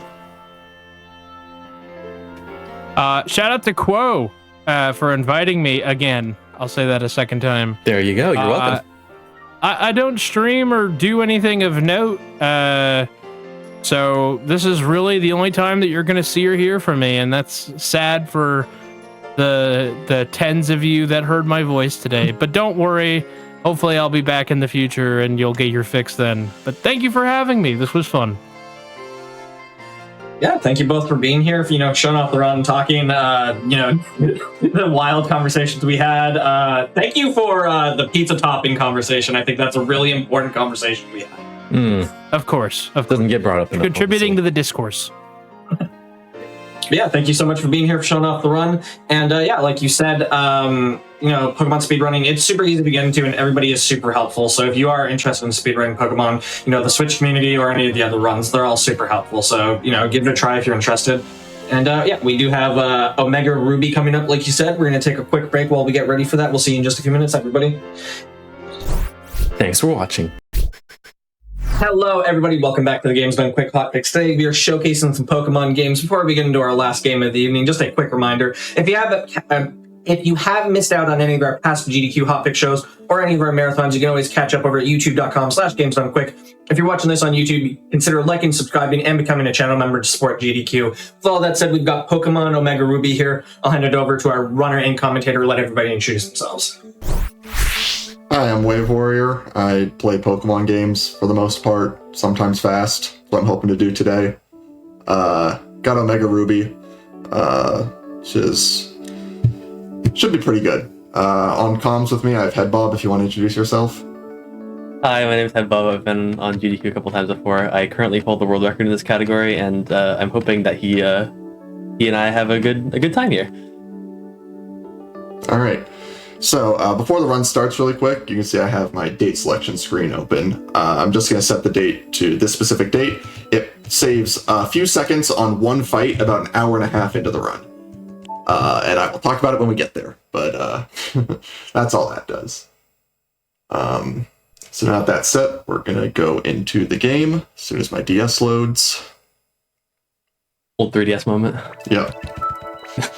This is my 3DS I had when I was a kid. Like right after it came Yeah, out. Yeah, these things are pretty expensive, so buying new ones, I don't know if I could really stomach that. All right. It's very So, if we're ready to go, I'll give you a countdown and we can get started. Yeah, whenever you're ready. All right. 3, 2, 1, go. Hooray! So We have the Ruby Sapphire Emerald sequence coming up here because we're obviously playing the wrong game. And then it's actually Yep. Yeah, it looks exactly like Gen 3, and then oh my god, the reveal. I said that a little bit too early. The reveal. Dude, my mind was blown when I first saw this. I was like, whoa, that was so cool. I was also 11. So the first thing that's going to happen in the run once we mash through all the opening stuff, you actually don't have to mash at all. This is the scripted cutscene. But the first thing to do is we get our Mudkip, and we're going to be using Mudkip for a while. Watered Round is just a great typing for what we need it for. The main problem is our stats are completely random. There is no speedrun viable RNG manipulation in this game. There might be some way to do RNG manipulation with like certain. There's probably some way to do RNG manipulation, but it's not viable for the speedrun. So our Mudkip is going to have random stats. Yeah, in Gen 6, Gen 6 is one of the only RNG manipulatable games that requires information that you can't actually get without using external tools. So it basically isn't possible in this game without like modding your DS or something. So yeah, and it would take too long anyway, even if you could. So right here we pick the girl. I believe we do that for the same reason we do it in Ruby Sapphire. yeah, Which is it changes the order that your rival sends out its pokes when you fight them. and also the natures on the mons are different between the boy and the girl, and Grovyle on Rival 2 has a minus special defense nature. That is Interesting. kind of relevant. So we finally get control. We're going to set our options here because we can't do that before the run. These are just the standard Pokemon options. You know, animations off, text speed fast, battle style set. I'm blanking on what the fourth option I set is. Oh, L equals A. So it makes it so the L button on my 3DS does the same thing as pressing A, which is really important because mashing in this game is terrible. Starting in Gen 6, and I think in every game after that, it is possible to get your text to print faster than the fast speed if you hold down either A or B or L if you set that option. It gets the text to print even faster. So for the entire run, basically, I'm going to be holding B or A or L to get the text to print even faster than it's already going. And then I will be mashing another button to clear the text, because holding the button doesn't clear the text. And then on top of that, for 3DS games, hitting the touch screen also mashes through text. Yeah. So it looks really funny just like looking at someone doing 3DS mashing because of the bottom screen stuff. yeah, you can't see it on my cam because I have my 3DS flat on the table. But I'm just right now I'm holding down B and then mashing A and the touch screen to get through the text as fast as possible. 3DS games are the hand destroyers. These games can actually physically hurt to mash through sometimes. Yeah. Sure. So I got a couple more cutscenes to go through here, and then we're gonna get our Mudkip. For standard attempts of this game, you just reset until you get a Mudkip with pretty good stats. It ends up somewhere around like 40% to get a Mudkip that's good enough that you can run standard. I am not going to be resetting for something that strict. The stats I'm going for, it's probably somewhere around 70% to be runnable. And so, basically, I don't have an extra card for this game, so I'm just going to have to save in front of Mudkip and then keep loading new ones until I get one good enough, which I'll know by checking the stats.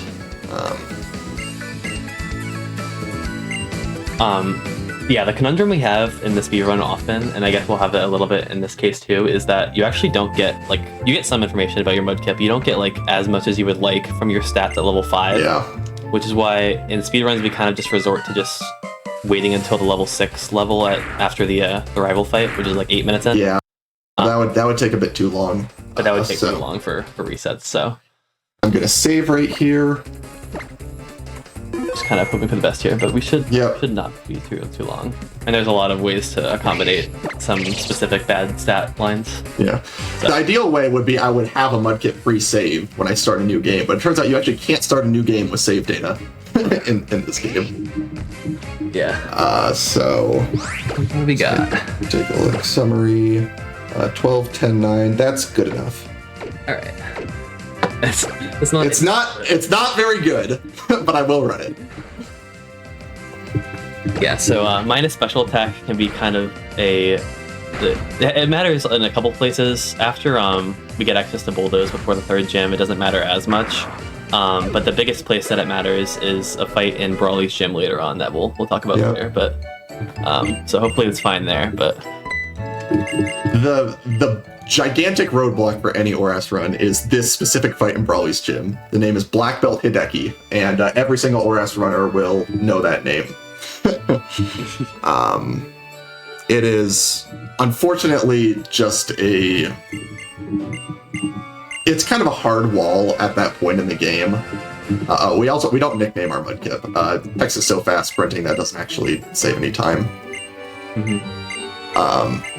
But yeah, Hideki, basically everything. There's the run before Hideki and there's the run after Hideki. it's like a BCAD, basically just like Hideki's like that crazy. This Wurmple is a scripted encounter. You always get one 3 steps into this grass, I think it is. But then after this point, encounters are random.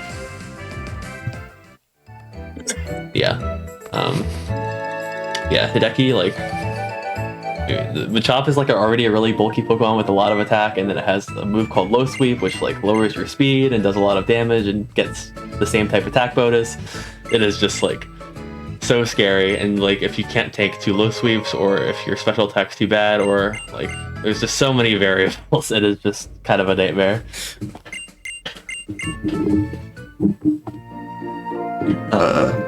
So part of the reason why level 5 stats don't really give you enough information, I know that I have a minus special attack nature, but it could be any IV from 0 to 31.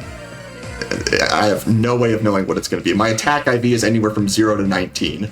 0 is atrocious, and 19 is like decently solid. Yeah. And the same goes for defense as well. Minus defense has the same IV across all of the 9 defense at 5. Yeah. So I'm actually plus speed nature, even though I only have 9 speed. You will simply get plus 2 to 11. That would be nice. It's the likely outcome, if I'm remembering right. So I have an IV tracker open. For those who don't know, IV stands for individual values. Your 6 stats, HP, attack, defense, special attack, special defense, and speed, all have a random stat from 0 to 31. The higher the number is, the better your stat is. And so I just have a tracker open. I'm just going to be looking at my stats at various level ups and putting them in as we go. And I'm really hoping I get some good level ups here. This level up is going to set the pace for a lot of the run. Plus 2 attack and special attack for the most mostly part. Attack and special attack. Well, wow. Well, we're gonna make it work. Yes, so those are both 50-50s between. So that means we are 0 to 9 attack and 0 to 19 or 0 to 17, I think, minus special attack. Yeah. So there's some problems with that. Attack is more just like it never really puts like your life in danger having bad attack. Norman basically, and like Zangoose, but no, Zangoose is fine. But yeah, like usually it's just like having a high attack is like a luxury that you can like save turns on various damage ranges across the run. But special attack for this one fight in Brawly's gym can very much chain kill you not having good special attack. Yeah, that's the main problem is you want to have enough defense to tank 2 hits and enough special attack that you 3-shot the Machop.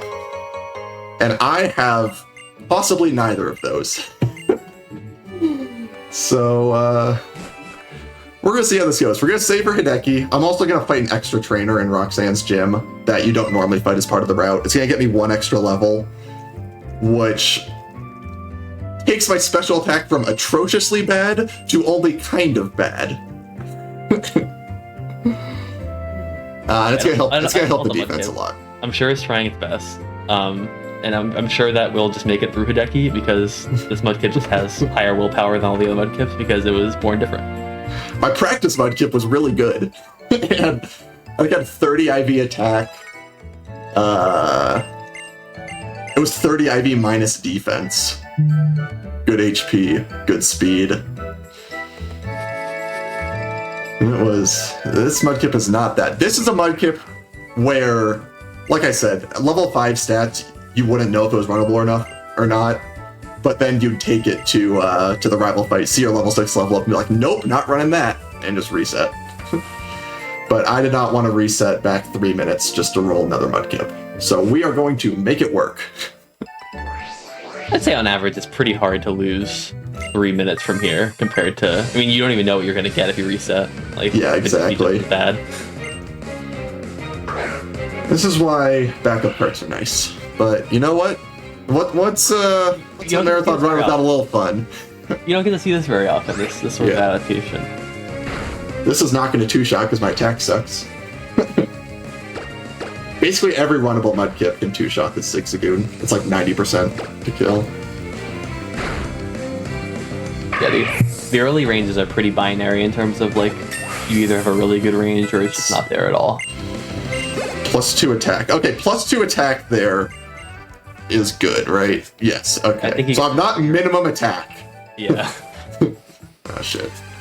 I didn't see my HP. Let's see. 25.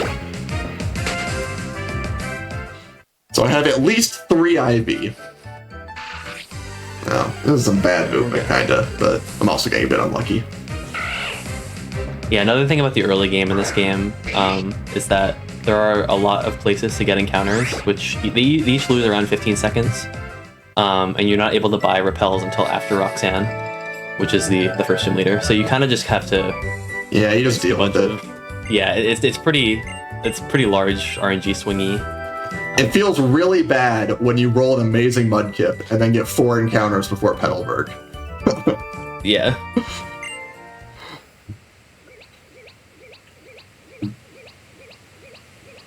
Look at that, it's a Butterfree. Or a Beautifly. Well... They're similar. They're the same Pokemon. Yeah. I got some wings.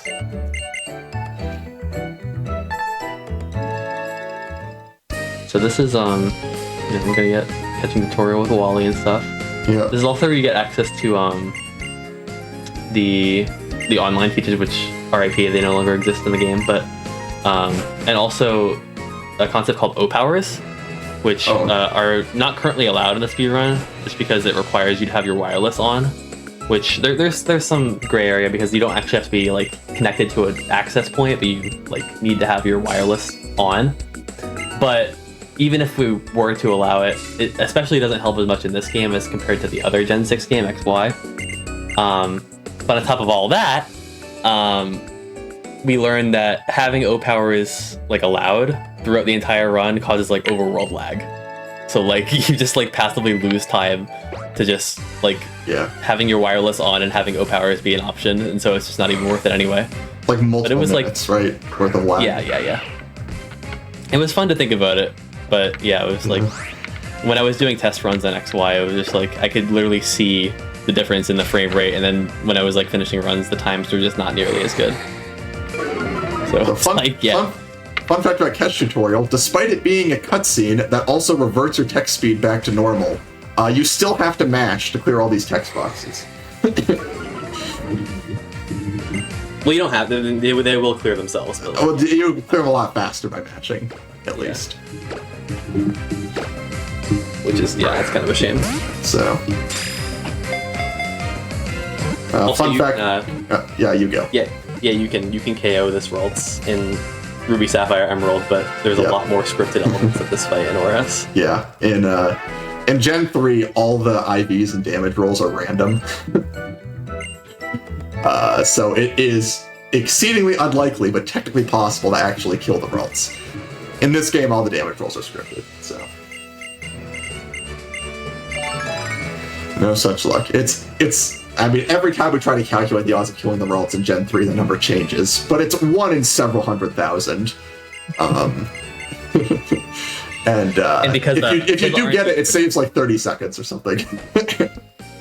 Because RNG is so predictable in Gen 3, like we know enough to be like, considering we like RNG manipulate the starter, like there's like not enough seeds, or like there's not enough frames or whatever, like on a normal run to like see like the Ralts die. Like it's that rare.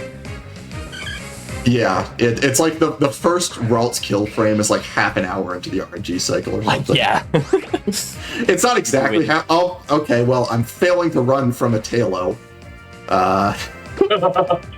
Wait, but you're plus speed. I have plus speed, so that's pretty funny. This was not supposed to be the problem. Yeah, that's the one thing my Mudchip's good at. Okay, I'm going to remember to save here. Yes.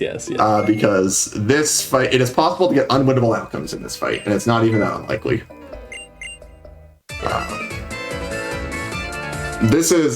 Just a single Poochyena, but it's higher level than us, and its moveset is Tackle, Howl, which raises its attack, and Sand Attack, which makes it so we miss. So it is entirely possible just to get a sequence of moves. Like, you just get Sand Attack a couple times, you can't hit your moves, it starts howling up, and then you get heal looped, and you just can't win. Yeah, whenever you get to the point where you're slower or sanded and then getting hit for over half, you're kind of just, there's nothing really you can do. That's a good tackle roll. Okay, crit. Makes sense. I'm faster than this Pooch because I'm plus speed. Lived on 1. Okay, I'm not sanded, so this is just a win. No, I am sanded. I forgot about that. I still would have done the same play there. That was a damage range to kill me, and I had to miss the move. That's very unfortunate. And also, the only reason it lived is because I have absolutely terrible attack. Yeah. Yeah, so this fight is already bad, and then it actually was quite a big improvement from the original game, because mostly due to the massive improvements to the move tackle. Yeah. It was increased from 35 power to 50 power, and then increased from 95 accuracy to 100. And so this fight is quite a bit safer, but it's still one of the. I also only died because I failed to run from a Talo and took damage. And that also happened. That is a good point. Okay.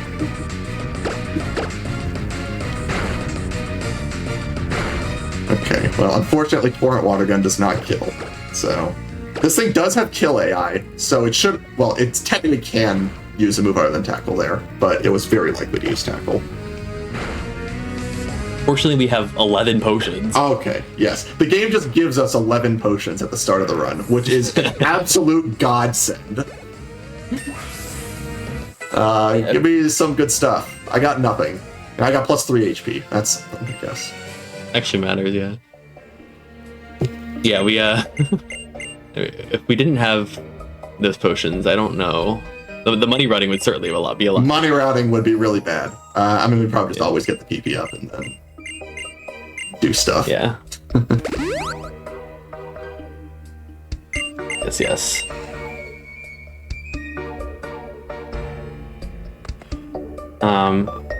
Here's our first spinner of the game. Oh, this is terrible movement. That trainer spins in random directions. If he sees you, you have to fight him. And there are some funny spinner mechanics in their sight lines in this game. Also, speaking of money routing, that bomb mushroom we picked up just sells for $6,000. Yeah, that really important. That would be certainly nice to have in the original games. Yes. We also pick up an ether. we're gonna use that in Brawly's gym. The entirety of Brawly's gym, we just spam a single move. And so the Ether Right here. Get 10 more uses. And yes, it's this move right here. It's a really, really broken move. Yeah, echoed voice. Basically the way it works is if you just keep using the move every turn in a row, it gets more and more powerful. So funny spinner mechanics, you might have seen that spinner right there. She was facing right, and then she spun to spin left without stopping in the middle. The way spinners work in this game is if you run on top of her, if you're directly on top of her while she's in the middle of spinning past that point, she will see you. She will spin all the way to left, get the exclamation point on her head, then spin back to face you and come and fight you.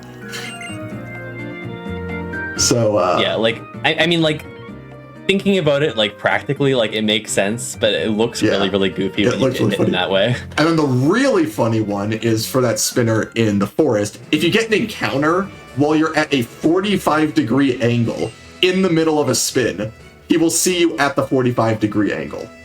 But only if you get an encounter at the same time. Yeah, so he'll, like, walk diagonally towards you. So this fight right here is not part of the normal route. We normally skip this fight. But I am fighting it here to get an extra level for Black Belt Hideki, which is the trainer we talked about before. This first Geodude has Sturdy, which means we can't kill it in one hit. So I break it with Tackle, because otherwise you get a little pop-up that says, oh, this thing has Sturdy, and you lose a bit of time. Yeah. Oh, there goes all of our good speed. That was the one thing we had going for us.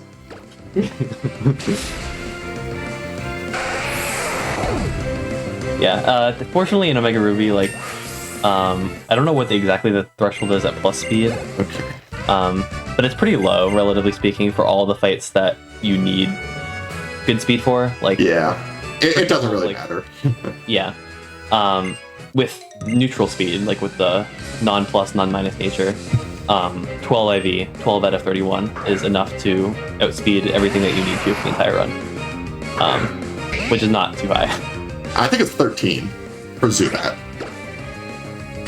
Oh, well, yeah, I mean, I guess, yeah. But yeah, 12's the important one. See. Yeah. See, yeah.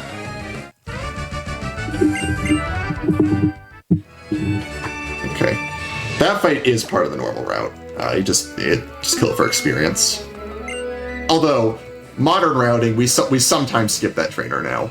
It makes the second rival fight kind of iffy, but saves a good 30 seconds? I don't know. Yeah. A little less, but yeah. Anyway, I am 3 to 4 attack IV, 0 to 9 special attack minus nature, 10 to 11 defense. This is one of the mud. I didn't notice that you plus 2'd. That's good in defense. Yeah. How am I hitting sturdy? I guess I'm level 10. Yeah, I think it's because you're level 10. It's definitely because I'm level 10.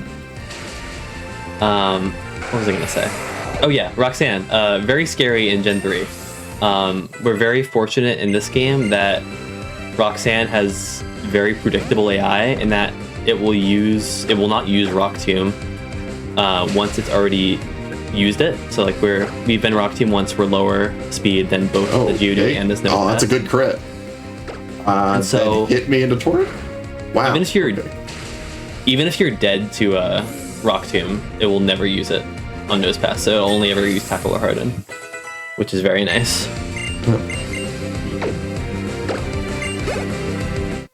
14 is safe for Geodude. Yeah.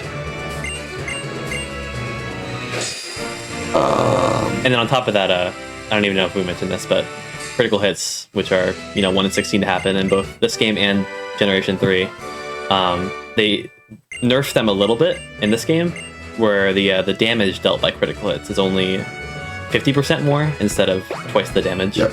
It's still 1 in 16 for this gen, but it is nerfed damage to 50%. Yeah, but it's a lot easier to play around the crit compared to earlier gens, which is kind of nice. Yeah. So I'm at 14 health right now. There's one Geodude coming up that I can't one-shot because, again, it has Sturdy. And if it chooses one damaging move and crits it, it still doesn't kill me because it only does 50% bonus damage. Yeah. So it means I don't have to heal for it. Or save. Yeah, So you're pretty spinner. often in a spot where you like are just dead to that move. You come out of Roxanne with like, I don't know, 4 or 5 HP or whatever. Yep. And it's just never worth it to heal because you menu immediately after the fight. Menuing is kind of slow, so you want to condense them as much as you can.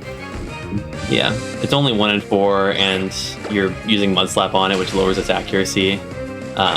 So it's like not too bad of a risk. And rollout is only 80% accurate, 85? 90. It's 90, okay. And instead it uses Mud Sport, which is a really good move for a ground type to use. Because what it does is it makes electricity do less damage. And it is immune to electricity. Just what a ground type needs. Yeah. Okay, well, I have minimum blood threshold. I was just talking about Mud Sport the other day. Unrelated, I was just like, wondering, like, why would they do this?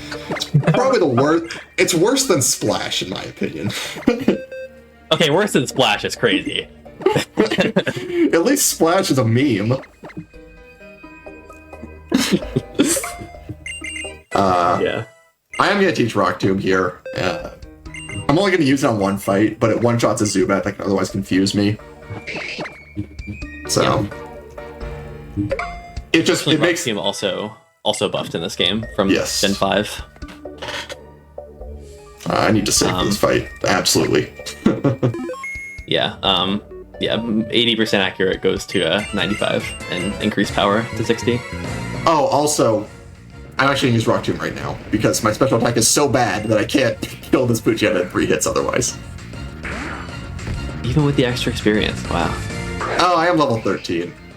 That's true.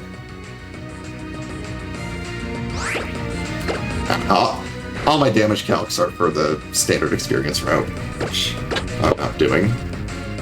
Well, this is going exceptionally well. That's 3 sands. So I'm about 50% to hit. It is now boosting its attack. Alright, we're fine.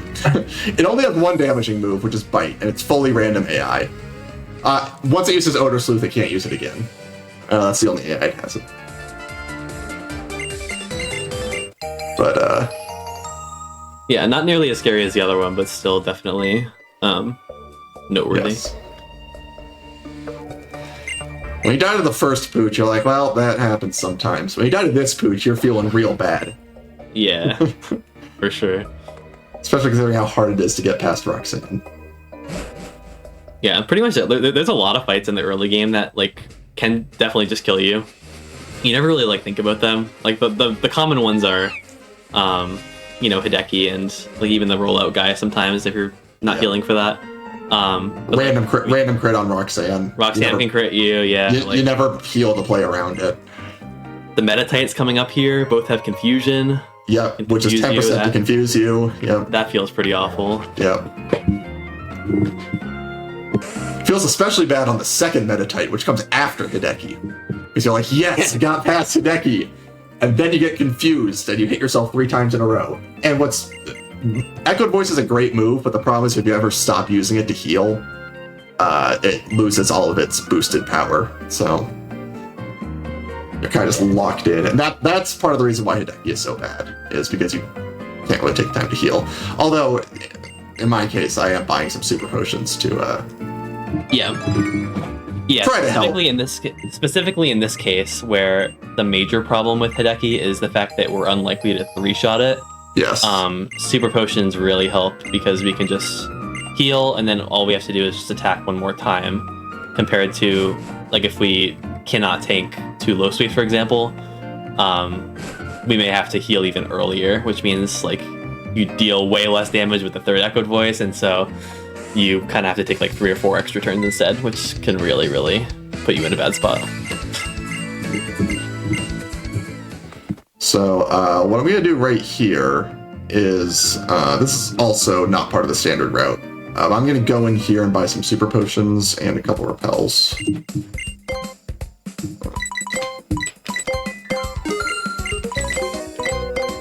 Yeah, hopefully, like, we just kind of make it through here. Make it I'm worried. I'm gonna be real.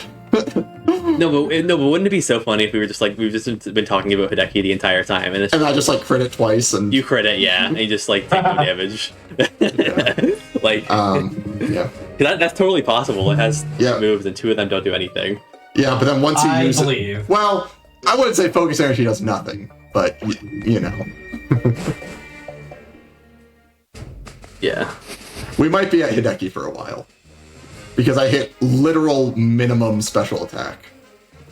Yeah, I think that. Well, there's Rival 2 as well, but there's not too many implications, I guess. Rival 2 is just you win at 25% essentially. Yeah. There is. Yeah, I'm not even hitting the 50% damage threshold on Echoed Voice, Yeah.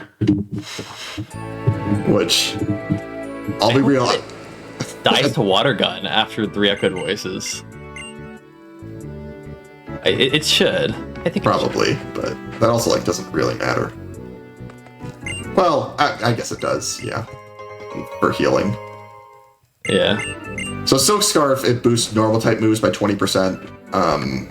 Echoed Voice is a normal type move, so use it to boost our power here.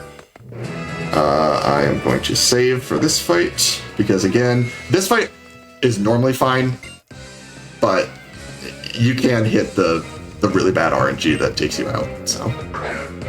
Yeah, the main problem is, in Gen 3, oftentimes we just don't fight Brawly now. We just delay it until we're much more powerful. But in this game, progression is, we can't progress any further until we beat Brawly. We literally can't do anything else in the game until we beat Brawly. On top of that, in the original games, like, most of the trainers are just not required. I think they probably would have similar struggles, honestly. Well, maybe not with Low Sweep, but, like, I mean, you get the idea. Like, this gym is bad for Mudkip Yeah. in all games. So yeah, having the flexibility to just go buy it and do it later would be really nice for this game.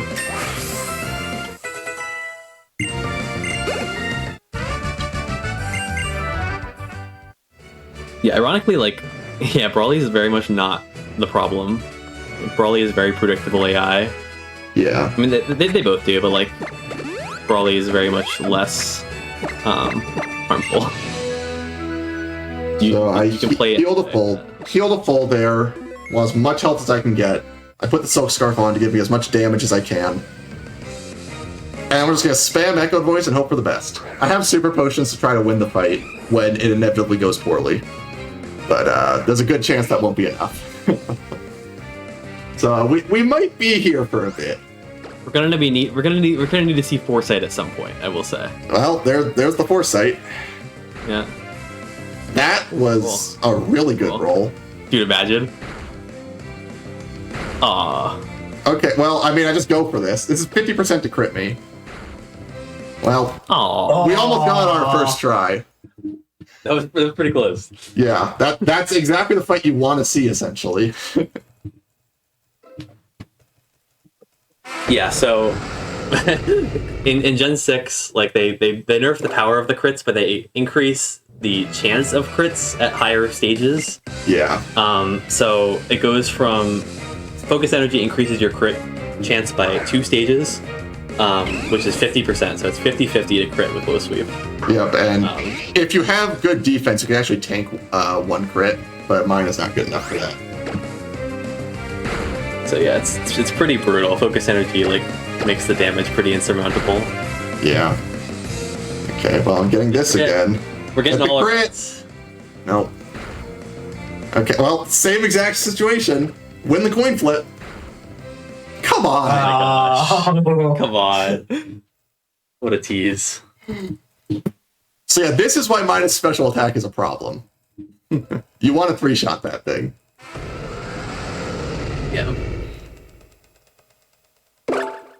Oh, what a fight! Another fun thing that Hideki can do is just use Low Sweep turn 1, and in most cases, especially this one, that probably just means a death. Well, I mean, I take 2 low sweeps if they don't crit, and I have super potions, so I can heal around it. It all depends. Yeah. The problem is, yeah, again, if you get interrupted, if your echoed voice gets interrupted before you hit the third echoed voice, you just cannot do enough damage. Hey, give me a crit, man.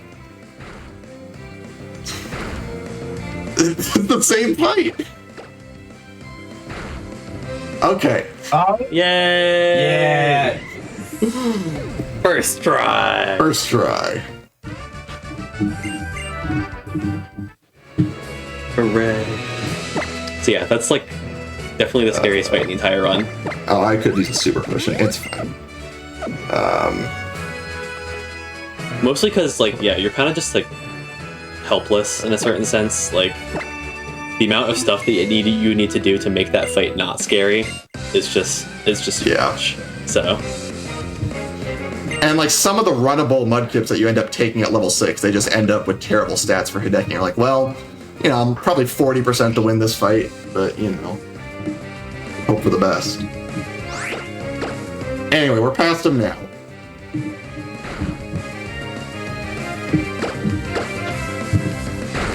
And Echoed Voice does really well for the rest, unless we get confused, which this thing is really trying to do. I was gonna say, like, what we were talking about earlier, like all that euphoria we were feeling before. Imagine you're in a scenario where you just get confused, hit yourself, die, and lose your rod. Yeah.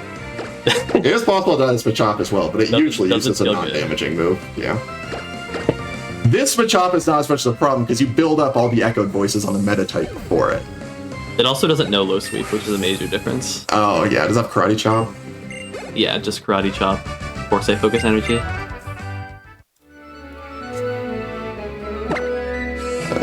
So, Potion. We use Ether on our Echoed Voices, and then we actually take off the Silk Scarf here. The reason for that is Makuhita knows Knockoff, which gets boosted in power if you have an item on. So it does... I've got to save, that should be fine. It does ridiculous damage if you have an item on. But if you take off the item, it cannot use Knockoff. Yeah. Yeah, so and it is it's disincentivized from using Arm Thrust, which is another damaging move, so you usually just take no damage. Yeah. It'll only use Arm Thrust if you're dead to one hit of it, which is like 2 HP, so you basically are only getting bulk up or sand attack. And this Machop can cause problems, but it's nowhere near as bad as the one we just fought. Again, does not know Karate Chop, or low sweep. The problem is okay, that's a good roll. This will probably kill. Yeah, it usually uses bulk up and Leer, but it can be a problem if you get like a Leer into Karate Chop crit, and then...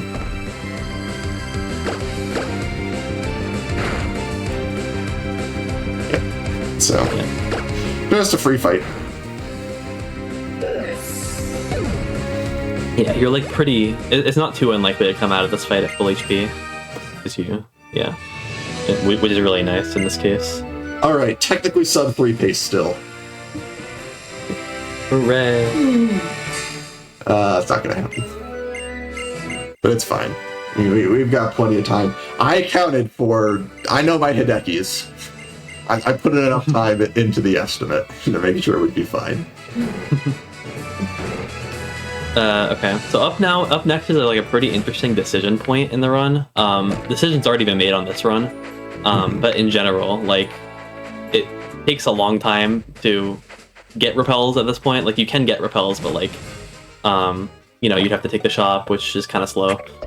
There's also a super repel on the right side of Dewford, which you can also opt to get. Or you could just not get any repels at all and just run through here and hope to get no encounters. And if you do that, you can still get one encounter and still save time doing that.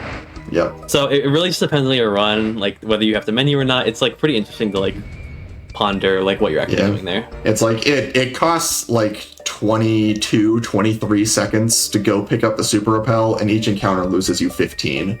So it's a real much of how much you want to take the risk. And the average number of encounters you get is like 1.5, so it's like exactly break even expected value.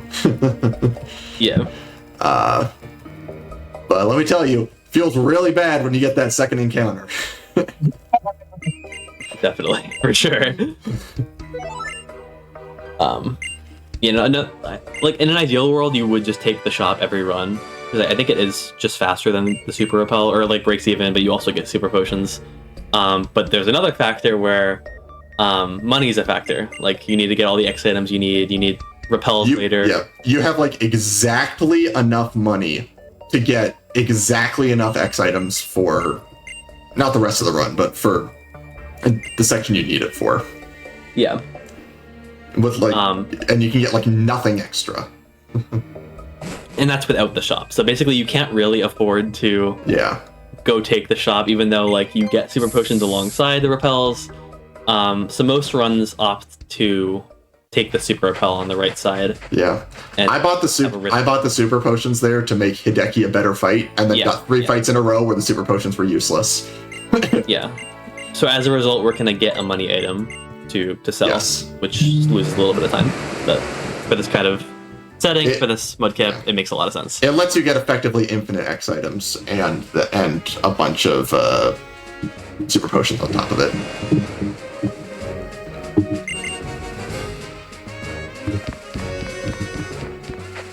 So right here, we're gonna get the soft sand. This is the ground equivalent of the silk scarf. It boosts ground type moves by 20%. And that is really important on Marshtomp, whose main attacking moves are going to be ground. Specifically Bulldoze, which we will get in, I don't know, 20 minutes, 10 minutes. A little bit, yeah. Yeah, part of the reason why Marshtomp is so good, the third gem is Watson, which is electric type. One of the most dangerous gyms in the entire game. Being ground type kind of just completely like neutralizes it. Yep. Can't use any electric type moves. It has Volt Switch. All the mons have Volt Switch. Oh god. Which swish you out. Like it does a lot of damage. Magnemite line has a lot of special attack.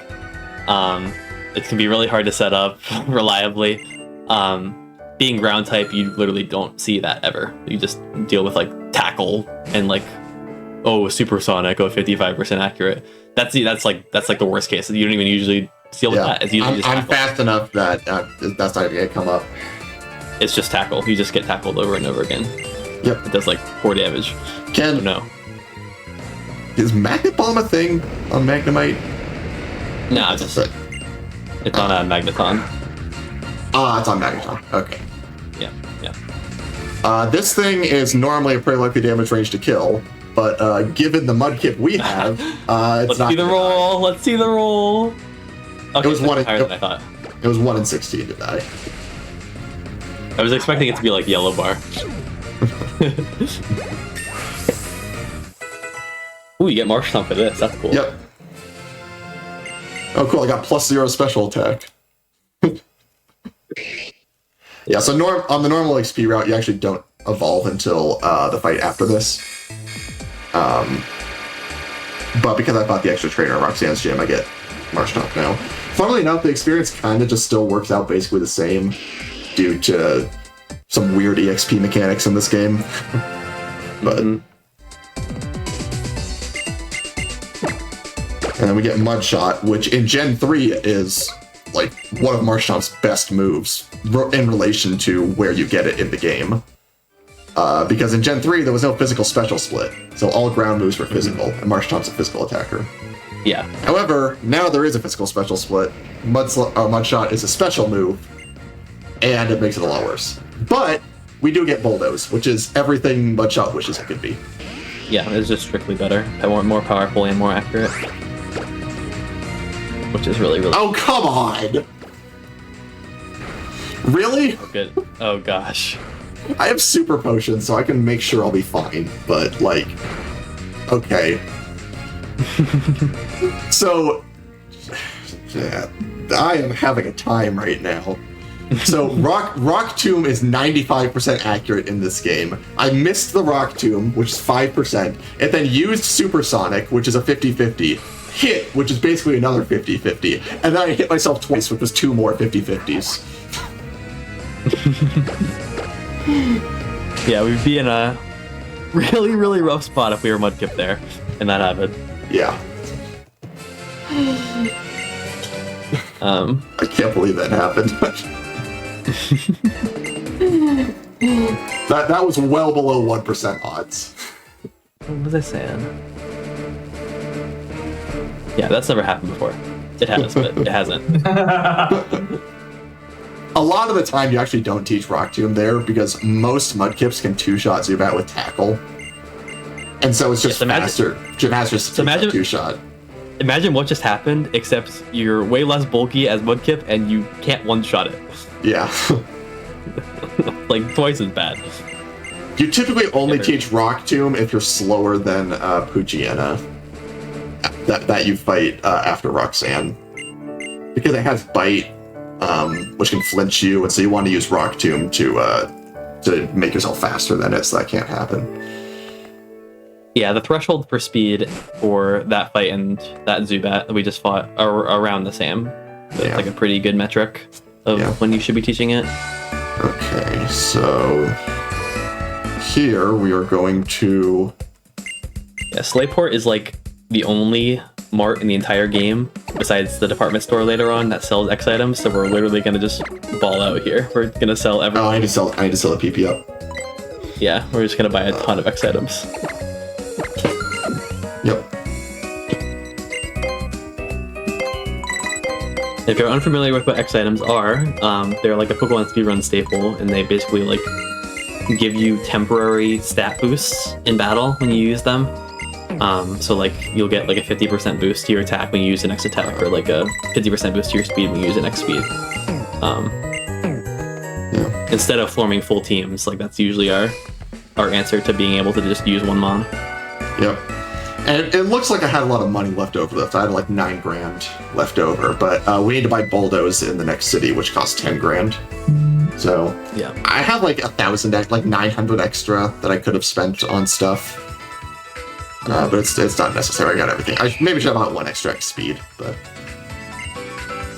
it'll be fine. Yeah. Do you think +4 echoed voice is killing Grovyle? I actually wouldn't count on it. I mean, maybe, but I'm obviously saving before the fight anyway. But yeah, I think I'll just do +3, and then I would think it's probably a range. Yeah. I'm not super familiar with damage ranges when your special attack is this bad. I would reset a Mudkip that had 10 IVs more than what I'm currently running. So yeah.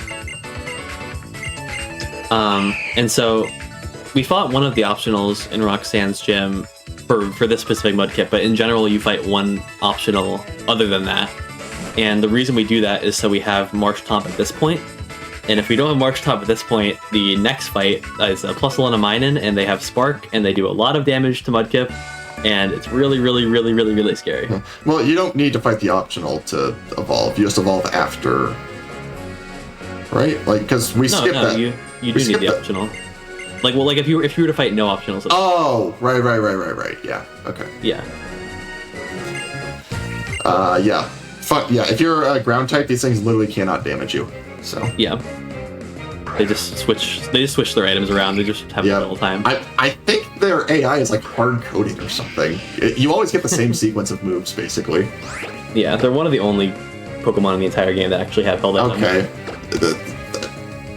This thing doesn't even have the accuracy IV. I'm not. The accuracy IV. Yeah. I've never seen this thing actually use Spark. Because it ran out of things to do. Yeah, it already used Bestow. It already used Encore. Used Encore, yeah. 40295. That's funny. Shit.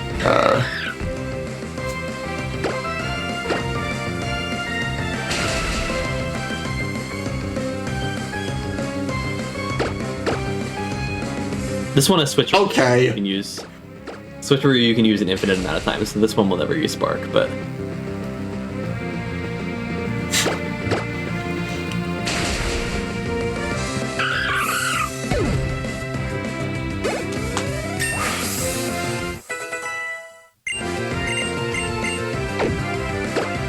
$18 for this. Now, I heal up to full. I equip the Silk Scarf, and then I use the Super Repel. Yeah, so aside from Hideki, super potions have some like pretty niche cases to like get you out of scenarios where you can't really win. This next fight is one of them. The lead is a Slugma, which we're gonna save for. This fight's kind of not great. Yeah, but it's especially not great given I have 0 to 3 special attack minus nature. Yeah. The lead is Slugma. We're setting up a lot on it. It has Ember as one of its moves, which is 10% to burn. If you notice, we don't buy any full heals or anything. And so, I did pick one up. Yeah, there's a way that you can pick that up. That's like an answer to it. If you don't have that, you can still bail yourself out of that scenario technically by having super potions and just healing to full as soon as you start doing the fight. If you only have potions, there's kind of really nothing you can do if you get burned in that scenario. So yeah, and there's another spot later where you can get paralyzed and the same thing can happen. The standard fight is just set up enough to one-shot the Grovyle. However, my special attack is so bad that even if I use an extra X item, I'm still probably not one-shotting. So I'm going to give the Grovyle a turn. Yeah. It's only 1 in 4. I'm just going to use the Super Potion here. Yeah. It's only 1 in 4 to use Mega Drain, which is its only grass move. Yep. Fully random AI. So I just need to dodge the 25%.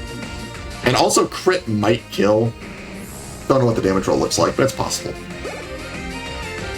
I feel like, yeah, it would.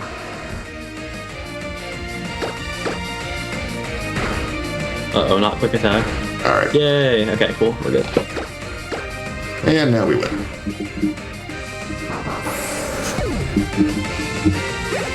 That wasn't so bad. And now we're teaching Bulldoze after this fight, so special attack really falls off for both. Yeah, special attack like doesn't matter at all from here, basically. Yeah.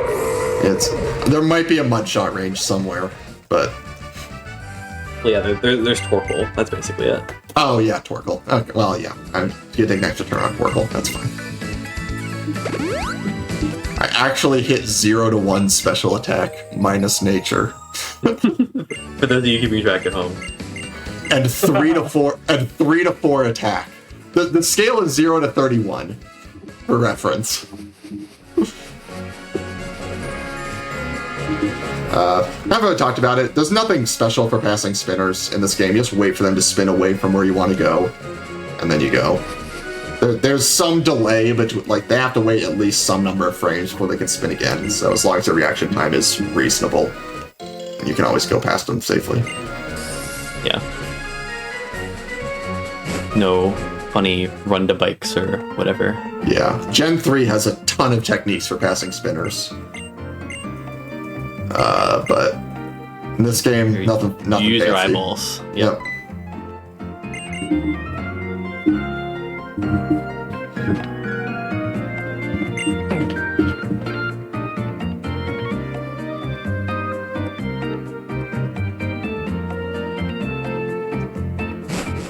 So here's the bike. There's a slight difference between the Mach Bike and the Acro Bike, not nearly as distinct as Gen 3. Mach Bike is a little bit faster, like it has a little bit higher base speed than the Acro Bike in this game. But there's no sort of like acceleration feature like there is in Gen 3. Like, There's a bit of a deceleration, but it's very minor. Yeah, it's not nearly as pronounced as it is in Gen 3. In Gen 3, you can really, really move quickly on the Mach Bike. Yeah.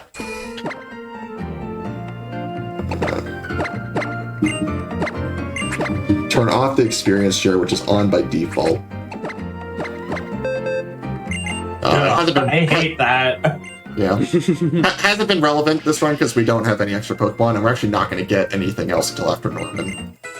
But we just turn it off now. You usually turn it off at some point before you get another Pokemon, and this is a good spot to do it, because you also have to register the bike, so you're already over in that menu.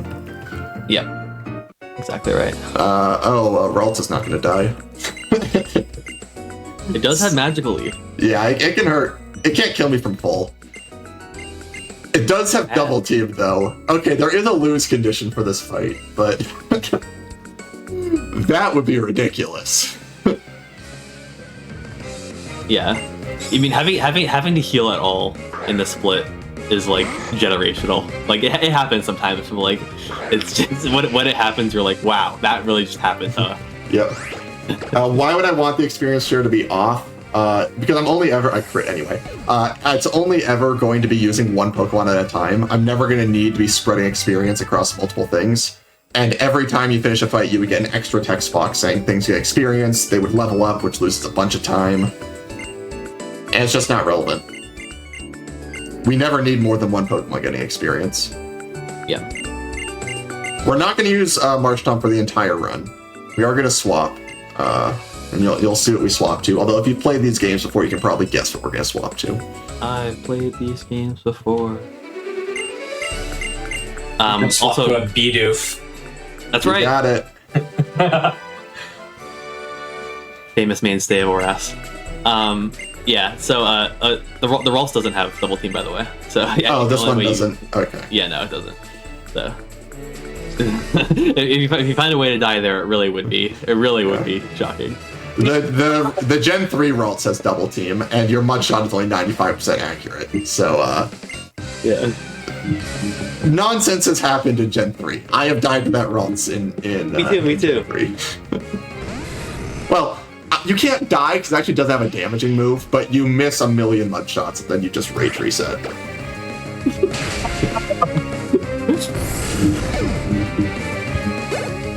So yeah, same kind of thing for this entire gym. There's a couple mandatory trainers, but you can't get hit with any electric type moves, so they all just have like quick attack or like rollout, which they all just do like 4 damage at a time.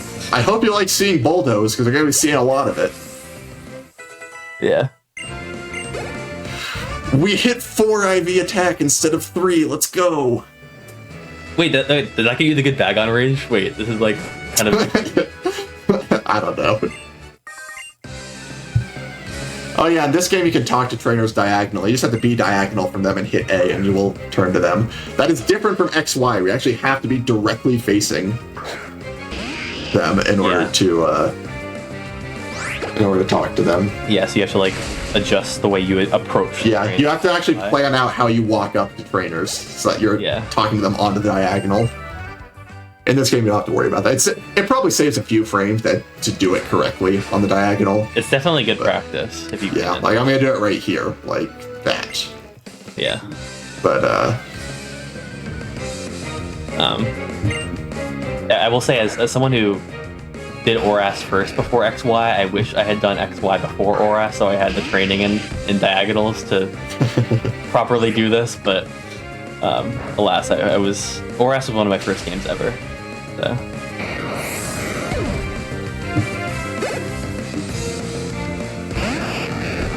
It's a pretty good run, honestly. It's like the late gen games got a pretty bad rap, but I think it's pretty neat. Hideki's a real problem. Yeah. If Hideki wasn't a thing, we could be a lot more loose with our Mudkip resets. It's just Hideki is such a problem point that you have to be strict about it, because otherwise you just won't win. Yeah. Yeah, No, I think the 0 to 5 is the range for Bagon. Ah, good try. I forgot that. Might have to save for that fight. Yeah. Yeah. He does a range too. That's something I did. I forgot about this. I rotated minus attack at some point ahead of the barrier blitz. And one of the things I did for that fight was I had you X attack on Electrike. Yeah. On top of X attacking on Makagita. Oh. Yeah. I might do that. If you can afford to, that could be something. This thing is sturdy, so we chip it with Water Gun. And then I'm also going to use an X speed here to outspeed both the Magneton and the Voltorb. And then we win. Oh, I have just barely enough speed to outspeed the Voltorb. Nice. We'll be seeing those rollouts. Yeah. Voltorb can't do any meaningful damage to you. Magneton can confuse you, so that one you really want to outspeed. Yeah.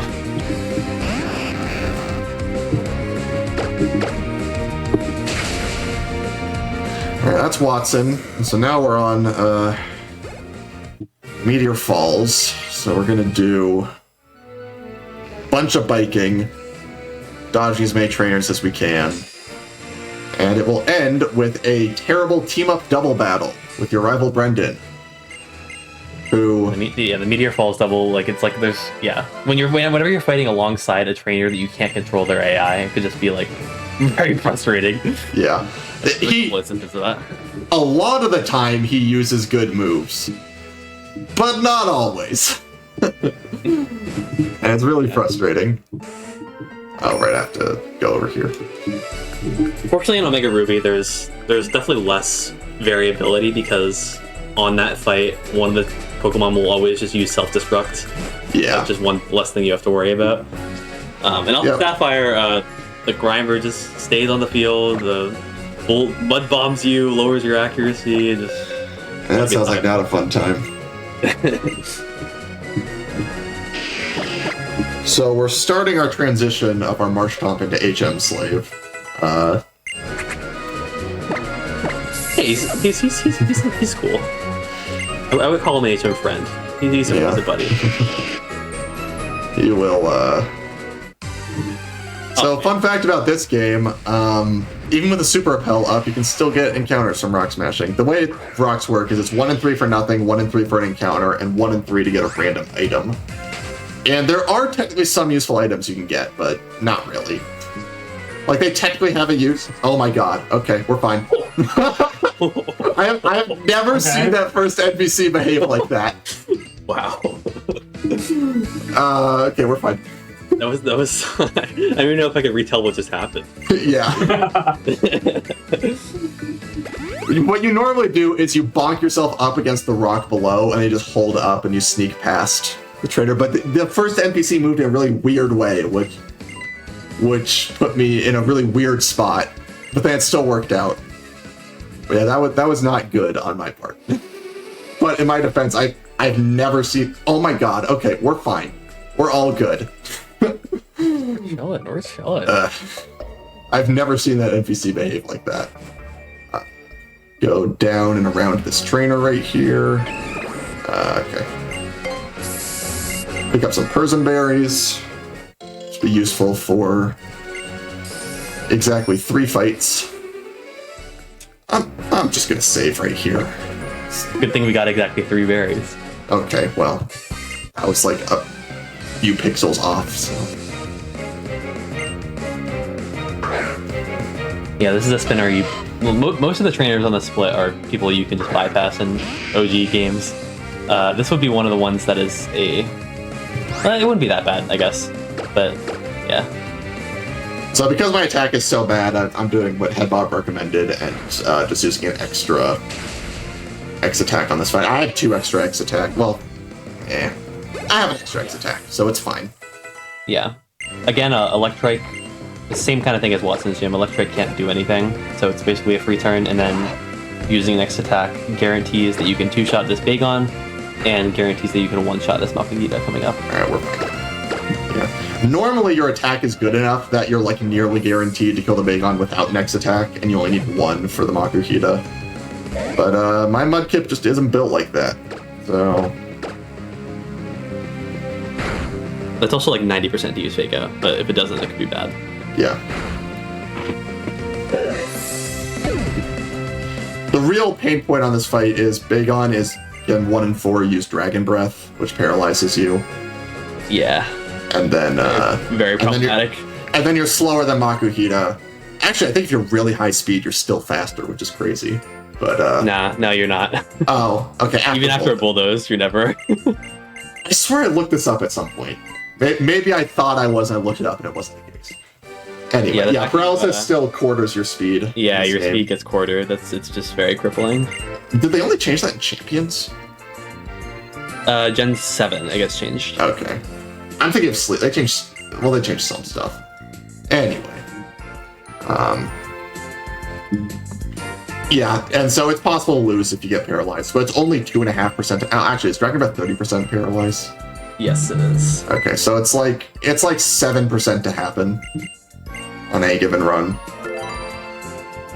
And you don't play around that. You just you hope for the best. Yeah, compared to some of the fights we have already gone through and are yet to go through, this is very much a drop in the ocean. I do also have the full heal on this run, so if it happened, I could have just healed it off. Yeah. But then I can use Dragon's Breath again.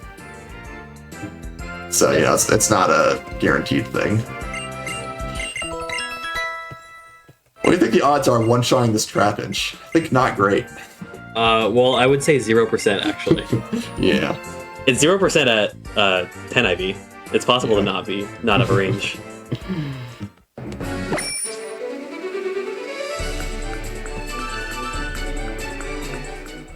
Yeah, this Trapinch is a non-guaranteed 1-hit KO on maximum attack. Yeah, I think it's 13 and 16 if you're literally maximum attack. And you do want to one-shot it because it's very nice to not take damage, but you usually expect to take damage. And also dig, which is kind of annoying. Yeah. Why can't Bulldoze hit underground? That's like the same animation as Earthquake. That is the question. I think Bulldoze has an interaction like that with Magnitude, which is that's almost the same thing. It's just very silly. Very silly. Anyway, so I just got a free heal from Aaron, the dude in the tree.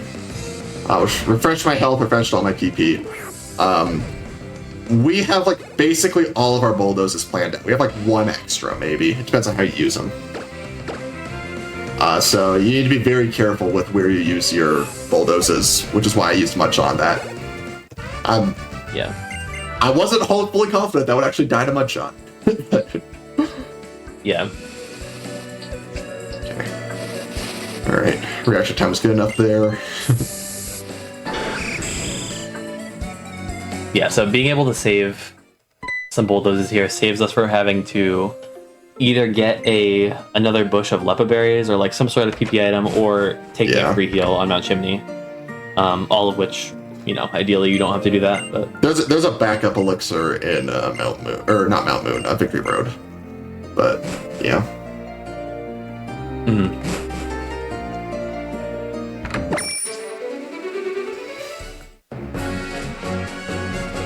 So there's one more mandatory trainer before Meteor falls. Then Aeron with Sturdy. Can't really do anything. Has Iron Head, which does low damage relatively. Yeah, it's only moves it can use on Protect and Iron Head. It has Rock Throw as well, but it can't use it because Iron Head does more. I think that's right. Yeah, this trainer has AI, so it can't use Roar. It has Roar as its fourth move. Can't use Roar because we only have one Pokemon. And then it has that is so low damage. Less. I've never seen it live with that much health, but still got the 2 shots, so it doesn't change anything. Level 23. Yep.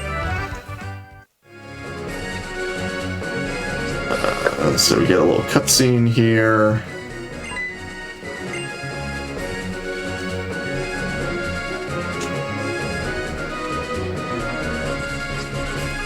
Okay, good enough. Comet Charge sells for 15,000, I think. So yep, it's crazy. Okay, sells for 30 in Gen 7. Oh, jeez.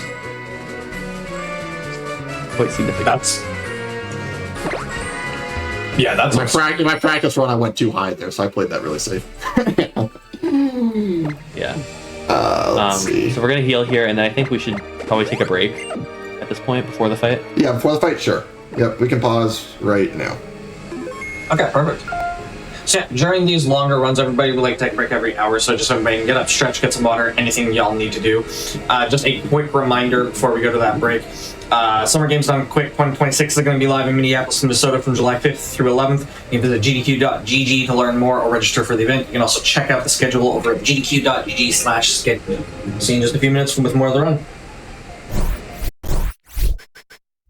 Hello, everybody. Welcome back to the Games Done Quick Hotfix. Today, we're showcasing some Pokemon games. We are in the middle of an ORAS run, an Omega Ruby run. I'll hand it right back over to you whenever you're ready, if you just want to give a quick 3, 2, 1 countdown.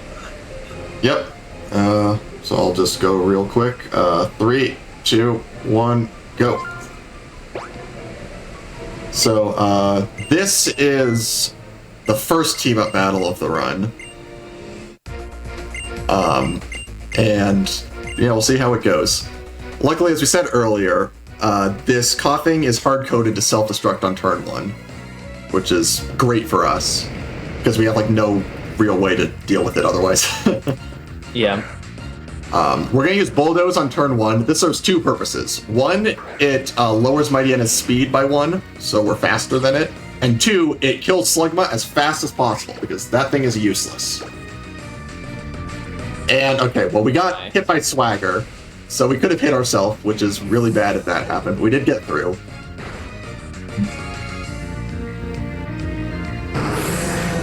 So we do some good Grovyle is damage. a lot more useful for both the Mightyena and the Numel that follows. Got crit. Fine, I'm just going to use the full heal here. Yeah, And that makes if sense. Grovyle is smart at all, it will just use Leaf Blade. Oh, man. Okay, hit Grovyle. That's fine. Good job. Good job, Grovyle. We do need Grovyle to hit through in order to finish off this Numel, but it's should be fine even if it doesn't. Okay, well, not that move. Wait, that was boosted Fury Cutter damage, wasn't it? Which means he used, I think so. yes, which means he used Fury Cutter on the previous turn when he hit himself. That's funny. Wait, that's funny. That's a very funny interaction. Fury Cutter is like Echoed Voice. It gets more powerful the more turns in a row you use it. Although in previous gens, if you hit yourself, it would break that chain. I think as long as you select the move with Fury Cutter specifically. Oh, no, as long as it hits. Are we sure it's double? Yeah, I don't know. That looked like a lot of damage from Fury Cutter. I don't know. Whatever. Oh no, it got Swagger. That's probably why. Yeah, it got Swagger and it hit itself in Confusion. And the damage. In earlier games, that would break the Fury Cutter chain. Yeah. But I guess in this gen, that doesn't normally come up. Yeah. Anyway, look, it's Archie. I do enjoy how in this games they actually like differentiated Archie and Maxie in their designs. Mm-hmm. Yeah, there's a lot more detail. Yeah.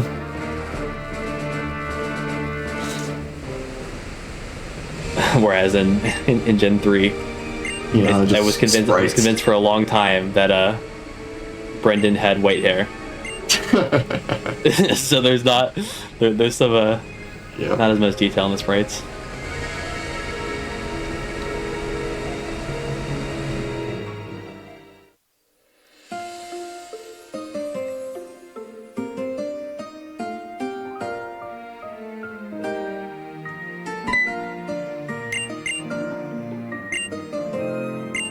So another funny decision point is right here. So after Meteor Fall stuff, we're gonna get an option to work back to Mauville to like kind of further the storyline, since we have to go there and then back to Mount Chimney anyway. But if we do this, like, we have to go back through the Rock Smash Rock again. We're gonna shop here and then we're gonna go back through the Rock Smash Rock again to get to Mount Chimney, which again, 1 in 3 to get an encounter, which loses 15 seconds if you see it. So you can also opt to say no and take slightly longer movement, slightly more intricate movement, but there's no risk of the Rock Smash Rock. So there's like a decision point whether like it is like slightly, it's like 2 seconds faster on average to go backwards. Yeah, but it's 2 seconds faster on average, but also the median is faster to say yes. So Yeah. Oh no, you don't have a menu here.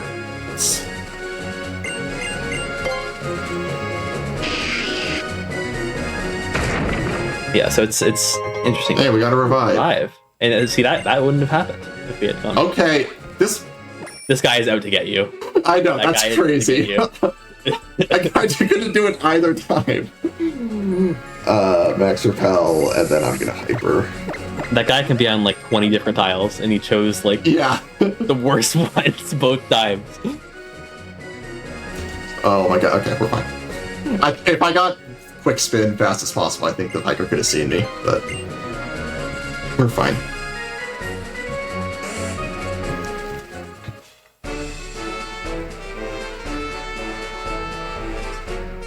And so, coming up on this next fight, The only interesting thing is the coughing. It can use Assurance, which will do like 10 damage, or it can use Smokescreen, which makes us start missing.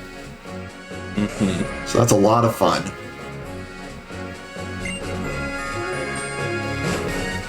I usually don't heal there, because if you're in Torrent, which is Marshtomp's ability, you can usually two-shot the coughing, actually.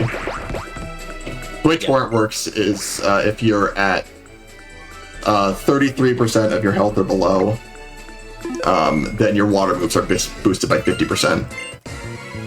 Which is a really, really useful ability in other games. Marshtomp basically never uses it. Yeah, I was gonna say, like, we pick the water starter in most Pokemon speedrun games. It almost always comes up more often than this game. Like, it's very, very infrequent that we actually make use of it. The main point you usually use it is Roxanne, the Roxanne fight, because you do boosted damage in a nose pass. Anyway, 3-shot with Water Gun, because it has Levitate as its ability, so we can't hit it with ground moves.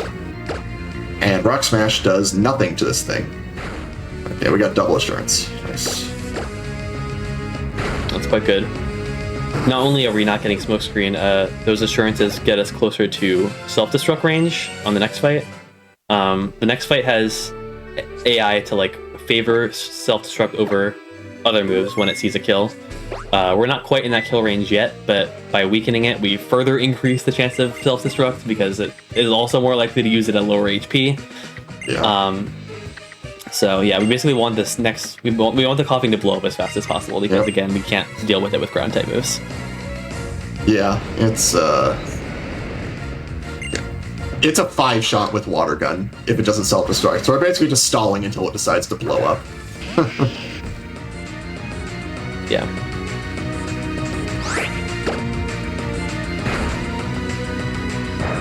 Nope.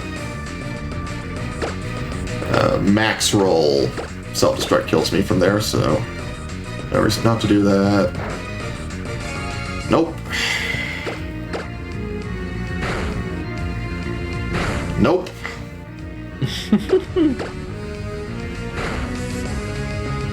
Nope. Wow.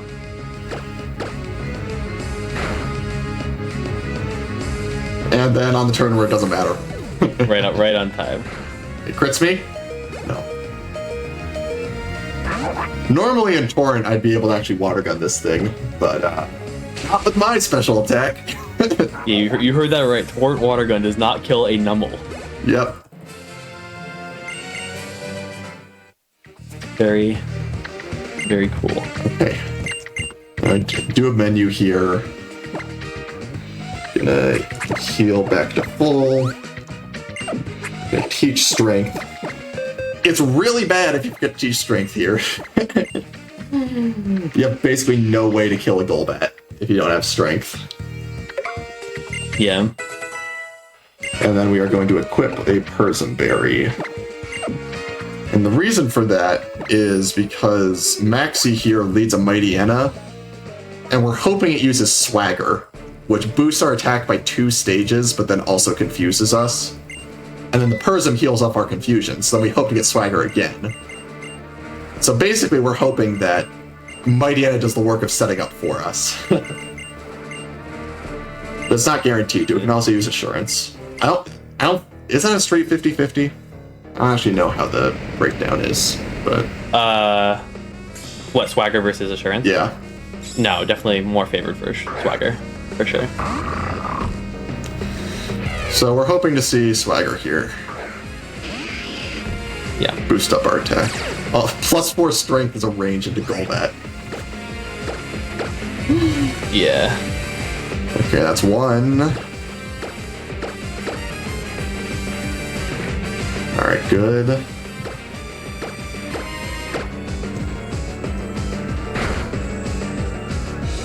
Yeah, this is very, very unlikely to die. Yeah. But no Swagger is good. Boy. What does Golbat do? It wing attacks. I think you live from here. Yeah, you think, huh? I don't know. I don't know it for a fact. But Yeah. the range is likely. Like 10. It's 11 and 16. Yeah. And save before this fight, so I'd go back before the previous one. Well, we'll be fine. Okay, see, we're fine. No quick attack, right? Correct. Alright. Have to make sure. That'd be embarrassing way to die. I actually usually confuse Rays anyway. So I wonder, Yeah. I wonder if I saw a kill. It might have. Interesting. I probably should have just used one more X attack on Mightyena. That would have been the safe play. But Not to the end of the world.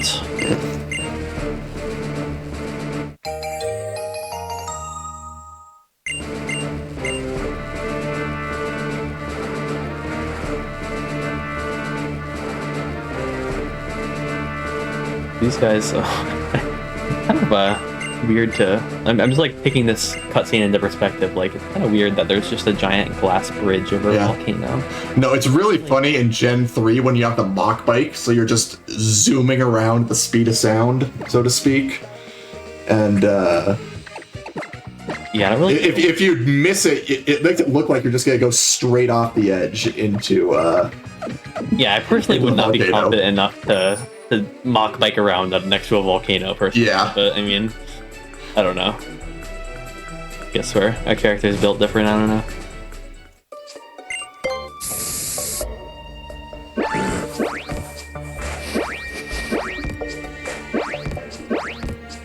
Yeah, we can just hold straight down here with the Yep. pad and we just pass everything. just holding down.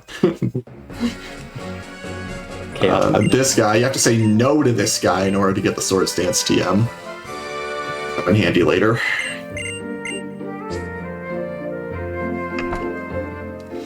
And now we have Flannery's Gym. which definitely not OSHA approved. 100%.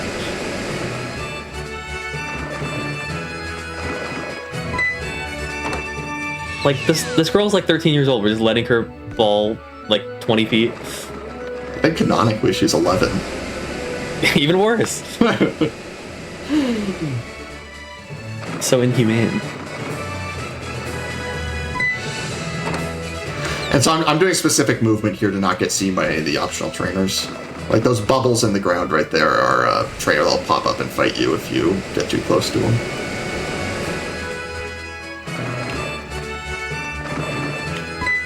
You scared me there. I don't know why. This one is required. And then normally, most Marshtomps will cleanly two-shot Torkoal. Our Marshtomp is not built like that, so gonna have to take an extra turn. Torkoal usually doesn't do anything though. It likes to do Sunny Day and like Curse. Overheat is, and the overheat is the big damaging move, which we quad resist. So in Gen 3, it has a track, which like that's the only difference, and it makes a world of a difference. yeah, It's very, very scary. not even gonna save for this because like it's hard to imagine what the losing fight is, to be honest.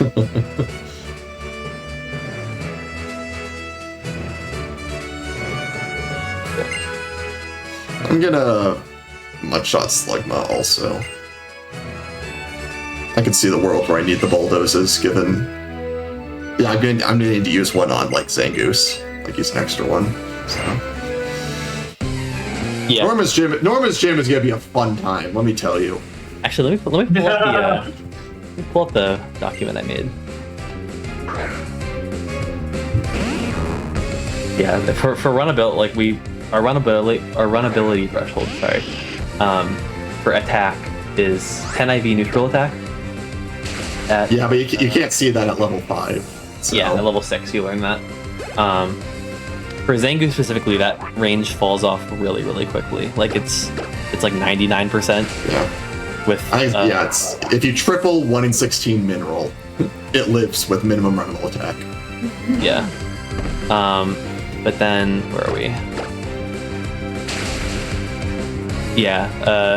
That's like minimum attack. Actually, no, it's totally fine. I don't think One Shot's gonna kill from there. I'm gonna strength again. Yeah. Hopefully it still kills. Alright, we're fine. Okay. If it lives at low health, it heals back to full, so. Yeah, now it's gotten curses up. You actually could be in danger. Yeah, luckily, because that's like the one spot where it's good that Mudshot is special. Yeah. Curse only boosts physical defense, so it doesn't affect how much damage Mudshot is doing. And also Torkoal has a lot of Yeah, physical defense. Torkoal is it's super physically bulky. It's actually a really fun design, because like the Slugma knows light screen to bulk up its special defense. Mm-hmm. Yeah, at least in Gen 3 it does. I assume it knows in this game as well. It does. Right here, normally we would have a lot of problems getting back to Norman's gym, but because these are a modern Pokemon game, they just teleport us directly to Norman's gym, as long as we say yes here. Yeah, they actually care about the quality of life. It's so wonderful. Yeah, in Gen 3 we actually catch an Abra and use that to teleport around the map, because you don't actually get access to fly until beating Winona. It's super late.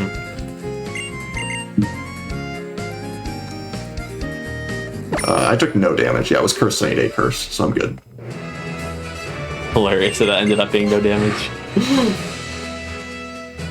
So this Delcatty is the worst thing in existence.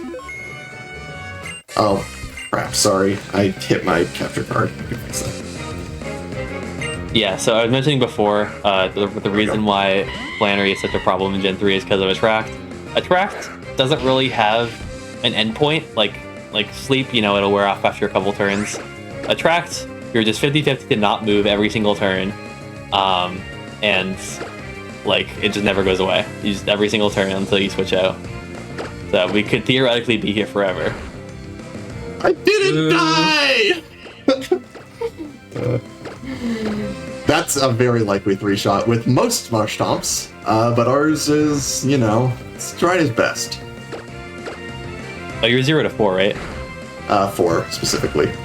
Yeah, that range falls off at 4 specifically. Lovely. It's 24% instead of 76 at 5. Got through. I have no idea what the damage rolls look like on this Linoon. Yeah. So this Linoon is interesting because it knows both Covet, which steals your item, and Bestow, which gives it back to you. And so it tries to, like, manipulate your item so that you put it into heal range, and then it heals back to full. It's a really weird fight. Recovery room. Yeah. In Gen 3, it actually heals anything below 50% health, but they nerfed that to 25 in this game.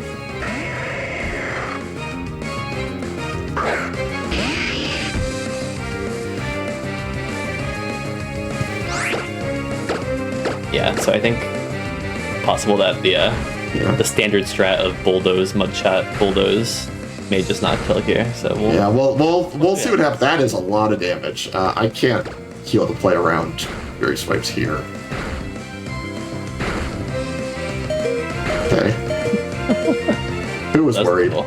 Oh, you still have Covet. Okay, that's why. I still have Covet. Yeah, I still have my Soft Sand. Okay. That is bold. I don't know if I would have done that. I don't know how to play this fight optimally, man. Oh, we got it! Wow. Yeah, so if he had gotten Covet, it would have just put it into heal range. I couldn't remember what the speed threshold was to outspeed it after a Bulldoze with plus speed. I think it's like 19 or something. 4 hypers, that should be enough. I'm kind of close. This should be a guaranteed win, but I don't. Yeah. I don't trust this Marsh Stomp. Saving is super fast in this game. You see how fast how quickly it goes by. So yeah, there's not much investment.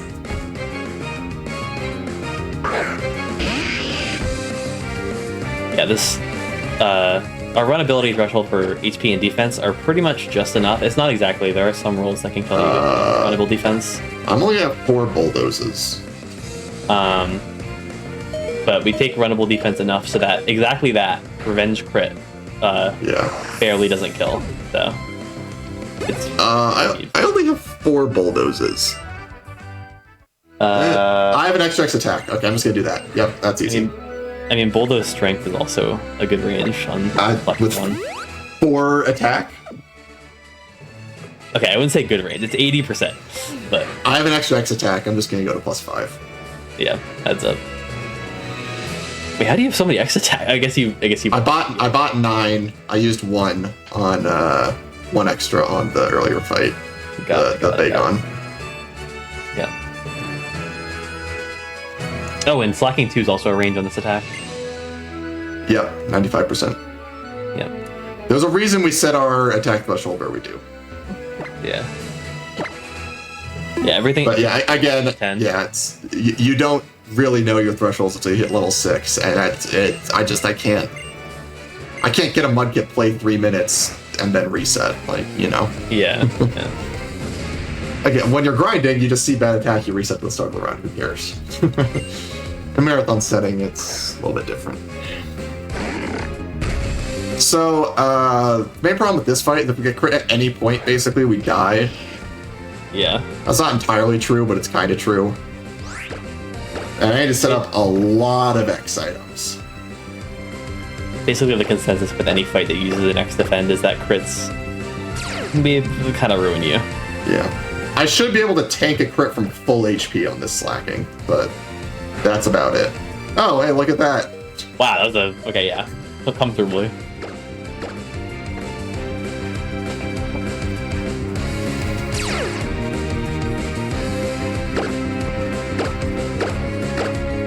It's 2.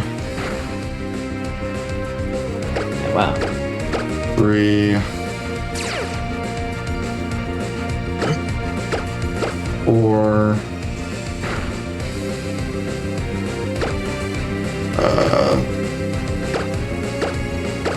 Oh gosh. Yeah, okay, this is getting a little, Oh wow. Encore! Oh my god. I have to stall a turn here.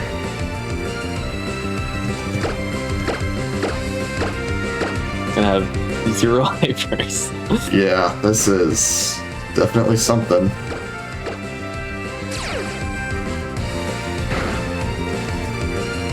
I used all of my super potions and all of my hypers. Jeez.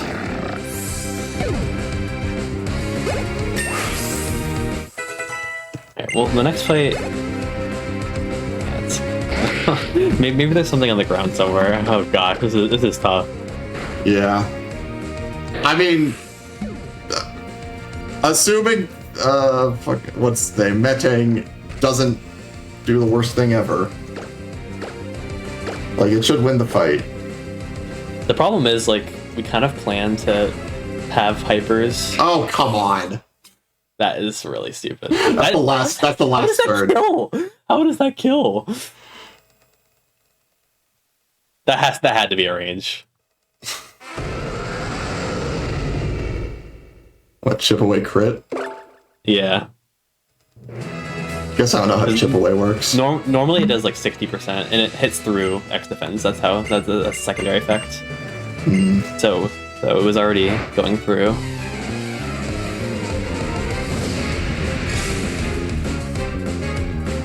So that was really unlucky. That was like the last possible third.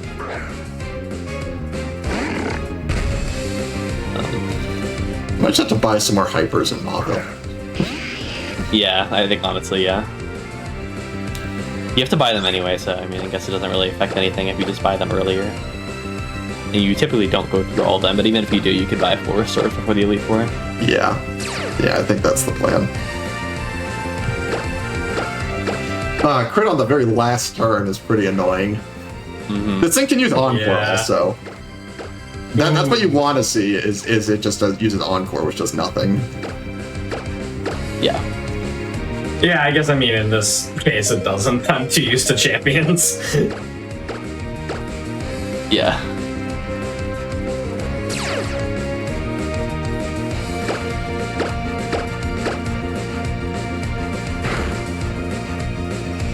What a run this is.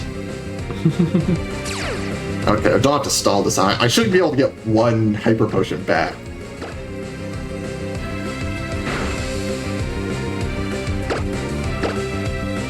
Because on the previous run I got crit by this thing, so...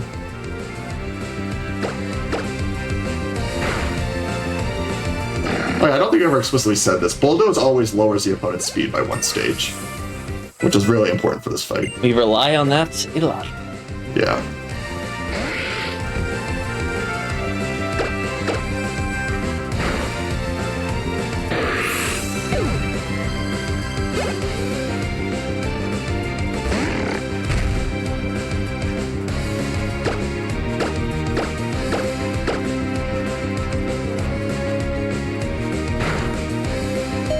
Alright.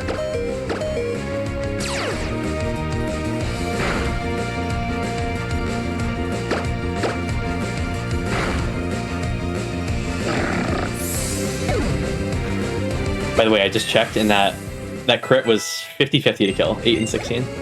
Nice. Incredible. Alright, well I have 1 Hyper Potion now. Hey, actually matters quite a bit. I don't think that's enough, though. Yeah. Like, even if I YOLO the double battle, like... Yeah. On a real run, that gives you hope. Yeah. You technically don't, you know, you can make it with 1. Yeah. Technically possible. I do still have, like, 4 potions as well, so, like, you know...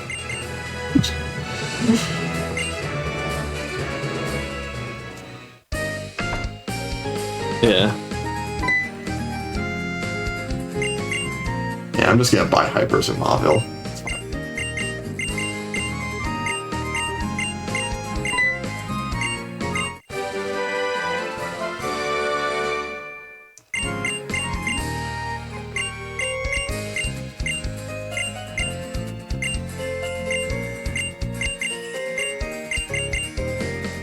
I had so many Hypers in my practice run. My practice mudkip was really good. Just how it goes. That's how it goes.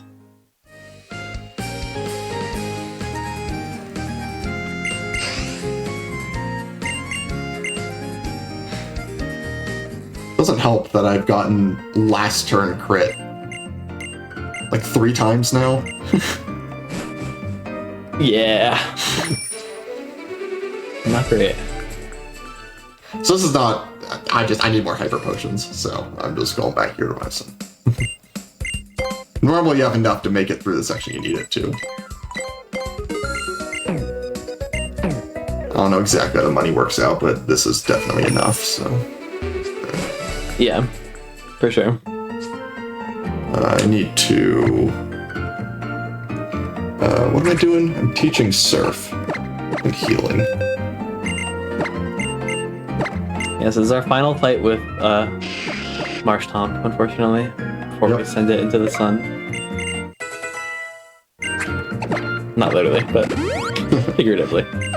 No, its moveset is 3 HMs right now, and it's not going to stop there. I'm always scared of that optional above staring down directly at me.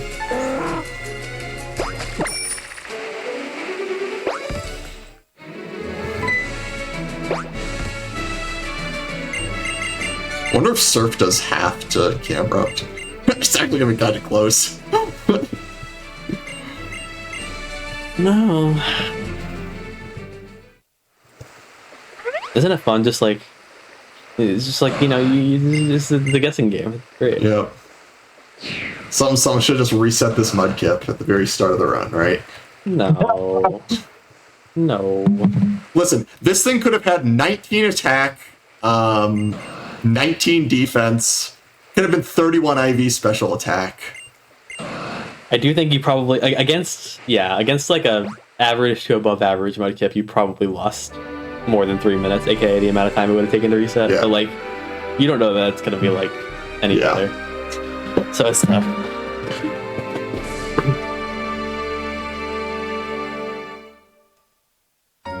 Very tough.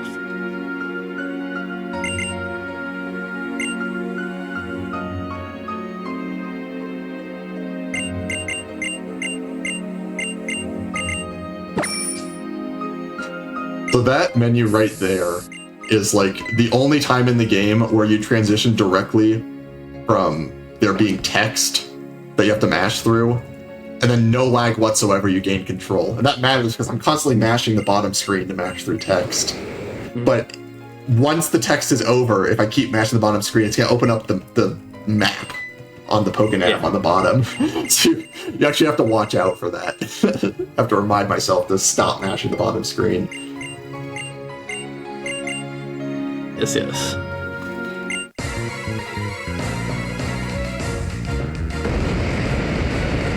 Alright, so this fight, we just hope that Metang pulls its weight, which it almost always does, but it can miss Zen Headbutt, and then it gets problematic. Yeah, it kind of just has to hit any move at any point. Yeah, pretty basically. much. For you to be completely fine. Yep.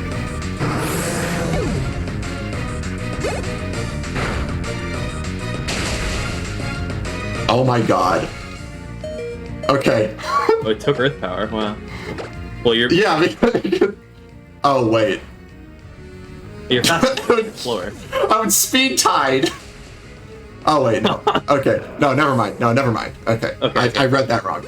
Mystery resolved. We're fine. Yeah.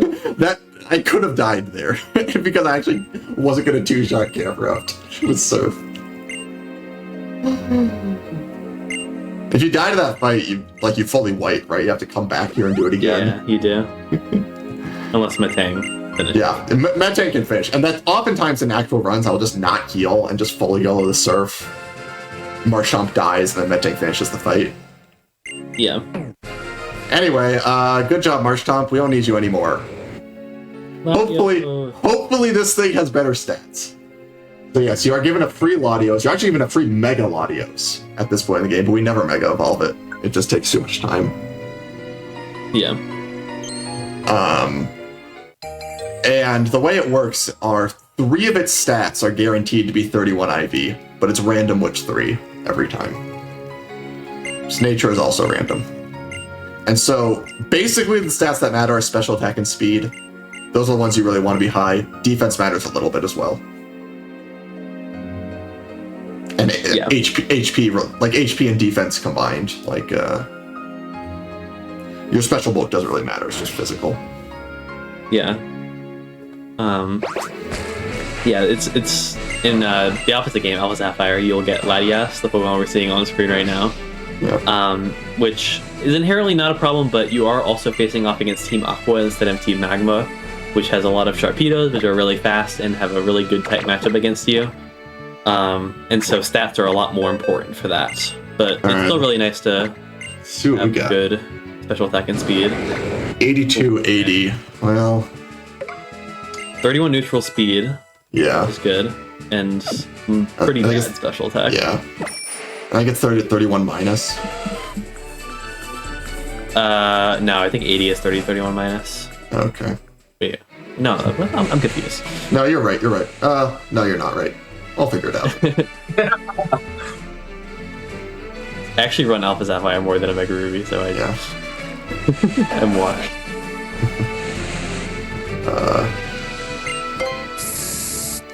So we taught it Surf there. Yeah, it is 30-31 minus. Okay. So that's not great. Could speed is definitely good, be worse. Fortunately, 30-31 minus is like kind of enough to get some of the ranges on full bats and stuff. You would kind of just be out of luck on Latias. Yeah, pretty much. Latias and Latias have their special attack and special defense switched, and so you want the more offensive one, which is what we have. That's why Omega Ruby is better, is because Latios is just a lot better than Latias, and also Team Magma is a lot better than Team Aqua to deal with. Yeah, some of the contingency strats that Latias has to prepare for just take so much time. For example, there's a Sharpedo on Mount Pyre, which we're coming up on pretty soon. If you're slower than that Sharpedo, you have to do this like really, really slow alternative strat where you lead Marshtomp and bulldoze it so that you can outspeed and kill it. That loses like 20-30 seconds by itself. It's really not good. Yeah. Did you happen to catch any of my other stats? Did not, unfortunately. It's I think not- 91 is 31 neutral, so... No, it's 97.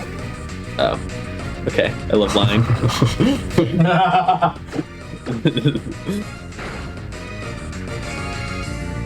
Okay, that's a pretty good outcome. What? That was a quick feat. Yeah. Oh, okay, never mind. Quick, what, like double speed if it's statused, something like that. Yeah. I think it's 1.5x, but... Yeah.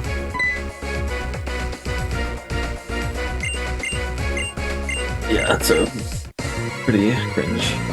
That's pretty annoying. Oh well.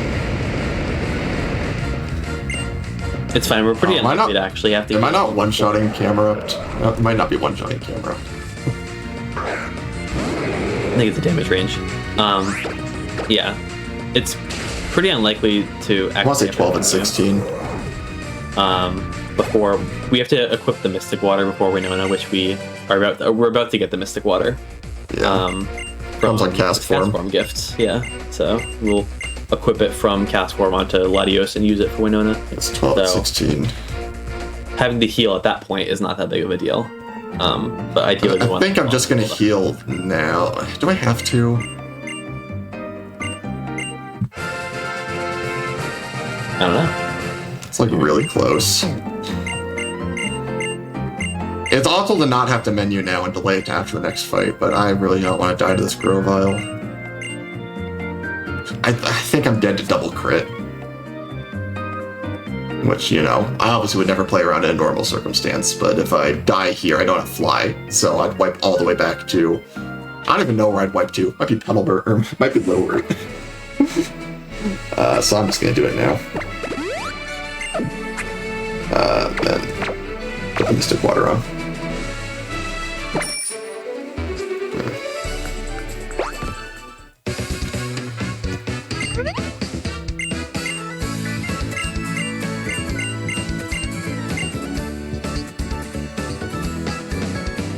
Oh yeah, this is the one fight where the date matters. Before the run, I set the date to May 6th, 2017. The only reason is that it can be raining on this route, and if it's raining, you get a bunch of extra text. It's like, you know, the rain continues or whatever, so. We just pick a date that we know it's not raining. I wonder if we can find like a group of dates like a week in a row. We just like don't have to think about it. Yeah. That's gonna be Luster Purge.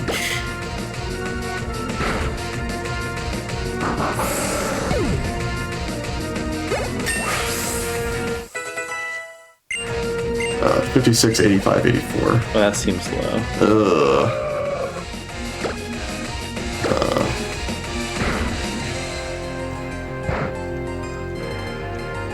Yeah, I think that's like 0. It's not good. Oh wait, I need to level up.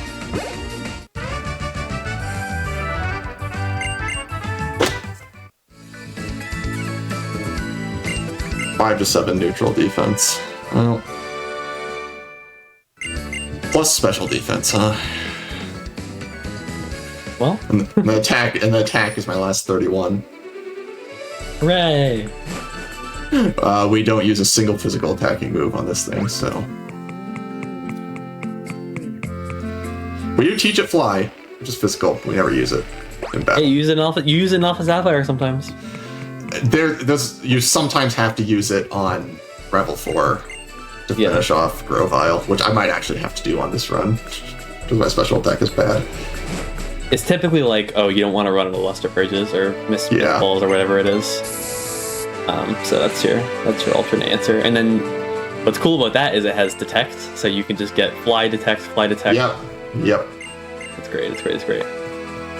Love that strat.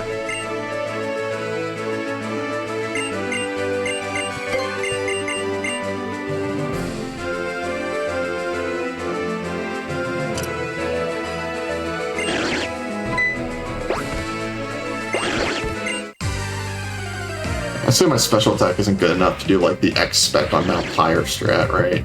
Yeah, no, that's just for 31 neutrals. 3.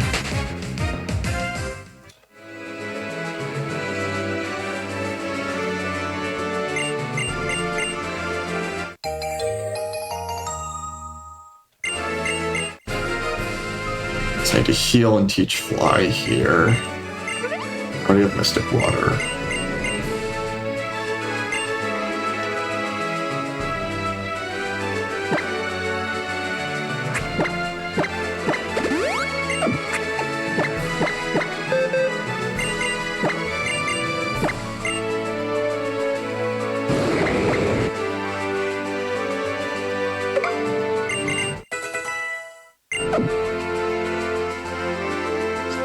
Yeah, we go here to get the Devon Scope in order to get rid of the Kecleon in front of Winona's gym.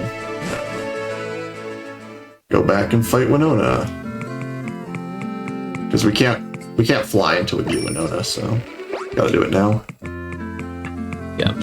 We actually have kind of a switch up from the original games in the sense that the past couple of gyms we've had to fight more trainers. Like there's been 2 to 3 mandatory fights. This gym there are none. Literally every single trainer is a spinner. And in the original games you have to fight a couple of them.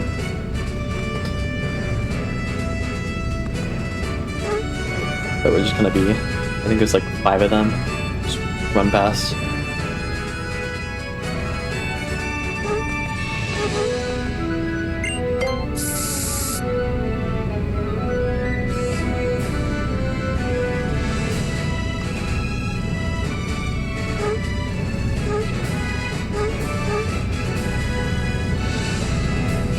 And easy.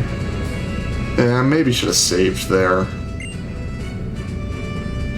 The problem is Swallow knows double team.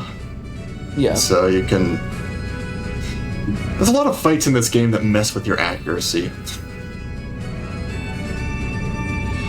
Not that you wanted to come to this, but you do have a revive. I do have a revive, I did realize that. I actually have up X specs as well, that I can set up 2 again.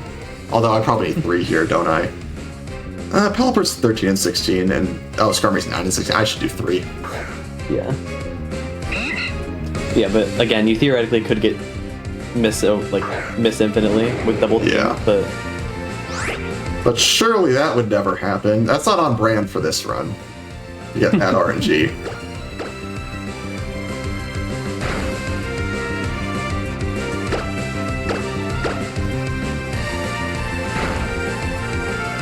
Oh my god. I do tank another aerial ace. Okay, we're fine. Oh, yeah. I just barely tanked one more aerial ace at 31 max. Nice there to be able to outspeed that Swallow. That's a 31 IV neutral thing. Yeah, you gotta watch out for its quick attack as well. Yeah, true. And we don't have to heal after this or anything because we're going to take a free heal before we have to do any more fights. So, definitely upside in 5788. saving that potion.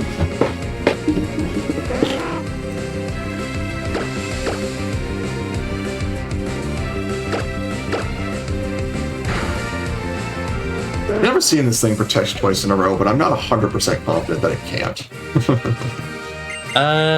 Yeah, I don't know. I don't think I've seen it either, but it would have been a kind of a problem if it did it again. But again, I've never seen it protect twice. yeah. Definitely unreasonable to plan for.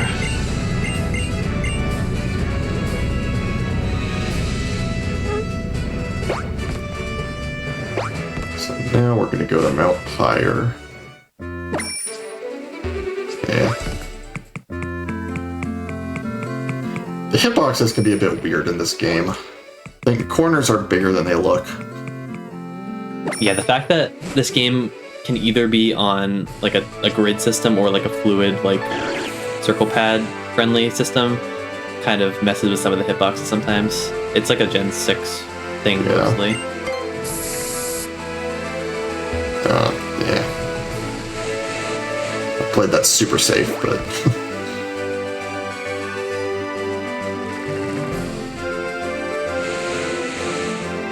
Oh my god, okay, we're fine.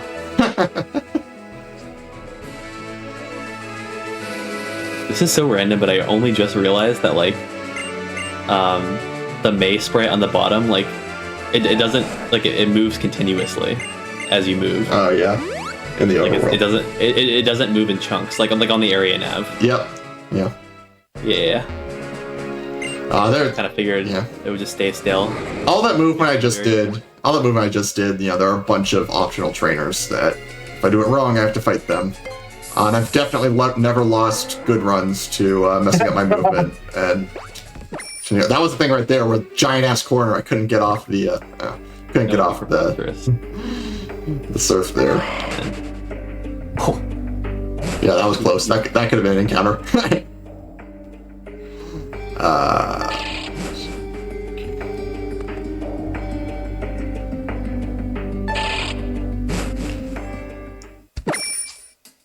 If you run out the dex nav encounters in a certain way, like sometimes they can just happen. They always Water. despawn when you're moving fast near them, but if they spawn in exactly the right spot, you can run into them before they despawn, right after they spawn in.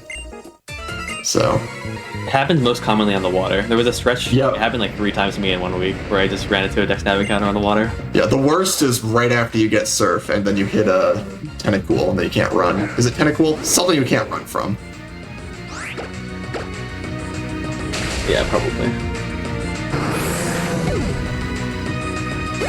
Anyway, these fights all suck really bad. I've speedrun most Pokemon games. I've done all of Gen 1, all of Gen 2, all of Gen 3. I've done all of Gen 6. I've done Let's Go. I've done Sword Shield. I think that's all of them that I've... I mean, this is a good game though. Like, if you were to choose a late gen game, like past like Gen 4 or 5, I think this is probably the one. Yeah, don't do Gen 7. Gen 7 is Cutscene Simulator. Yeah. Yeah, aren't those ones like 6 hours long? Yeah, they're like, yeah, it's like, Yep. or yeah, 5 for 1 and 6 for Ultra Moon. Pretty long. So this Mighty was nice. The problem with Mighty is you don't have a move to one-shot them, so you're always giving them turns. And their moveset is very problematic. Their moveset is Scary Face, which lowers our speed. Embargo, which is really what you want to see, but it does disable your Mystic Water. Assurance, which does over half your health. And then Swagger, which confuses you. And fun fact, these fights, they can swagger if you're already confused. So there like isn't even a benefit to healing off the confusion, you just have to go through it. Yeah. Yep, so now we're confused. If I healed off right here, it could just use swagger again. So it's just, yeah. Just gotta... Pretty rough. I could heal it here, but... There you go. Yeah. Wow, that's a lot of HP. I did forget that my special attack is really bad. Oh, still confused? Surely. Surely it's guaranteed. Alright.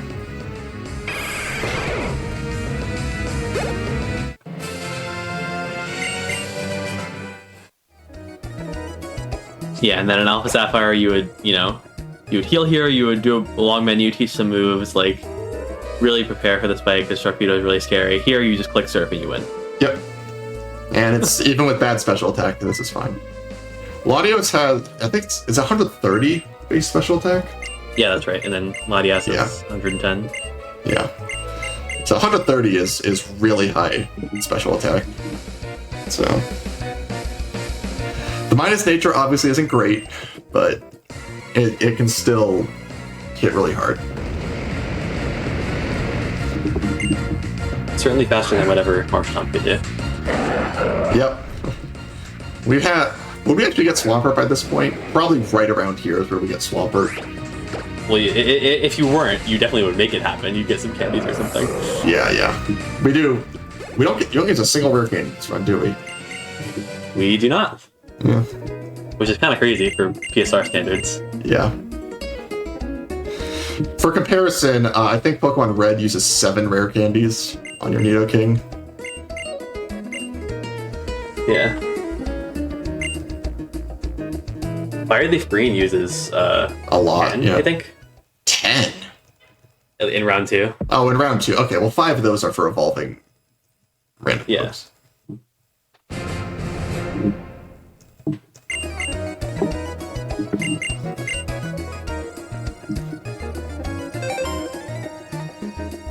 So yeah, fun thing here, you can just tap the map at the bottom and it lets you fly. Okay, so don't buy... I mean, I guess I can just buy as many 4 stars as I can here. No reason not to. Yeah. Yeah, you're already shopping for X items, and you gotta get some more repels and stuff. So. I'm just gonna do this. Again, Slateport being the only spot in the entire game outside of Lilycove Department Store, which is pretty slow to exit and enter. To sell X items, it's very fortunate we have to come here anyway for the storyline, so we can just not really lose any time getting this. Obviously, ideally, like, you get everything at once, but it's just... Well, you can't get max repels. I mean, I guess you could. I don't know. What if we just, like, bought everything earlier somehow and just had... We get, what, 5,000 extra from the PP up? We'd need a couple speeds. You probably would need, like... You wouldn't have enough healing items. Yeah, it would be pretty sketchy. You definitely don't have enough hyper potions just to make it all the way. And then you have to buy full restores in Victory Road, or Evergrande City, I guess it's called in this game.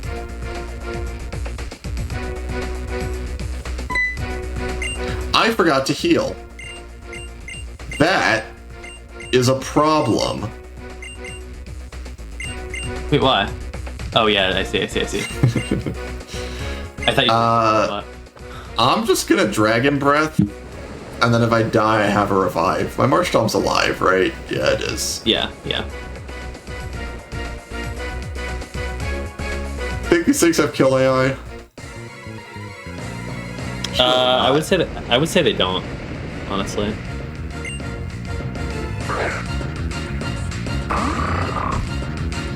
I can just heal until I'm fine, also. Nah. I got outs. That's one of them. Taunt is, like, by far the best move there. Yep. Golbat is also a range still. It's 12 and 16.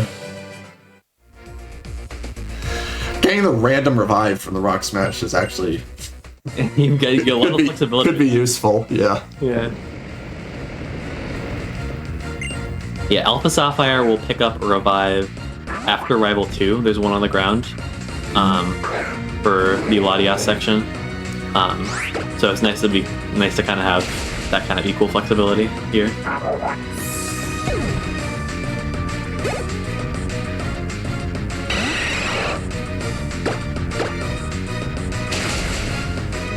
Nice. Oh, I got a crit. Nice. Oh, someone called it in chat.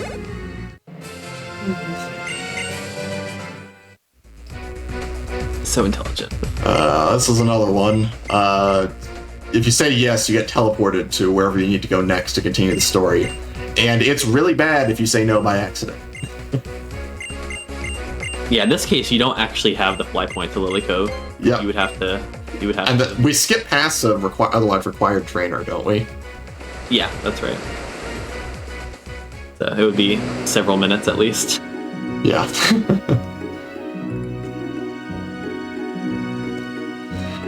So we got a big fight coming up here, which is the rival fight, and then I'm thinking that might be a good time to take the second break. Sure. Sounds good. So let's hyper up.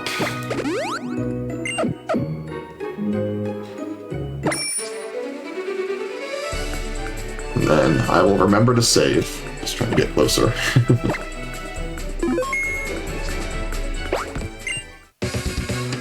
So this fight also has random AI, but the messed up part about this fight is that Sceptile has dual chop, which does a lot of damage.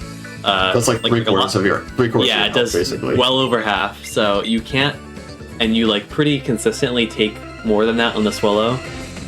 So there's just a lot of cases where like you can't really afford to not risk dual chop. Yeah. I mean, I heal around it, but you, especially when I have to use 2x specials here. You could theoretically just get dual chop over and over again, and you just get looped. But yeah, with random AI, it's random AI. So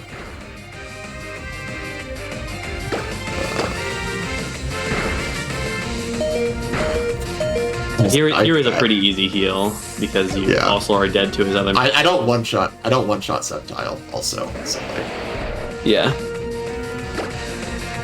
It does like to agility since I'm currently faster than it, but then that kind of like doesn't really do anything. Okay, well. See, this is what I'm saying. This is messed up because you're probably dead to dual chop anyway. Yeah. Okay. Okay, this is perfect. Well, there's the detect.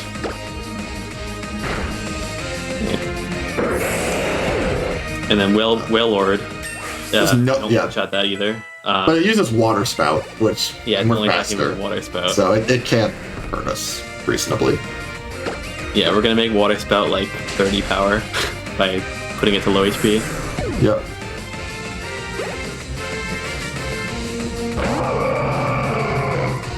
I did 2x specs. Wonder if that's kills actually. No, not quite. Big damage. Yeah. It calcs it as if it's at full health, but then we're faster, so. Yeah. Alright, so that's this fight, and so we can pause the timer right now. Yeah, perfect. And, so yeah, go ahead. Sorry. Yeah, no, this is about the 2/3 point of the run. The run's about 3 hours long. It's going to be a little bit longer because we had one of the mudkips of all time. But when you get back, you'll see us finish it off. Yeah. So yeah, during these longer breaks, everybody we like to take breaks about every hour or so. So everybody get up, stretch, get some water, anything y'all need to do. Just a quick reminder before we go to the break. I guess it's not a reminder, but I just do want to thank everybody for supporting the Games Done Quick, by being here, watching the show. Also, with any of your subs, gift subs, bitch cheered, it does actually really help keep the show running. If you are enjoying the stream, if you enjoy any of our content, these showcases where we have a bunch of people from the community come in and show off different games. If you like any of our regular stuff like Crosshair or Speedruns from the Crypt, it really does help us put on the stream. So if you can, consider subscribing. You'll get access to exclusive emotes at free viewing and access to the chat during replays. With all that said, we're going to take a quick break. We'll see you in just a few minutes here with more of the run.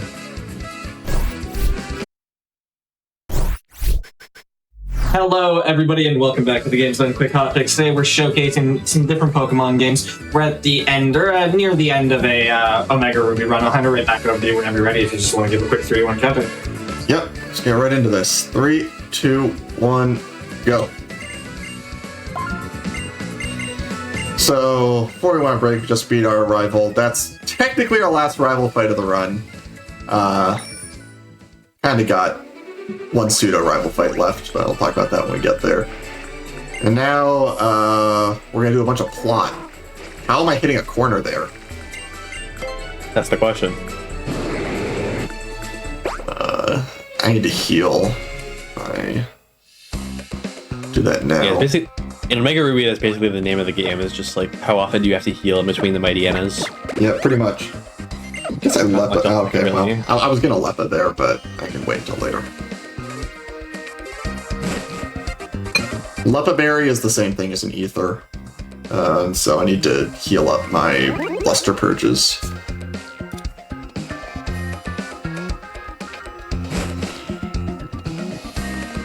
Doing some very specific movement there to not get seen by any of those trainers.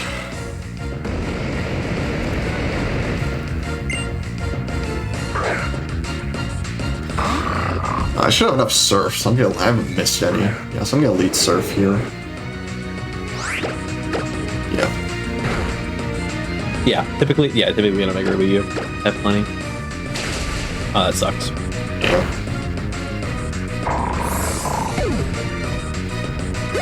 Don't need a menu for a good bit though, so just gonna leave it for now. Yeah, it does mean you're gonna have to menu before Tate and Liza, which Yeah, you usually don't want to do that, but yeah. I mean, I can kinda not, but it is technically risky. So Tate and Liza do very little damage to you, but I think like Psychic Crit would cause problems. Yeah. And so here we're doing this detour to get the Master Ball for secret reasons that no one could possibly figure out. And so two of these are electrodes, and they set it up to try to force you to fight one of them. However, we can look diagonally, so. In Alpha Sapphire, it's even funnier. You literally just talk to a tree, and it just gives you a Master Ball. What? That's not a joke, by the way. I had to watch more Alpha Sapphire, apparently. Yeah, right. I think the actual reason is the same reason why, like, talking to trainers on the side, like, talks to them diagonally. So, like, you just try to talk to the tree, and it just pivots to the Master Ball. But it looks very fun. Oh, is that room different? It's like mirrored, isn't it? The whole place is mirrored, and there's different trainers. Yeah. Omega Ruby, because it's Team Magma, they all have, fire type. They have Nummels and stuff, Camerups, which just die to Surf, so makes our life easy. Mm-hmm. I assume it's Carvanhas and Sharpedos, right? Yeah. Yeah. Which Sharpedo's really fast, and they're both dark types, which is not great into your psychic type, that's for sure. Yeah, you basically have to get the TM for Grass Knot basically exclusively for those Sharpedos. Yeah. And it's still not very good. And like, is there a Sharpedo that's faster and knows Ice Fang? Oh, that's like every Sharpedo, actually. Yeah, so like, you just get frozen and you're screwed. 10% to flinch too. It's just oh yeah, flinch as well. Yeah. So this fight's fun because there's like 18 years of lag after you select your move. Look at all of them go, and they're dead. Yeah, if you don't have a spread move, every single one of those Bugianas has stand attack. So you can just. Oh my god! I think they have roar too. It's just so yeah.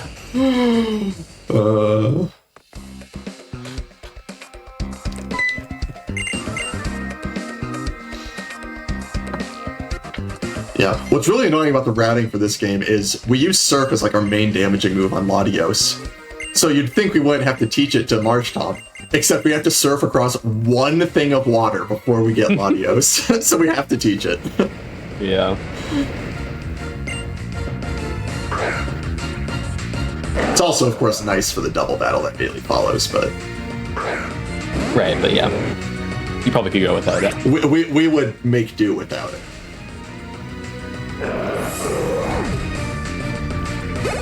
Alright, so let's heal in Leppa.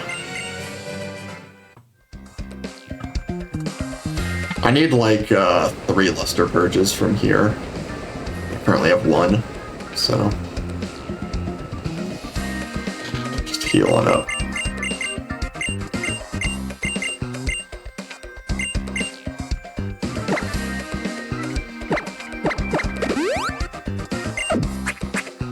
Leppa on Luster Purge. Those Leppas are pretty convenient. You just pick 2 Ethers for the price of 1. Yeah. The other one will be used on the secret thing that will happen later. God, this is just the hardest guessing game of all time. I know. This defense is killing me.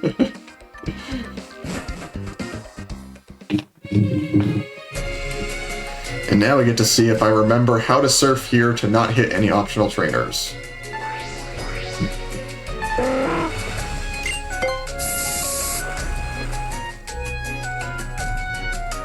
I'm personally hoping for a Dex Nav encounter. I think that'd be funny. That'd be pretty funny, yeah. So here we go into the 7th gym leader, which is Tate and Liza. Now, anyone who's watched a Gen 3 speedrun, specifically Ruby Sapphire, knows how bad the Tate and Liza fight is, and that's for a number of reasons. You are slower than them, they are speed-tied with each other, they hit hard, and, This guy knows what he's talking about. He wrote like a 10-page manuscript on how bad this fight is in Generation 3. Yeah, it's, yeah. So, the big thing is you can't use X items on your partner Pokemon in Gen 3. If you want to use an X item on your Swampert, you have to do it on Swampert's turn. And so that makes it really awkward to try to set up in a way to win the fight. So yeah, there's like an 11-page document, which is the second version. The first one was like 7 pages, and I made it longer. Which just goes over like all the possible outcomes that can happen. It's a super random fight because they're speed tied with each other, and it all depends on what your HP is at that point. All that to say, this game does not have Tate and Liza. It has Liza and Tate, and Liza and Tate is a free fight because you can just spam surf. You can just spam surf and then X specials on your partner's turn, and they can't hurt you at all, like in a reasonable capacity. Okay, just for the sake of transparency, there is like a 1% chance that Solrock uses Sunny Day instead of Solar Beam. Yeah, that ruins the fight. But it pretty much always goes Solrock uses Solar Beam, and then Lunatone uses Psychic or Light Screen. It doesn't really matter which one, and then you just win on turn 2. Yep. Also, an important part about this fight is that you really want Marshtomp dead coming out of this fight, and we'll explain why later. Yep. It happens. It's basically impossible for it not to be dead, though. Yeah. Because you're using Surf. Yeah, you basically just can't really. I think if you have good special attack and you crit Lunatone, it's actually like you can double crit, and then Marshtomp can live.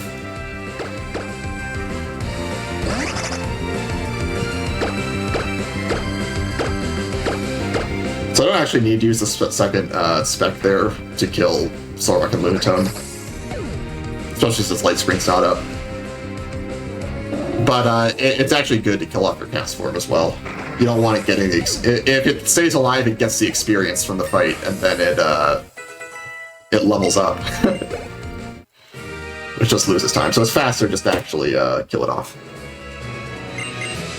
Bad. Alright.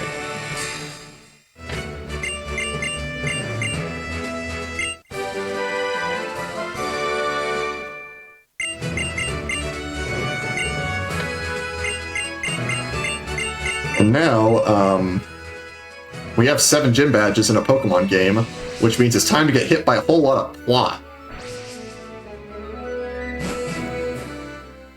A reasonable amount of plot. Yeah, there's definitely some games that have it a lot worse. Yeah, by comparison. Sword and Shield does it all after the 8th gym, but yeah, really. There's a lot in Sword and Shield. Anyway, Maxie is up to some shenanigans, so we gotta put a stop to it.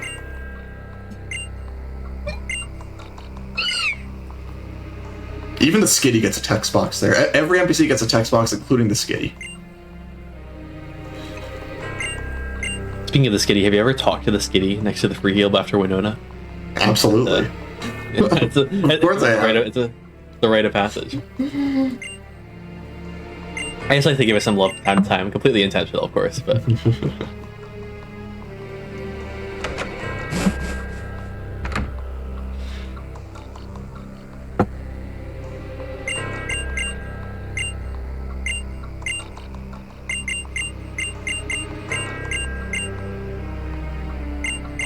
Full health here, so I need to heal. No, it's a reasonable amount of plot. It's like, I mean, it gets a lot worse in a little bit.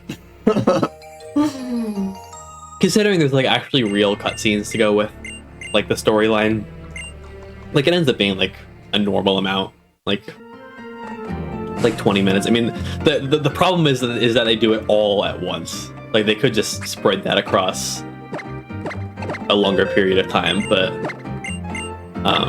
So we need to teach dive to our Marshtomp here, and so it now knows 4 HMs. yes. And I almost got too far there. Yeah, one of the reasons why what was I gonna say? Shoot. I think there was some reason, like I think in Swamp or Altman you have to get rid of one of those HMs.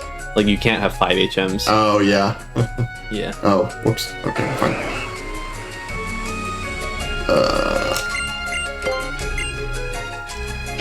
I didn't like why. I don't know, whatever, it's not important.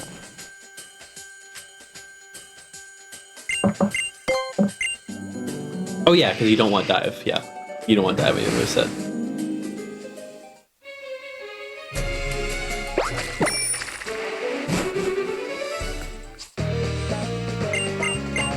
Alright, I hate the spinner. Yeah, you come at this from a very weird angle. You have to first get through this like one wide tile thing, and then you have to like. Okay. Yeah, so, He made it easy on me. so doing that all on the bike is like kind of sketchy. Yeah, like I said, in this game, corners are a lot bigger than they look. It's really hard to actually squeeze through these gaps on the bike. Yeah. The big culprit is not this room right here, but the next room. Okay, well, this is not where I want to be. Alright. So it's so easy to get caught on these rocks. Yeah. This is yet another fight that is way scarier in Alpha Sapphire than Omega Ruby. It's Muck instead of Wheezing. It has Gunk Shot, which does well over half. It also has Screech. It is a range to die in 2 hits, and so you can just get Screech and then Gunk Shot after missing the range, and then just die from full HP. Nice. Whereas This should be a damage range. Okay, and you got die. it. It can definitely live with bad special attack, but Yeah. It also does not have threatening moves. yeah. This room is the worst thing ever. This is not where I want to be. Okay.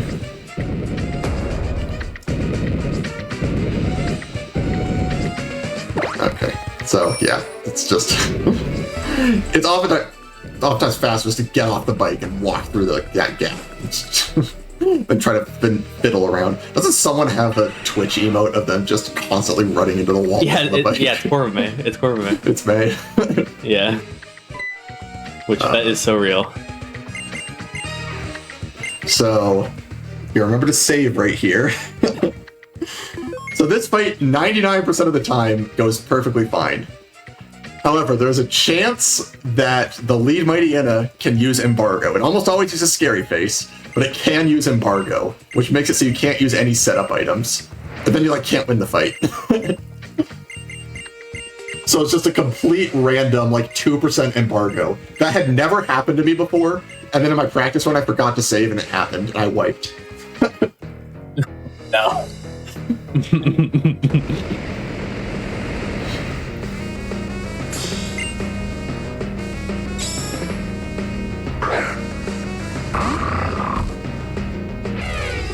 Surf's never killing this thing, so I should just Dragon Breath for Parachance, shouldn't I?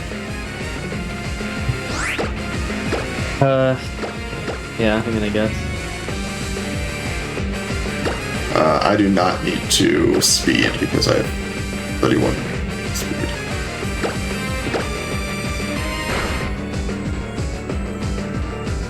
Yeah.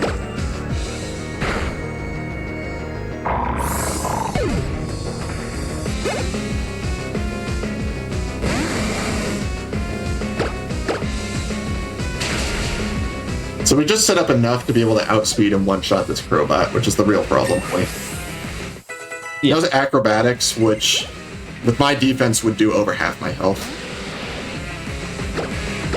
Again, relatively speaking, compared to Alpha Sapphire, not too threatening, because Yeah. even if you get Haze here, like even if you get Embargo and are forced to not set up as much, this camera up, you always outspeed, even with no X item set up, and you always kill it.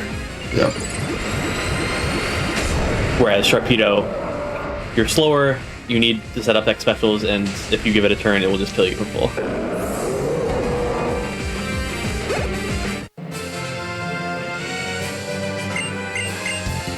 Fun fact, that split save time on my PB. We're moving up in the world. We're back, baby.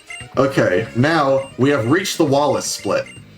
I hope you guys like cutscenes.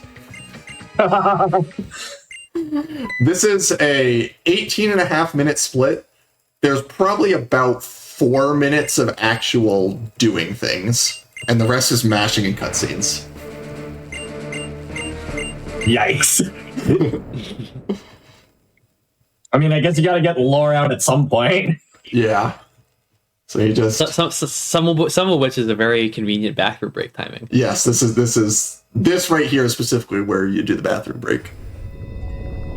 It's wonderful. Also, the plot thing that happens where you beat the bad guy in a fight, but then he realizes that he's a grown man and you're an 11-year-old kid, so he just does the thing anyway.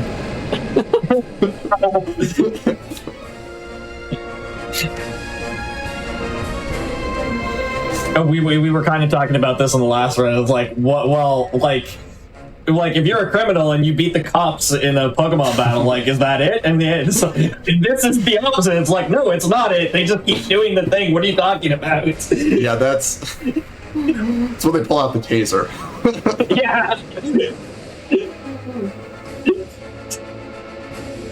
You had your chance. So yeah, this cutscene is not as long as the cutscene. This specific cutscene is not as long as the one in XY, where you get the whole lore dump from AZ. I remember that one. Yeah. It's literally called bathroom break in my splits when you get to that point.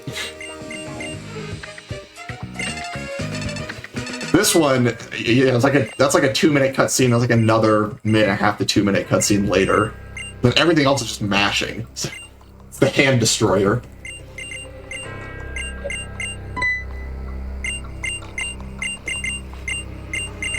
That was also our last fight with Latios. So, relatively painless. But who are we gonna replace it with? It's anyone's guess.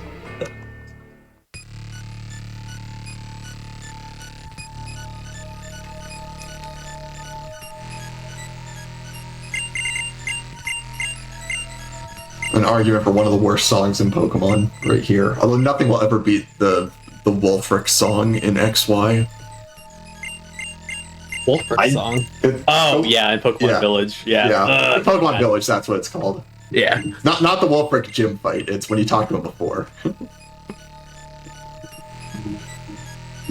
I don't remember that, so I must have removed it from my memory. You have to go through a forest to find It's Wolfric. different. It's different. Yeah. They do some interesting choice with the brass instruments.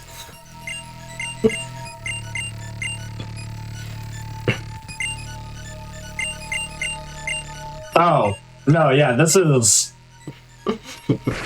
Okay, I'm closing this. That's good.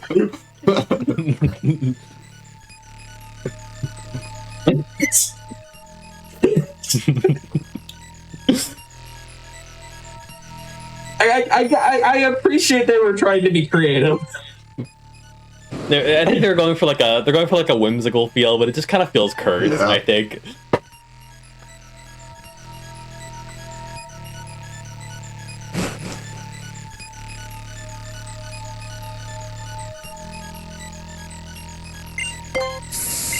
Oh, oops. Not the first time I've done that.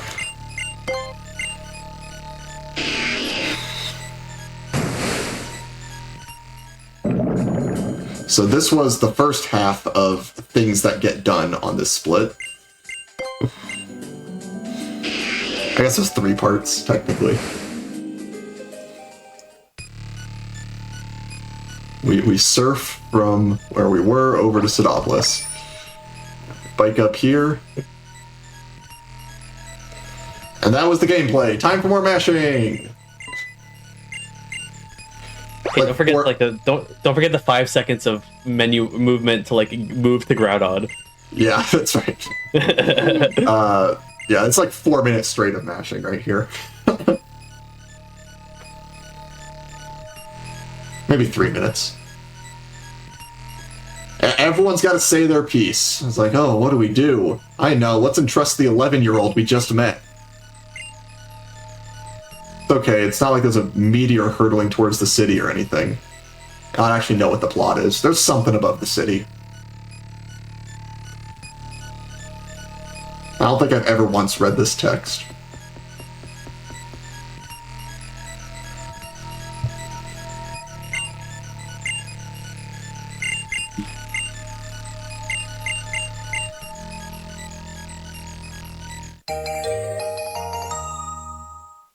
So if anyone has any interesting tidbits they want to contribute, because the game's not doing it. I'm thinking, okay. Oh, here's something. Okay. So you either have to kill or catch the Groudon that's coming up. There was a thing for a little while, like for not even just like the any percent category, but like even for just like alt mains at all. It's very hard to kill Groudon or Kyogre. They're very powerful, they're very bulky, and so like even if you have no intention of actually using Groudon, which is it's pretty good, it's like a pretty good mon, so you want to use it anyway. But like it's like yeah, like Latios is just not good enough for the end game. Basically, everything, like all 4 of the E4 members have a super effective move, like a stab super effective move against Latios. That was just Alright, we got movement again. not very cool. So, needless to say, we will not be using Latios too much longer. And Latios also can't kill Groudon, because Desolate Land means Surf doesn't do any damage to it. Yeah, you would just be spamming Dragon Breath or Luster Purge. Yeah. Which it also can't attack with Precipice Blade. It can only use Lava Plume, but it is like, so Latios is like the best mon in the entire game to kill Groudon, and it's still not very consistent.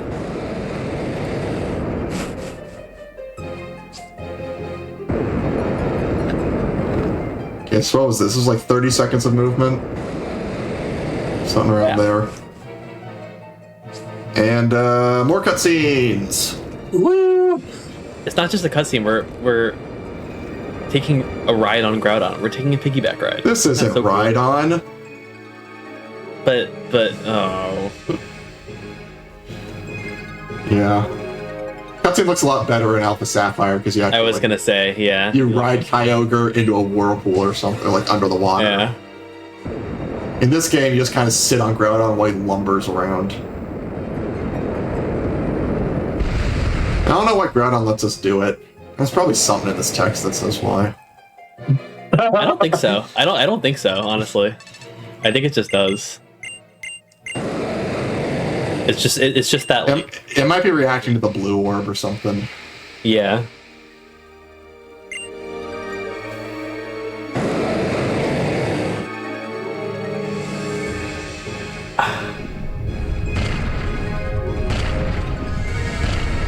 Yeah, so like the big thing in this game over Gen 3 is like Groudon does his primal reversion and goes back to his original form or whatever. Yeah, in Gen 3, like you pick Sapphire pretty often because Groudon's not very good for the end game. Groudon's really bad for the Elite Four in Ruby. One of the big differences here is that we have Swords Dance, so we can set up a lot faster than Kyogre. I also, we have access to like a better move pool as well. Like we get access to Smackdown, which is like a coverage option that you don't really get. I think you run like Strength and Fire Blast alongside Earthquake in Gen 3. It's not very good. Yeah, in Gen 3 you have you have Bulk Up as your setup move, which is a good move, but it's kind of slow. Yeah. It knows Slash when you catch it. You can teach it Earthquake. Yeah, setup moves are a lot faster in this game compared to Gen 3. It really struggles in Gen 3. Kyogre is really, really good for the Sapphire Elite Four. Basically, the only pain point is Glacia, because Water Ice resists us. We teach Shockwave to deal with that. Yeah. In this game, Groudon's moveset is a lot better. Does good. I think Kyogre is still a bit better in the Elite Four than Groudon, but it's a lot closer. It doesn't have any, like... well, Glacia is, like, the only fight that's, like, actually bad across both E4s. Yeah.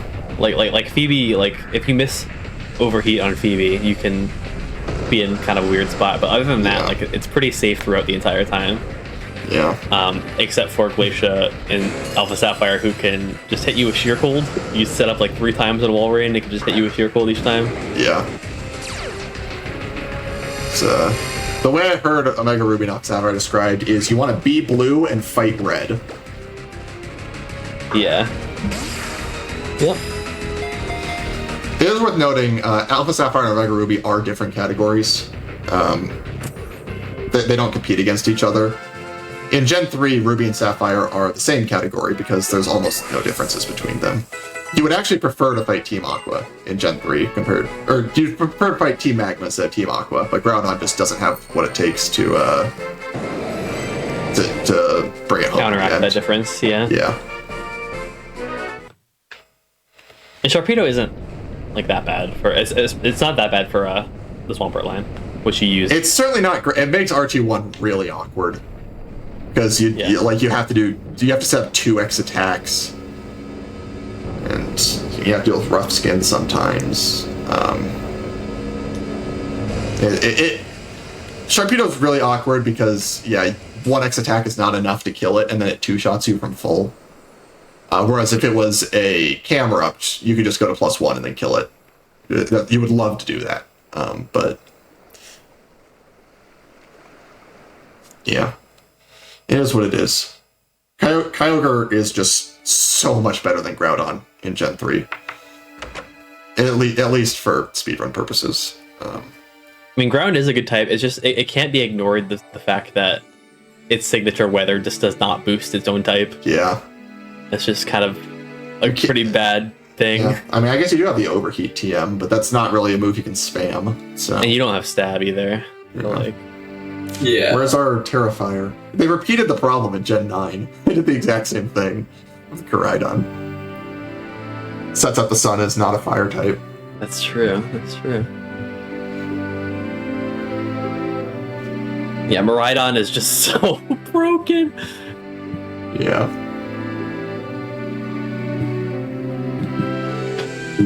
Anyway, something's happening and everyone's looking at the sky and there's sparkles. Also, we caught Groudon. That was the surprise. Guys, we caught Groudon. That's our new main. Oh, also, that's Zinnia. Secret's out. She's in a Team Magma uniform for some reason. Oh. Zinnia's a post-game character in this game.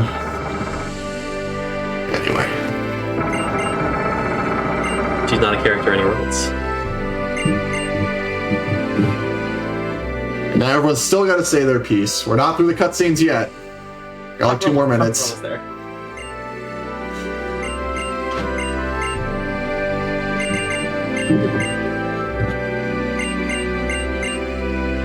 So, obviously there's no Emerald in the remakes. Do these games incorporate the weather events? I guess not, because you already have the Pokemon. What do you mean by the weather events? Like in Emerald, you had to chase them down, which I get. Now that I'm saying it, it's stupid because you have Groudon already, so obviously not. Yeah, these games follow the Ruby Sapphire plot. Yeah. Emerald, you wake up both, and you have to go wake up Rayquaza as well. But Rayquaza's post-game in this game. Yeah.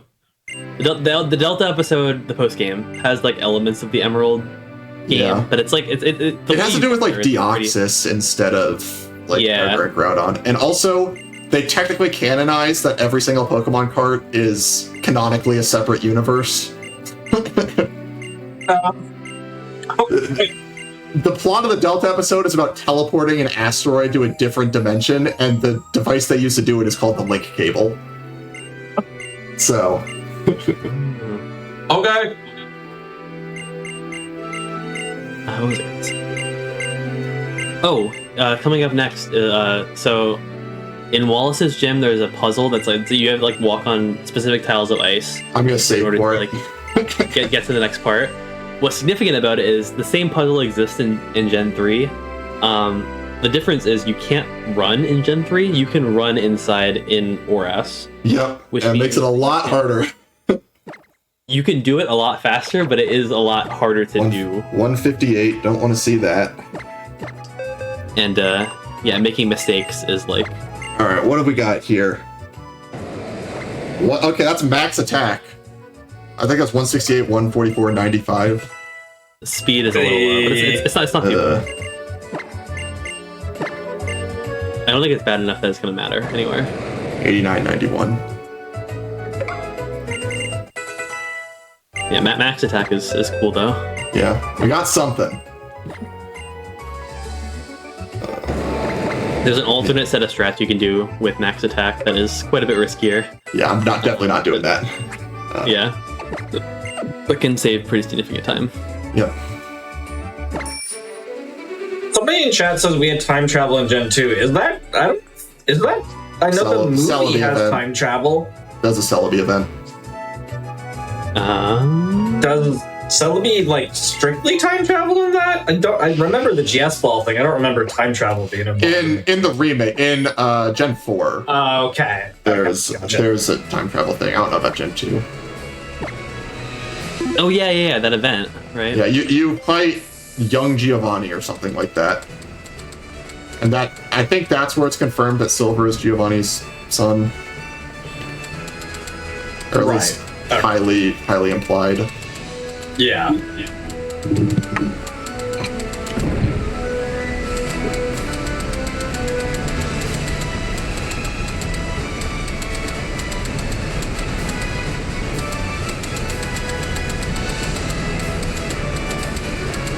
Okay.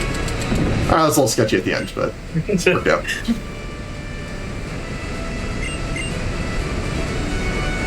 Yeah, and if you ever step on one of those, you have to step on all of them once. If you step on any of them twice, you fall through the floor and have to fight a bunch of trainers. So that's why I saved before it. It's very easy to make a one-tile mistake in that. Okay, 168, 144. It was 95 special attack. 89, 91, I think. Okay, it's 12 to 13 speed. That's good enough. There's either minus special attack or minus special defense, which are what you prefer. So, Yeah. just earthquake.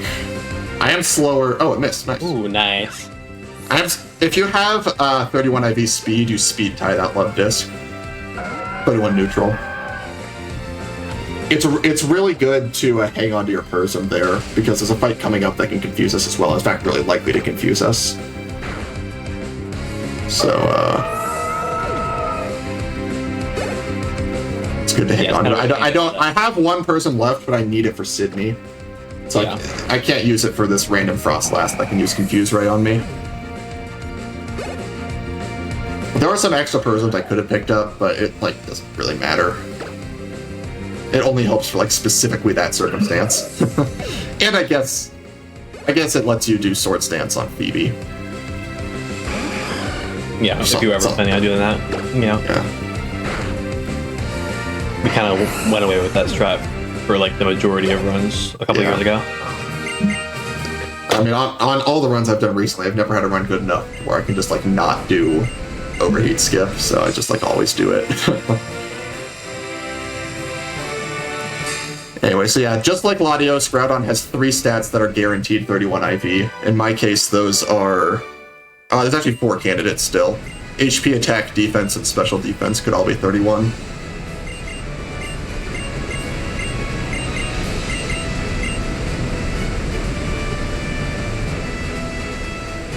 And you want as high attack as you can get, and it's nice to have 31 speed, but it's not the end of the world to have middling speed, which is what I have. For some reason in this game, you can just fly to the middle of the ocean. Never understood it. How like that was a thing. Might be one of the only games where you can fly to routes. Yeah. It's convenient for us. I need to teach waterfall.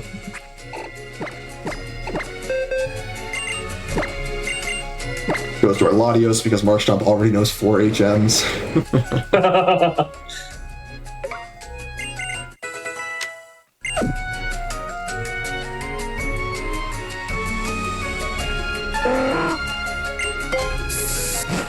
So it's very easy to accidentally hit an optional here, so I'm going to try my best not to.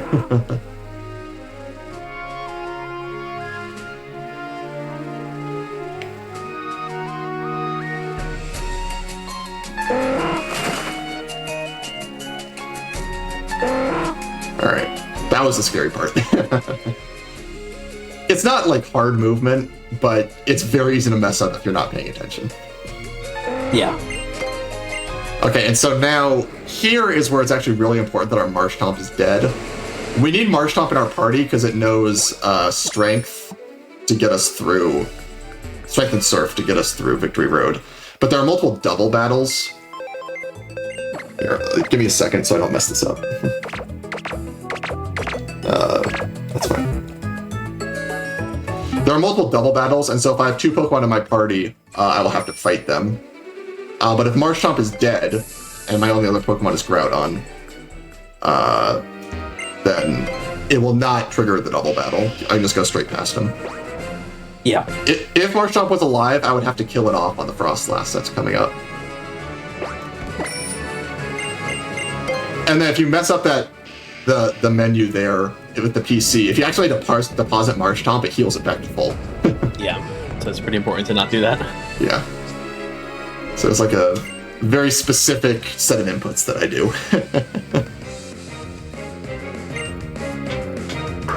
To make sure that doesn't happen. I did deposit and take back out the Groudon, that heals it to full. And refreshes all of its PP.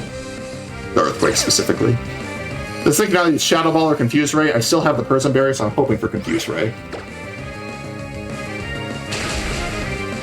I guess if I still hung onto it, I might have been able to skip the menu entirely.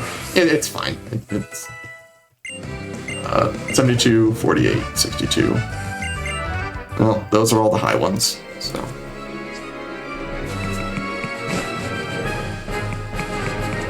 This room, so I play off of the capture card on my PC. I don't actually look at my DS when I'm playing, except for the touchscreen. But the lighting is really bad, so I have to actually like hunch down and look over at my DS in a specific way so I can actually see in this room.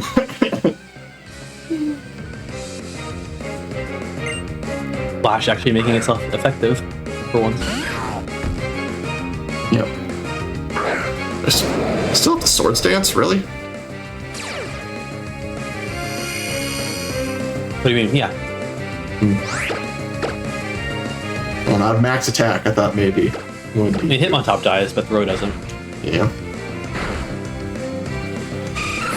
None of these Pokemon really pose a threat. The only Pokemon here that pose a threat are the double battles. It's like a Credilli Lily or Credilli Armalda double battle that it just kills you if you mess up.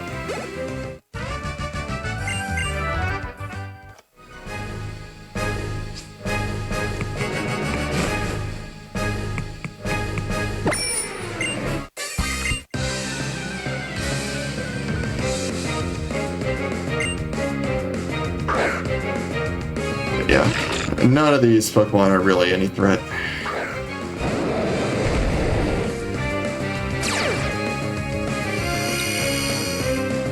Earthquake turns out a pretty good move. We do teach over Precipice Blades because Earthquake just does what we need it to. Precipice Blades is a bit stronger, but it's also only 85% accurate. There is a YOLO strat where you keep it, but it sucks. I am going to pick up this elixir just in case I mess something up in Elite Four.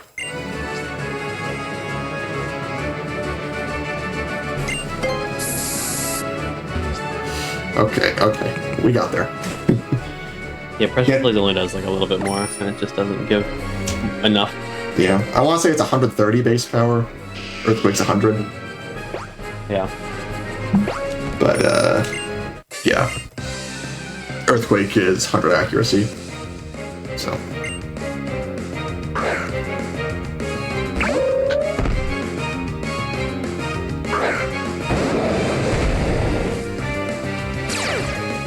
Yeah, it's... You can do a YOLO strat to just not teach Overheat, and then try to Precipice Blades a couple things. It's a really bad strat, but it saves time if it works, so... Sometimes you gotta go for it.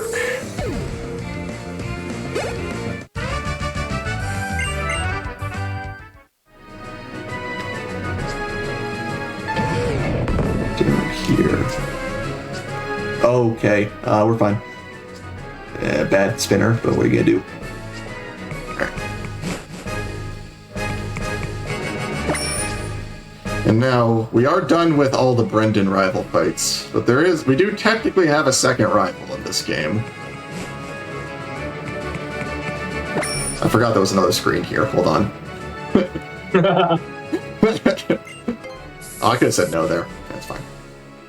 We do technically have a second rival in this game. And, this fight actually has my favorite song in the entire game. It's a shame it's so short. Yeah, it was pretty early. Yeah, all the themes that they made originally for Oras, really, really good. Yeah. Technically the theme's not original. This is just Wally's theme, but it's on electric guitar. Right, yeah. So the arrangement's really good. Well, I mean, Wally's, Wally didn't have battle music in Gen 3. I think it's just the Bird and Turf theme. Yeah. Which is where he lives, so. And then also Zinnia's theme is one. I think that's my favorite Zinnia's theme. Did I crit that? Nice. All right. Saves turn. All right. Look at special defense here. 90 to 92.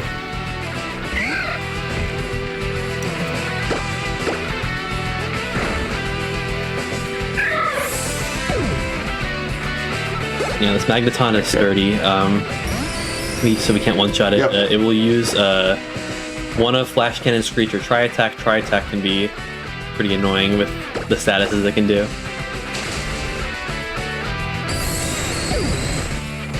But yeah, any damage we take here doesn't matter. We're going to PC heal again after this. Yeah, just need to have enough to get through the fight. If you have the minimum possible speed, I think Mega Gullade outspeeds you. Yeah, it's like 10 minus. So, yeah. I have 31 HP, 31 attack plus nature, 31 defense, 0 to 2 special attack, but that doesn't matter. 29 special defense minus nature, and then 12 to 13 speed.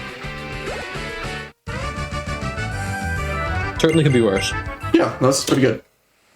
It's a hell of a lot better than the other two we got, I'll tell you that.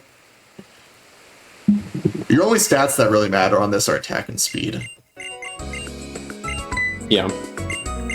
Even defense, like, Groudon's like pretty bulky, bulky enough to like... Defense, 31 HP in defense might actually be relevant on like Sydney's shift tree is one thing. Like I might be able to tank Leaf Blade crit or something like that. Yeah. Anyway. I was going to skip save for Sydney because I respawn right here, but I guess I lose the Persian Berry in that case, so... I guess I'll save, it's fine. Very true. Anyway, that's not correct, hold on. I need Groudon. I'm glad I caught that. That would have been funny if I didn't notice until... just in the fight. I probably have enough healing items, I'm just going to buy 4 stores here, just to make sure. I have no idea. It's right here. There you go.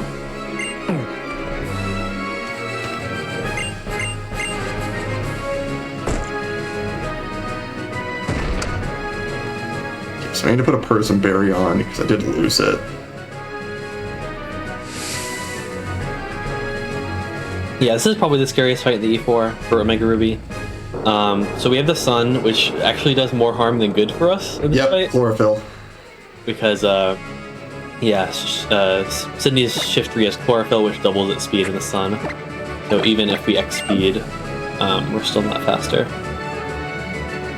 Yeah. So we need 2. People might have also noticed that I'm not using Primal Groudon, I'm just using base Groudon. There's an extra animation at the start of the fight with Primal Groudon, so we only use it if we have to. We do have to use it for the next 2 fights after this, but for all the other ones, it's just better to just use regular Groudon. Primal Groudon doesn't give you any benefit, basically. Yeah, Primal Groudon basically just trivializes the Glacier fight. It basically just gives you like 30 more base attack and then a good bit of defense. Prevents the weather being changed. You can the big thing. Yeah. The big thing is it makes it so it can't set up hail on the Glacia fight. Yeah.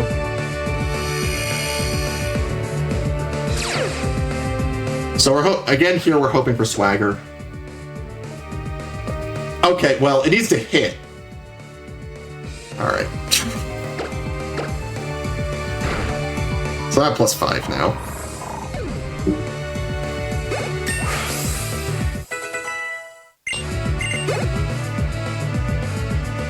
Yeah, this is I think is shifting your range at +4. I mean, it wouldn't be for you, but like, I think in general it is. So. Or +3 rather. Okay, so yeah, because I was so bulky, I actually would have tanked Leaf Blade crit there. A lot of the times you just die to Leaf Blade crit, which is really fun. I do tank Aqua Jet from here. Wow. Not Spiky Shield. Oh, I was supposed to overheat that. I can smack down Absol. You can smack down. It all works out. Smack down the next 2, yeah. So you have to also heal around Aqua Jet there. I would have been dead to crit, but you know, c'est la vie. Too much momentum to lose. Yeah. Especially considering we're menuing after this anyway. Yep.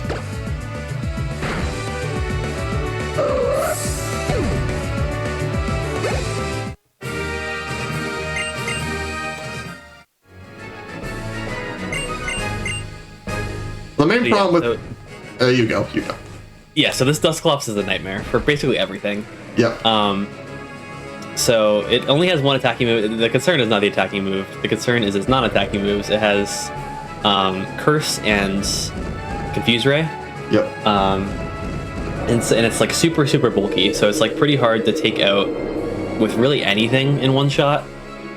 So the only thing we actually have is Primal Groudon, Overheat in the Sun, Stab is enough to kill. Whereas Kyogre can just Surf. That's like one of the only things that could just kill it because it's boosted by weather and stuff. That sounds nice. Yeah. But yeah, we have to Primal Evolve, we have to Overheat, it's 90% accurate. If we miss into Curse, it's really, really scary because that's why I'm saving. Because I can miss and get Cursed, and then, you know.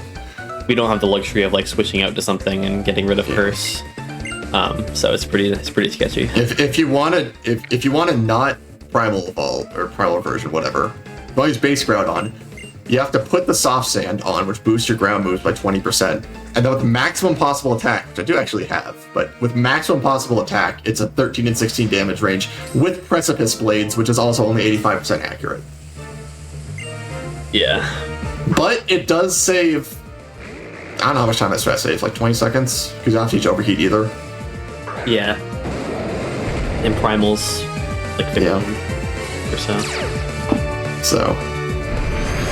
yeah, so you get this animation if you want to use Primal Groudon, so we try not to unless we have to.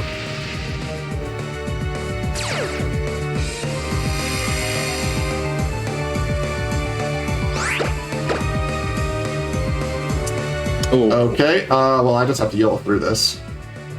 Alright, okay. Sableye gonna fake out, we're fine. True. Except actually, it will just fake out. I mean, even if it uses Foul Play, I'll be fine. Yeah. Probably. I just full restore. That could have been so much worse. Yeah. That could have been real bad. I only have 1 Overheat left, that's not a problem, I don't even use Overheat anymore.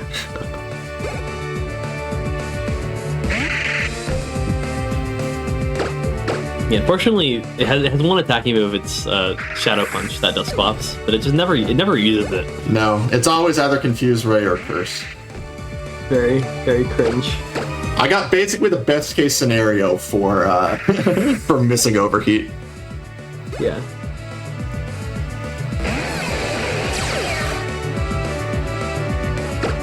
And another perk of Primal Evolving on this is that the added fire typing helps us to resist Dusknoir's Ice Punch, so it does less with X.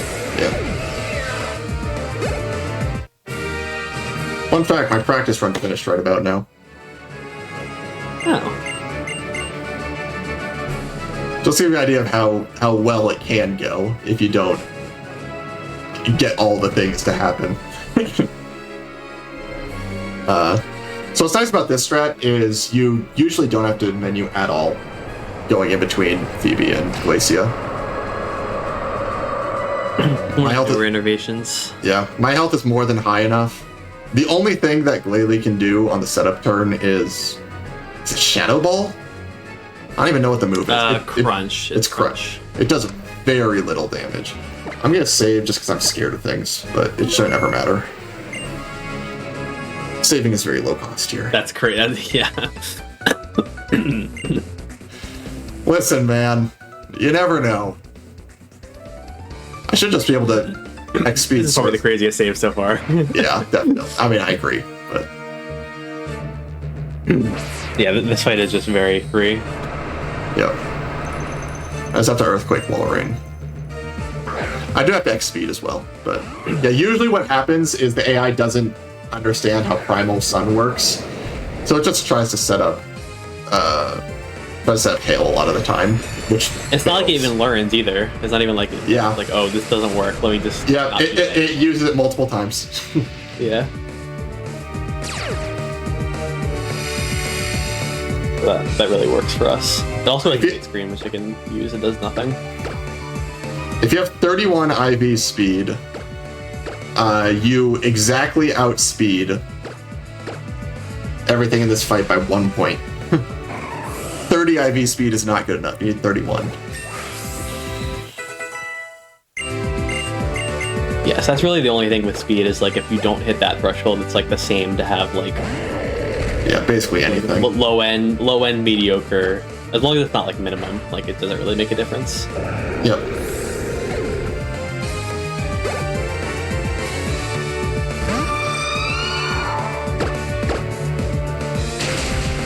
And the issue is these Frost Lasses. They're pretty fast.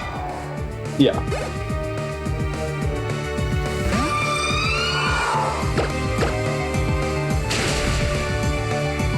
Some of these things could also be ranges if my attack was bad, but I have literally the best possible attack, so I don't have to worry about that.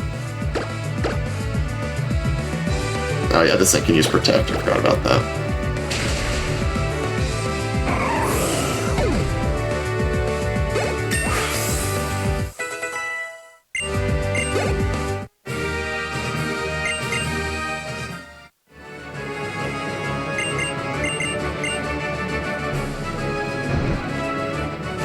Alright, so that's it for Primal Groudon.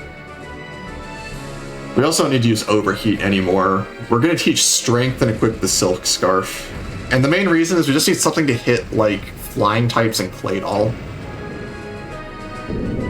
On these last two fights, and Strength is our best option.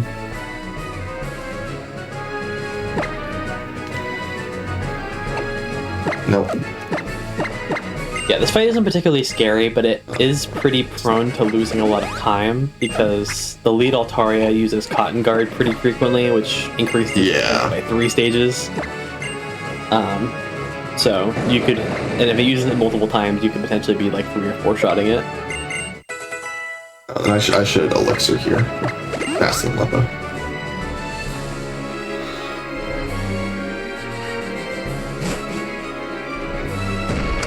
But yeah, so we need to get up 1 X speed and then at least 2 Swords Dances, potentially 3 if we get Cotton Guard. I think if I attack this good, I probably only need 2, right? Check my notes. Oh, my speed is... Okay, it's there. Yeah. And we don't need XP on the Altaria, but like, Yeah. it really just depends on your sequence of moves, like what Yeah. benefits. Ideally, you just get a bunch of Dragon Pulses. Yeah.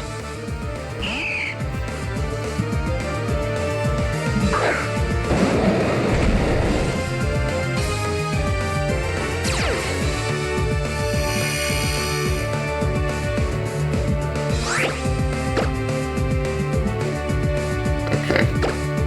That's not so good.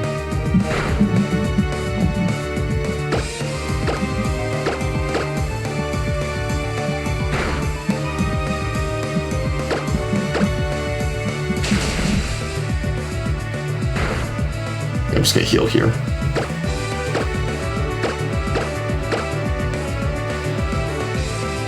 And yeah, plus 3, is good enough. Earthquake hits Altaria, by the way, because the Smackdown's effect is it knocks any flying Pokemon down to the ground. Yeah, we use that a couple times. It actually benefits us specifically to use Earthquake each time, because Earthquake actually does more than super effective Smackdown. Yep, because of stab. Yeah, if Wave hadn't had crit the one on Wally, the same thing would have happened. Yep. And then we're also going to use it on Steven's Skarmory in a second here too.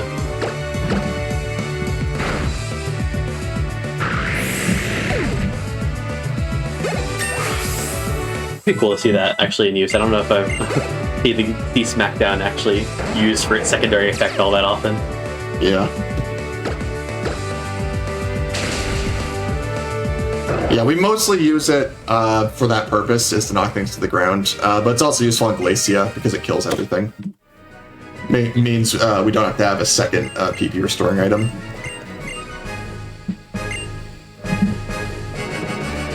So I just need to heal. Oh, it's already on full restore. Yeah, whatever.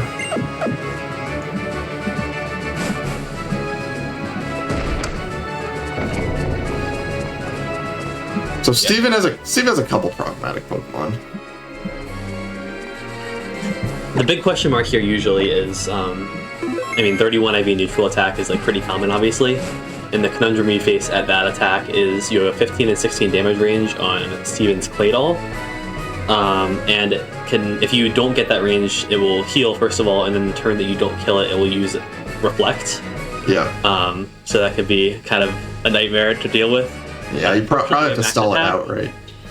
Yeah. Fortunately, we have max attack, so there is no decision here. Yeah. It will pretty much always just be 2 sword stances, and we go. And the reason it's like, you could use an extra turn for Sword Stance to get rid of that damage range, but giving Skarmory extra turns also feels really bad because it knows Toxic.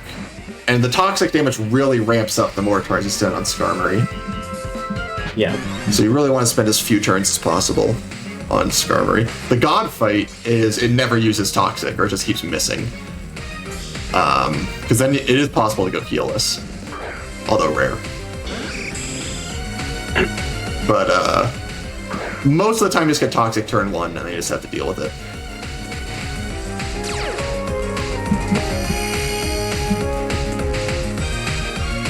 Yeah, if you bring another Mon with you to Okay. the Elite Four, it allows it to use spikes as well. Okay.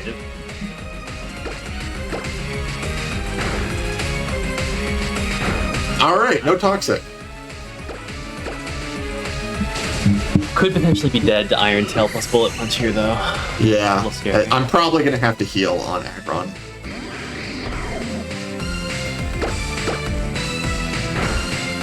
Yeah. I only have Bullet Punch at -1 in my notes. We'll see. Yeah, not a very common case that you never heal. That is probably too low. I'm not testing that. I think that's dead to Bullet Punch. Yeah. Anyway, Smackdown there breaks sturdy. What's the other main use for Smackdown? 35, yeah, it does around 40. Yeah.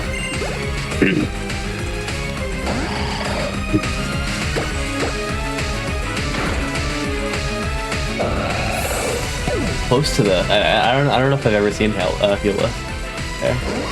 I got in the practice run. Really? Hilarious. Oh no, not heal. I had to heal an aggro. I got defense drop on the. Anyway, the main problem is this Mega Metagross. That's always a mouthful. It knows Bullet Punch, so if it sees a kill with it, it'll just go first and kill you. It also just sometimes uses it. Yeah. So I had to heal, play around that. But that's it. We are the champion. Time is not yet. Time is on the fade out after the Hall of Fame. So it's like a minute from now.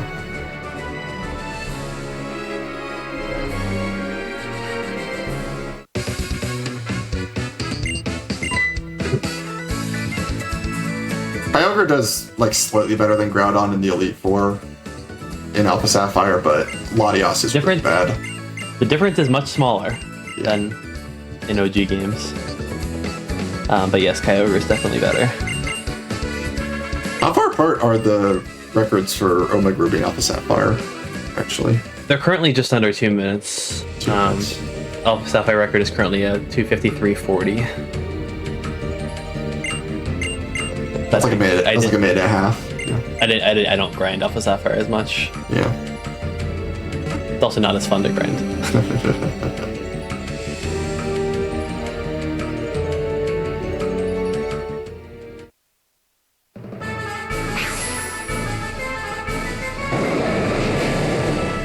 Oh yes, knockdown or smackdown is the move. Does also work on levitate Pokemon. So time's on the fade out here. Yep, coming up right. It's like 3 seconds from now. And I overestimated it slightly. Hooray. I was still sub 315. Okay. Yeah, it was, I mean, for all that went wrong, it was still a pretty good run considering the... Listen, I'm happy I got a Mudkip that was like that. Yeah. Also, fun fact, historical note, for the longest time was not there. You would have to sit through all 8 minutes of credits here, and then fight Brendan and lose, and that's when time would be. Oh, no! So, that got changed, I don't know, like 4 years ago, 3 years ago, something like that. Yeah. Even before the timing got changed, people just like stopped doing that section of marathons because it's just like there's just nothing there. So like the reason for that is you don't get the end until after the Brendan fight, and then it's faster just to lose the fight. it's very much like a purist speedrunner mentality. Yeah. So yes, I always thought it was very silly to sit through because you can't skip these credits in any way. So you have to sit through all 8 minutes and then lose. You have to do a similar thing in XY, but in XY the credits don't happen until after. So it's like a minute and a half long cutscene or something, and then that's not too bad. Yeah. It feels more, I don't know. Yeah. It feels better. I don't know. Anyway, that's it for Omega Ruby. Hope you all enjoyed seeing me struggle through the Mudkip section. Do you two have any shoutouts or anything you want to give? Shout out to Head Bob. He never mentioned he has every single 3DS world record. Like all of them. Shout out Wave Warrior.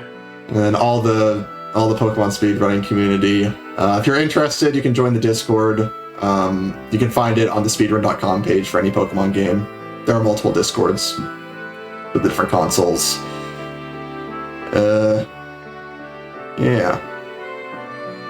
Yeah, I would recommend this game if you have the means to do it. I think it's one of my favorites. I would say.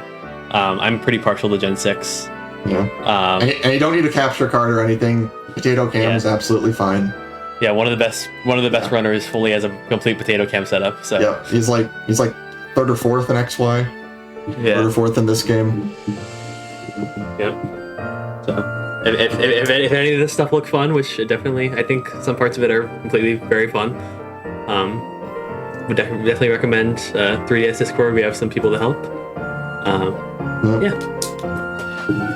Yeah, and I mean, we've been talking about this all day. You know, the Pokemon community, the speedrunning community, is super helpful. It's super nice. It's probably one of the best speedrun communities you can get a start in if you're looking to get into speedrunning. So if you are interested, definitely check it out. Yeah, y'all are awesome. I mean, we have you all not all the time. You know, Pokemon's just such a huge community, but you're always so nice, and everybody is so helpful. I've been in all the different Discord channels, and you're always also helpful to new people. So, yeah, definitely a great community to be a part of. And thank you both for being here. Thank you for showing off, you know, a run that doesn't look perfect, that doesn't have, a 40-minute reset grind mud tip. You know, it's always nice to see. I've gotten a lot longer than 40 minutes. Yeah, I was being generous. I know that sometimes. I know sometimes it's like, oh, okay, well, I haven't got a mud tip and my stream's over. Have a good night, everybody.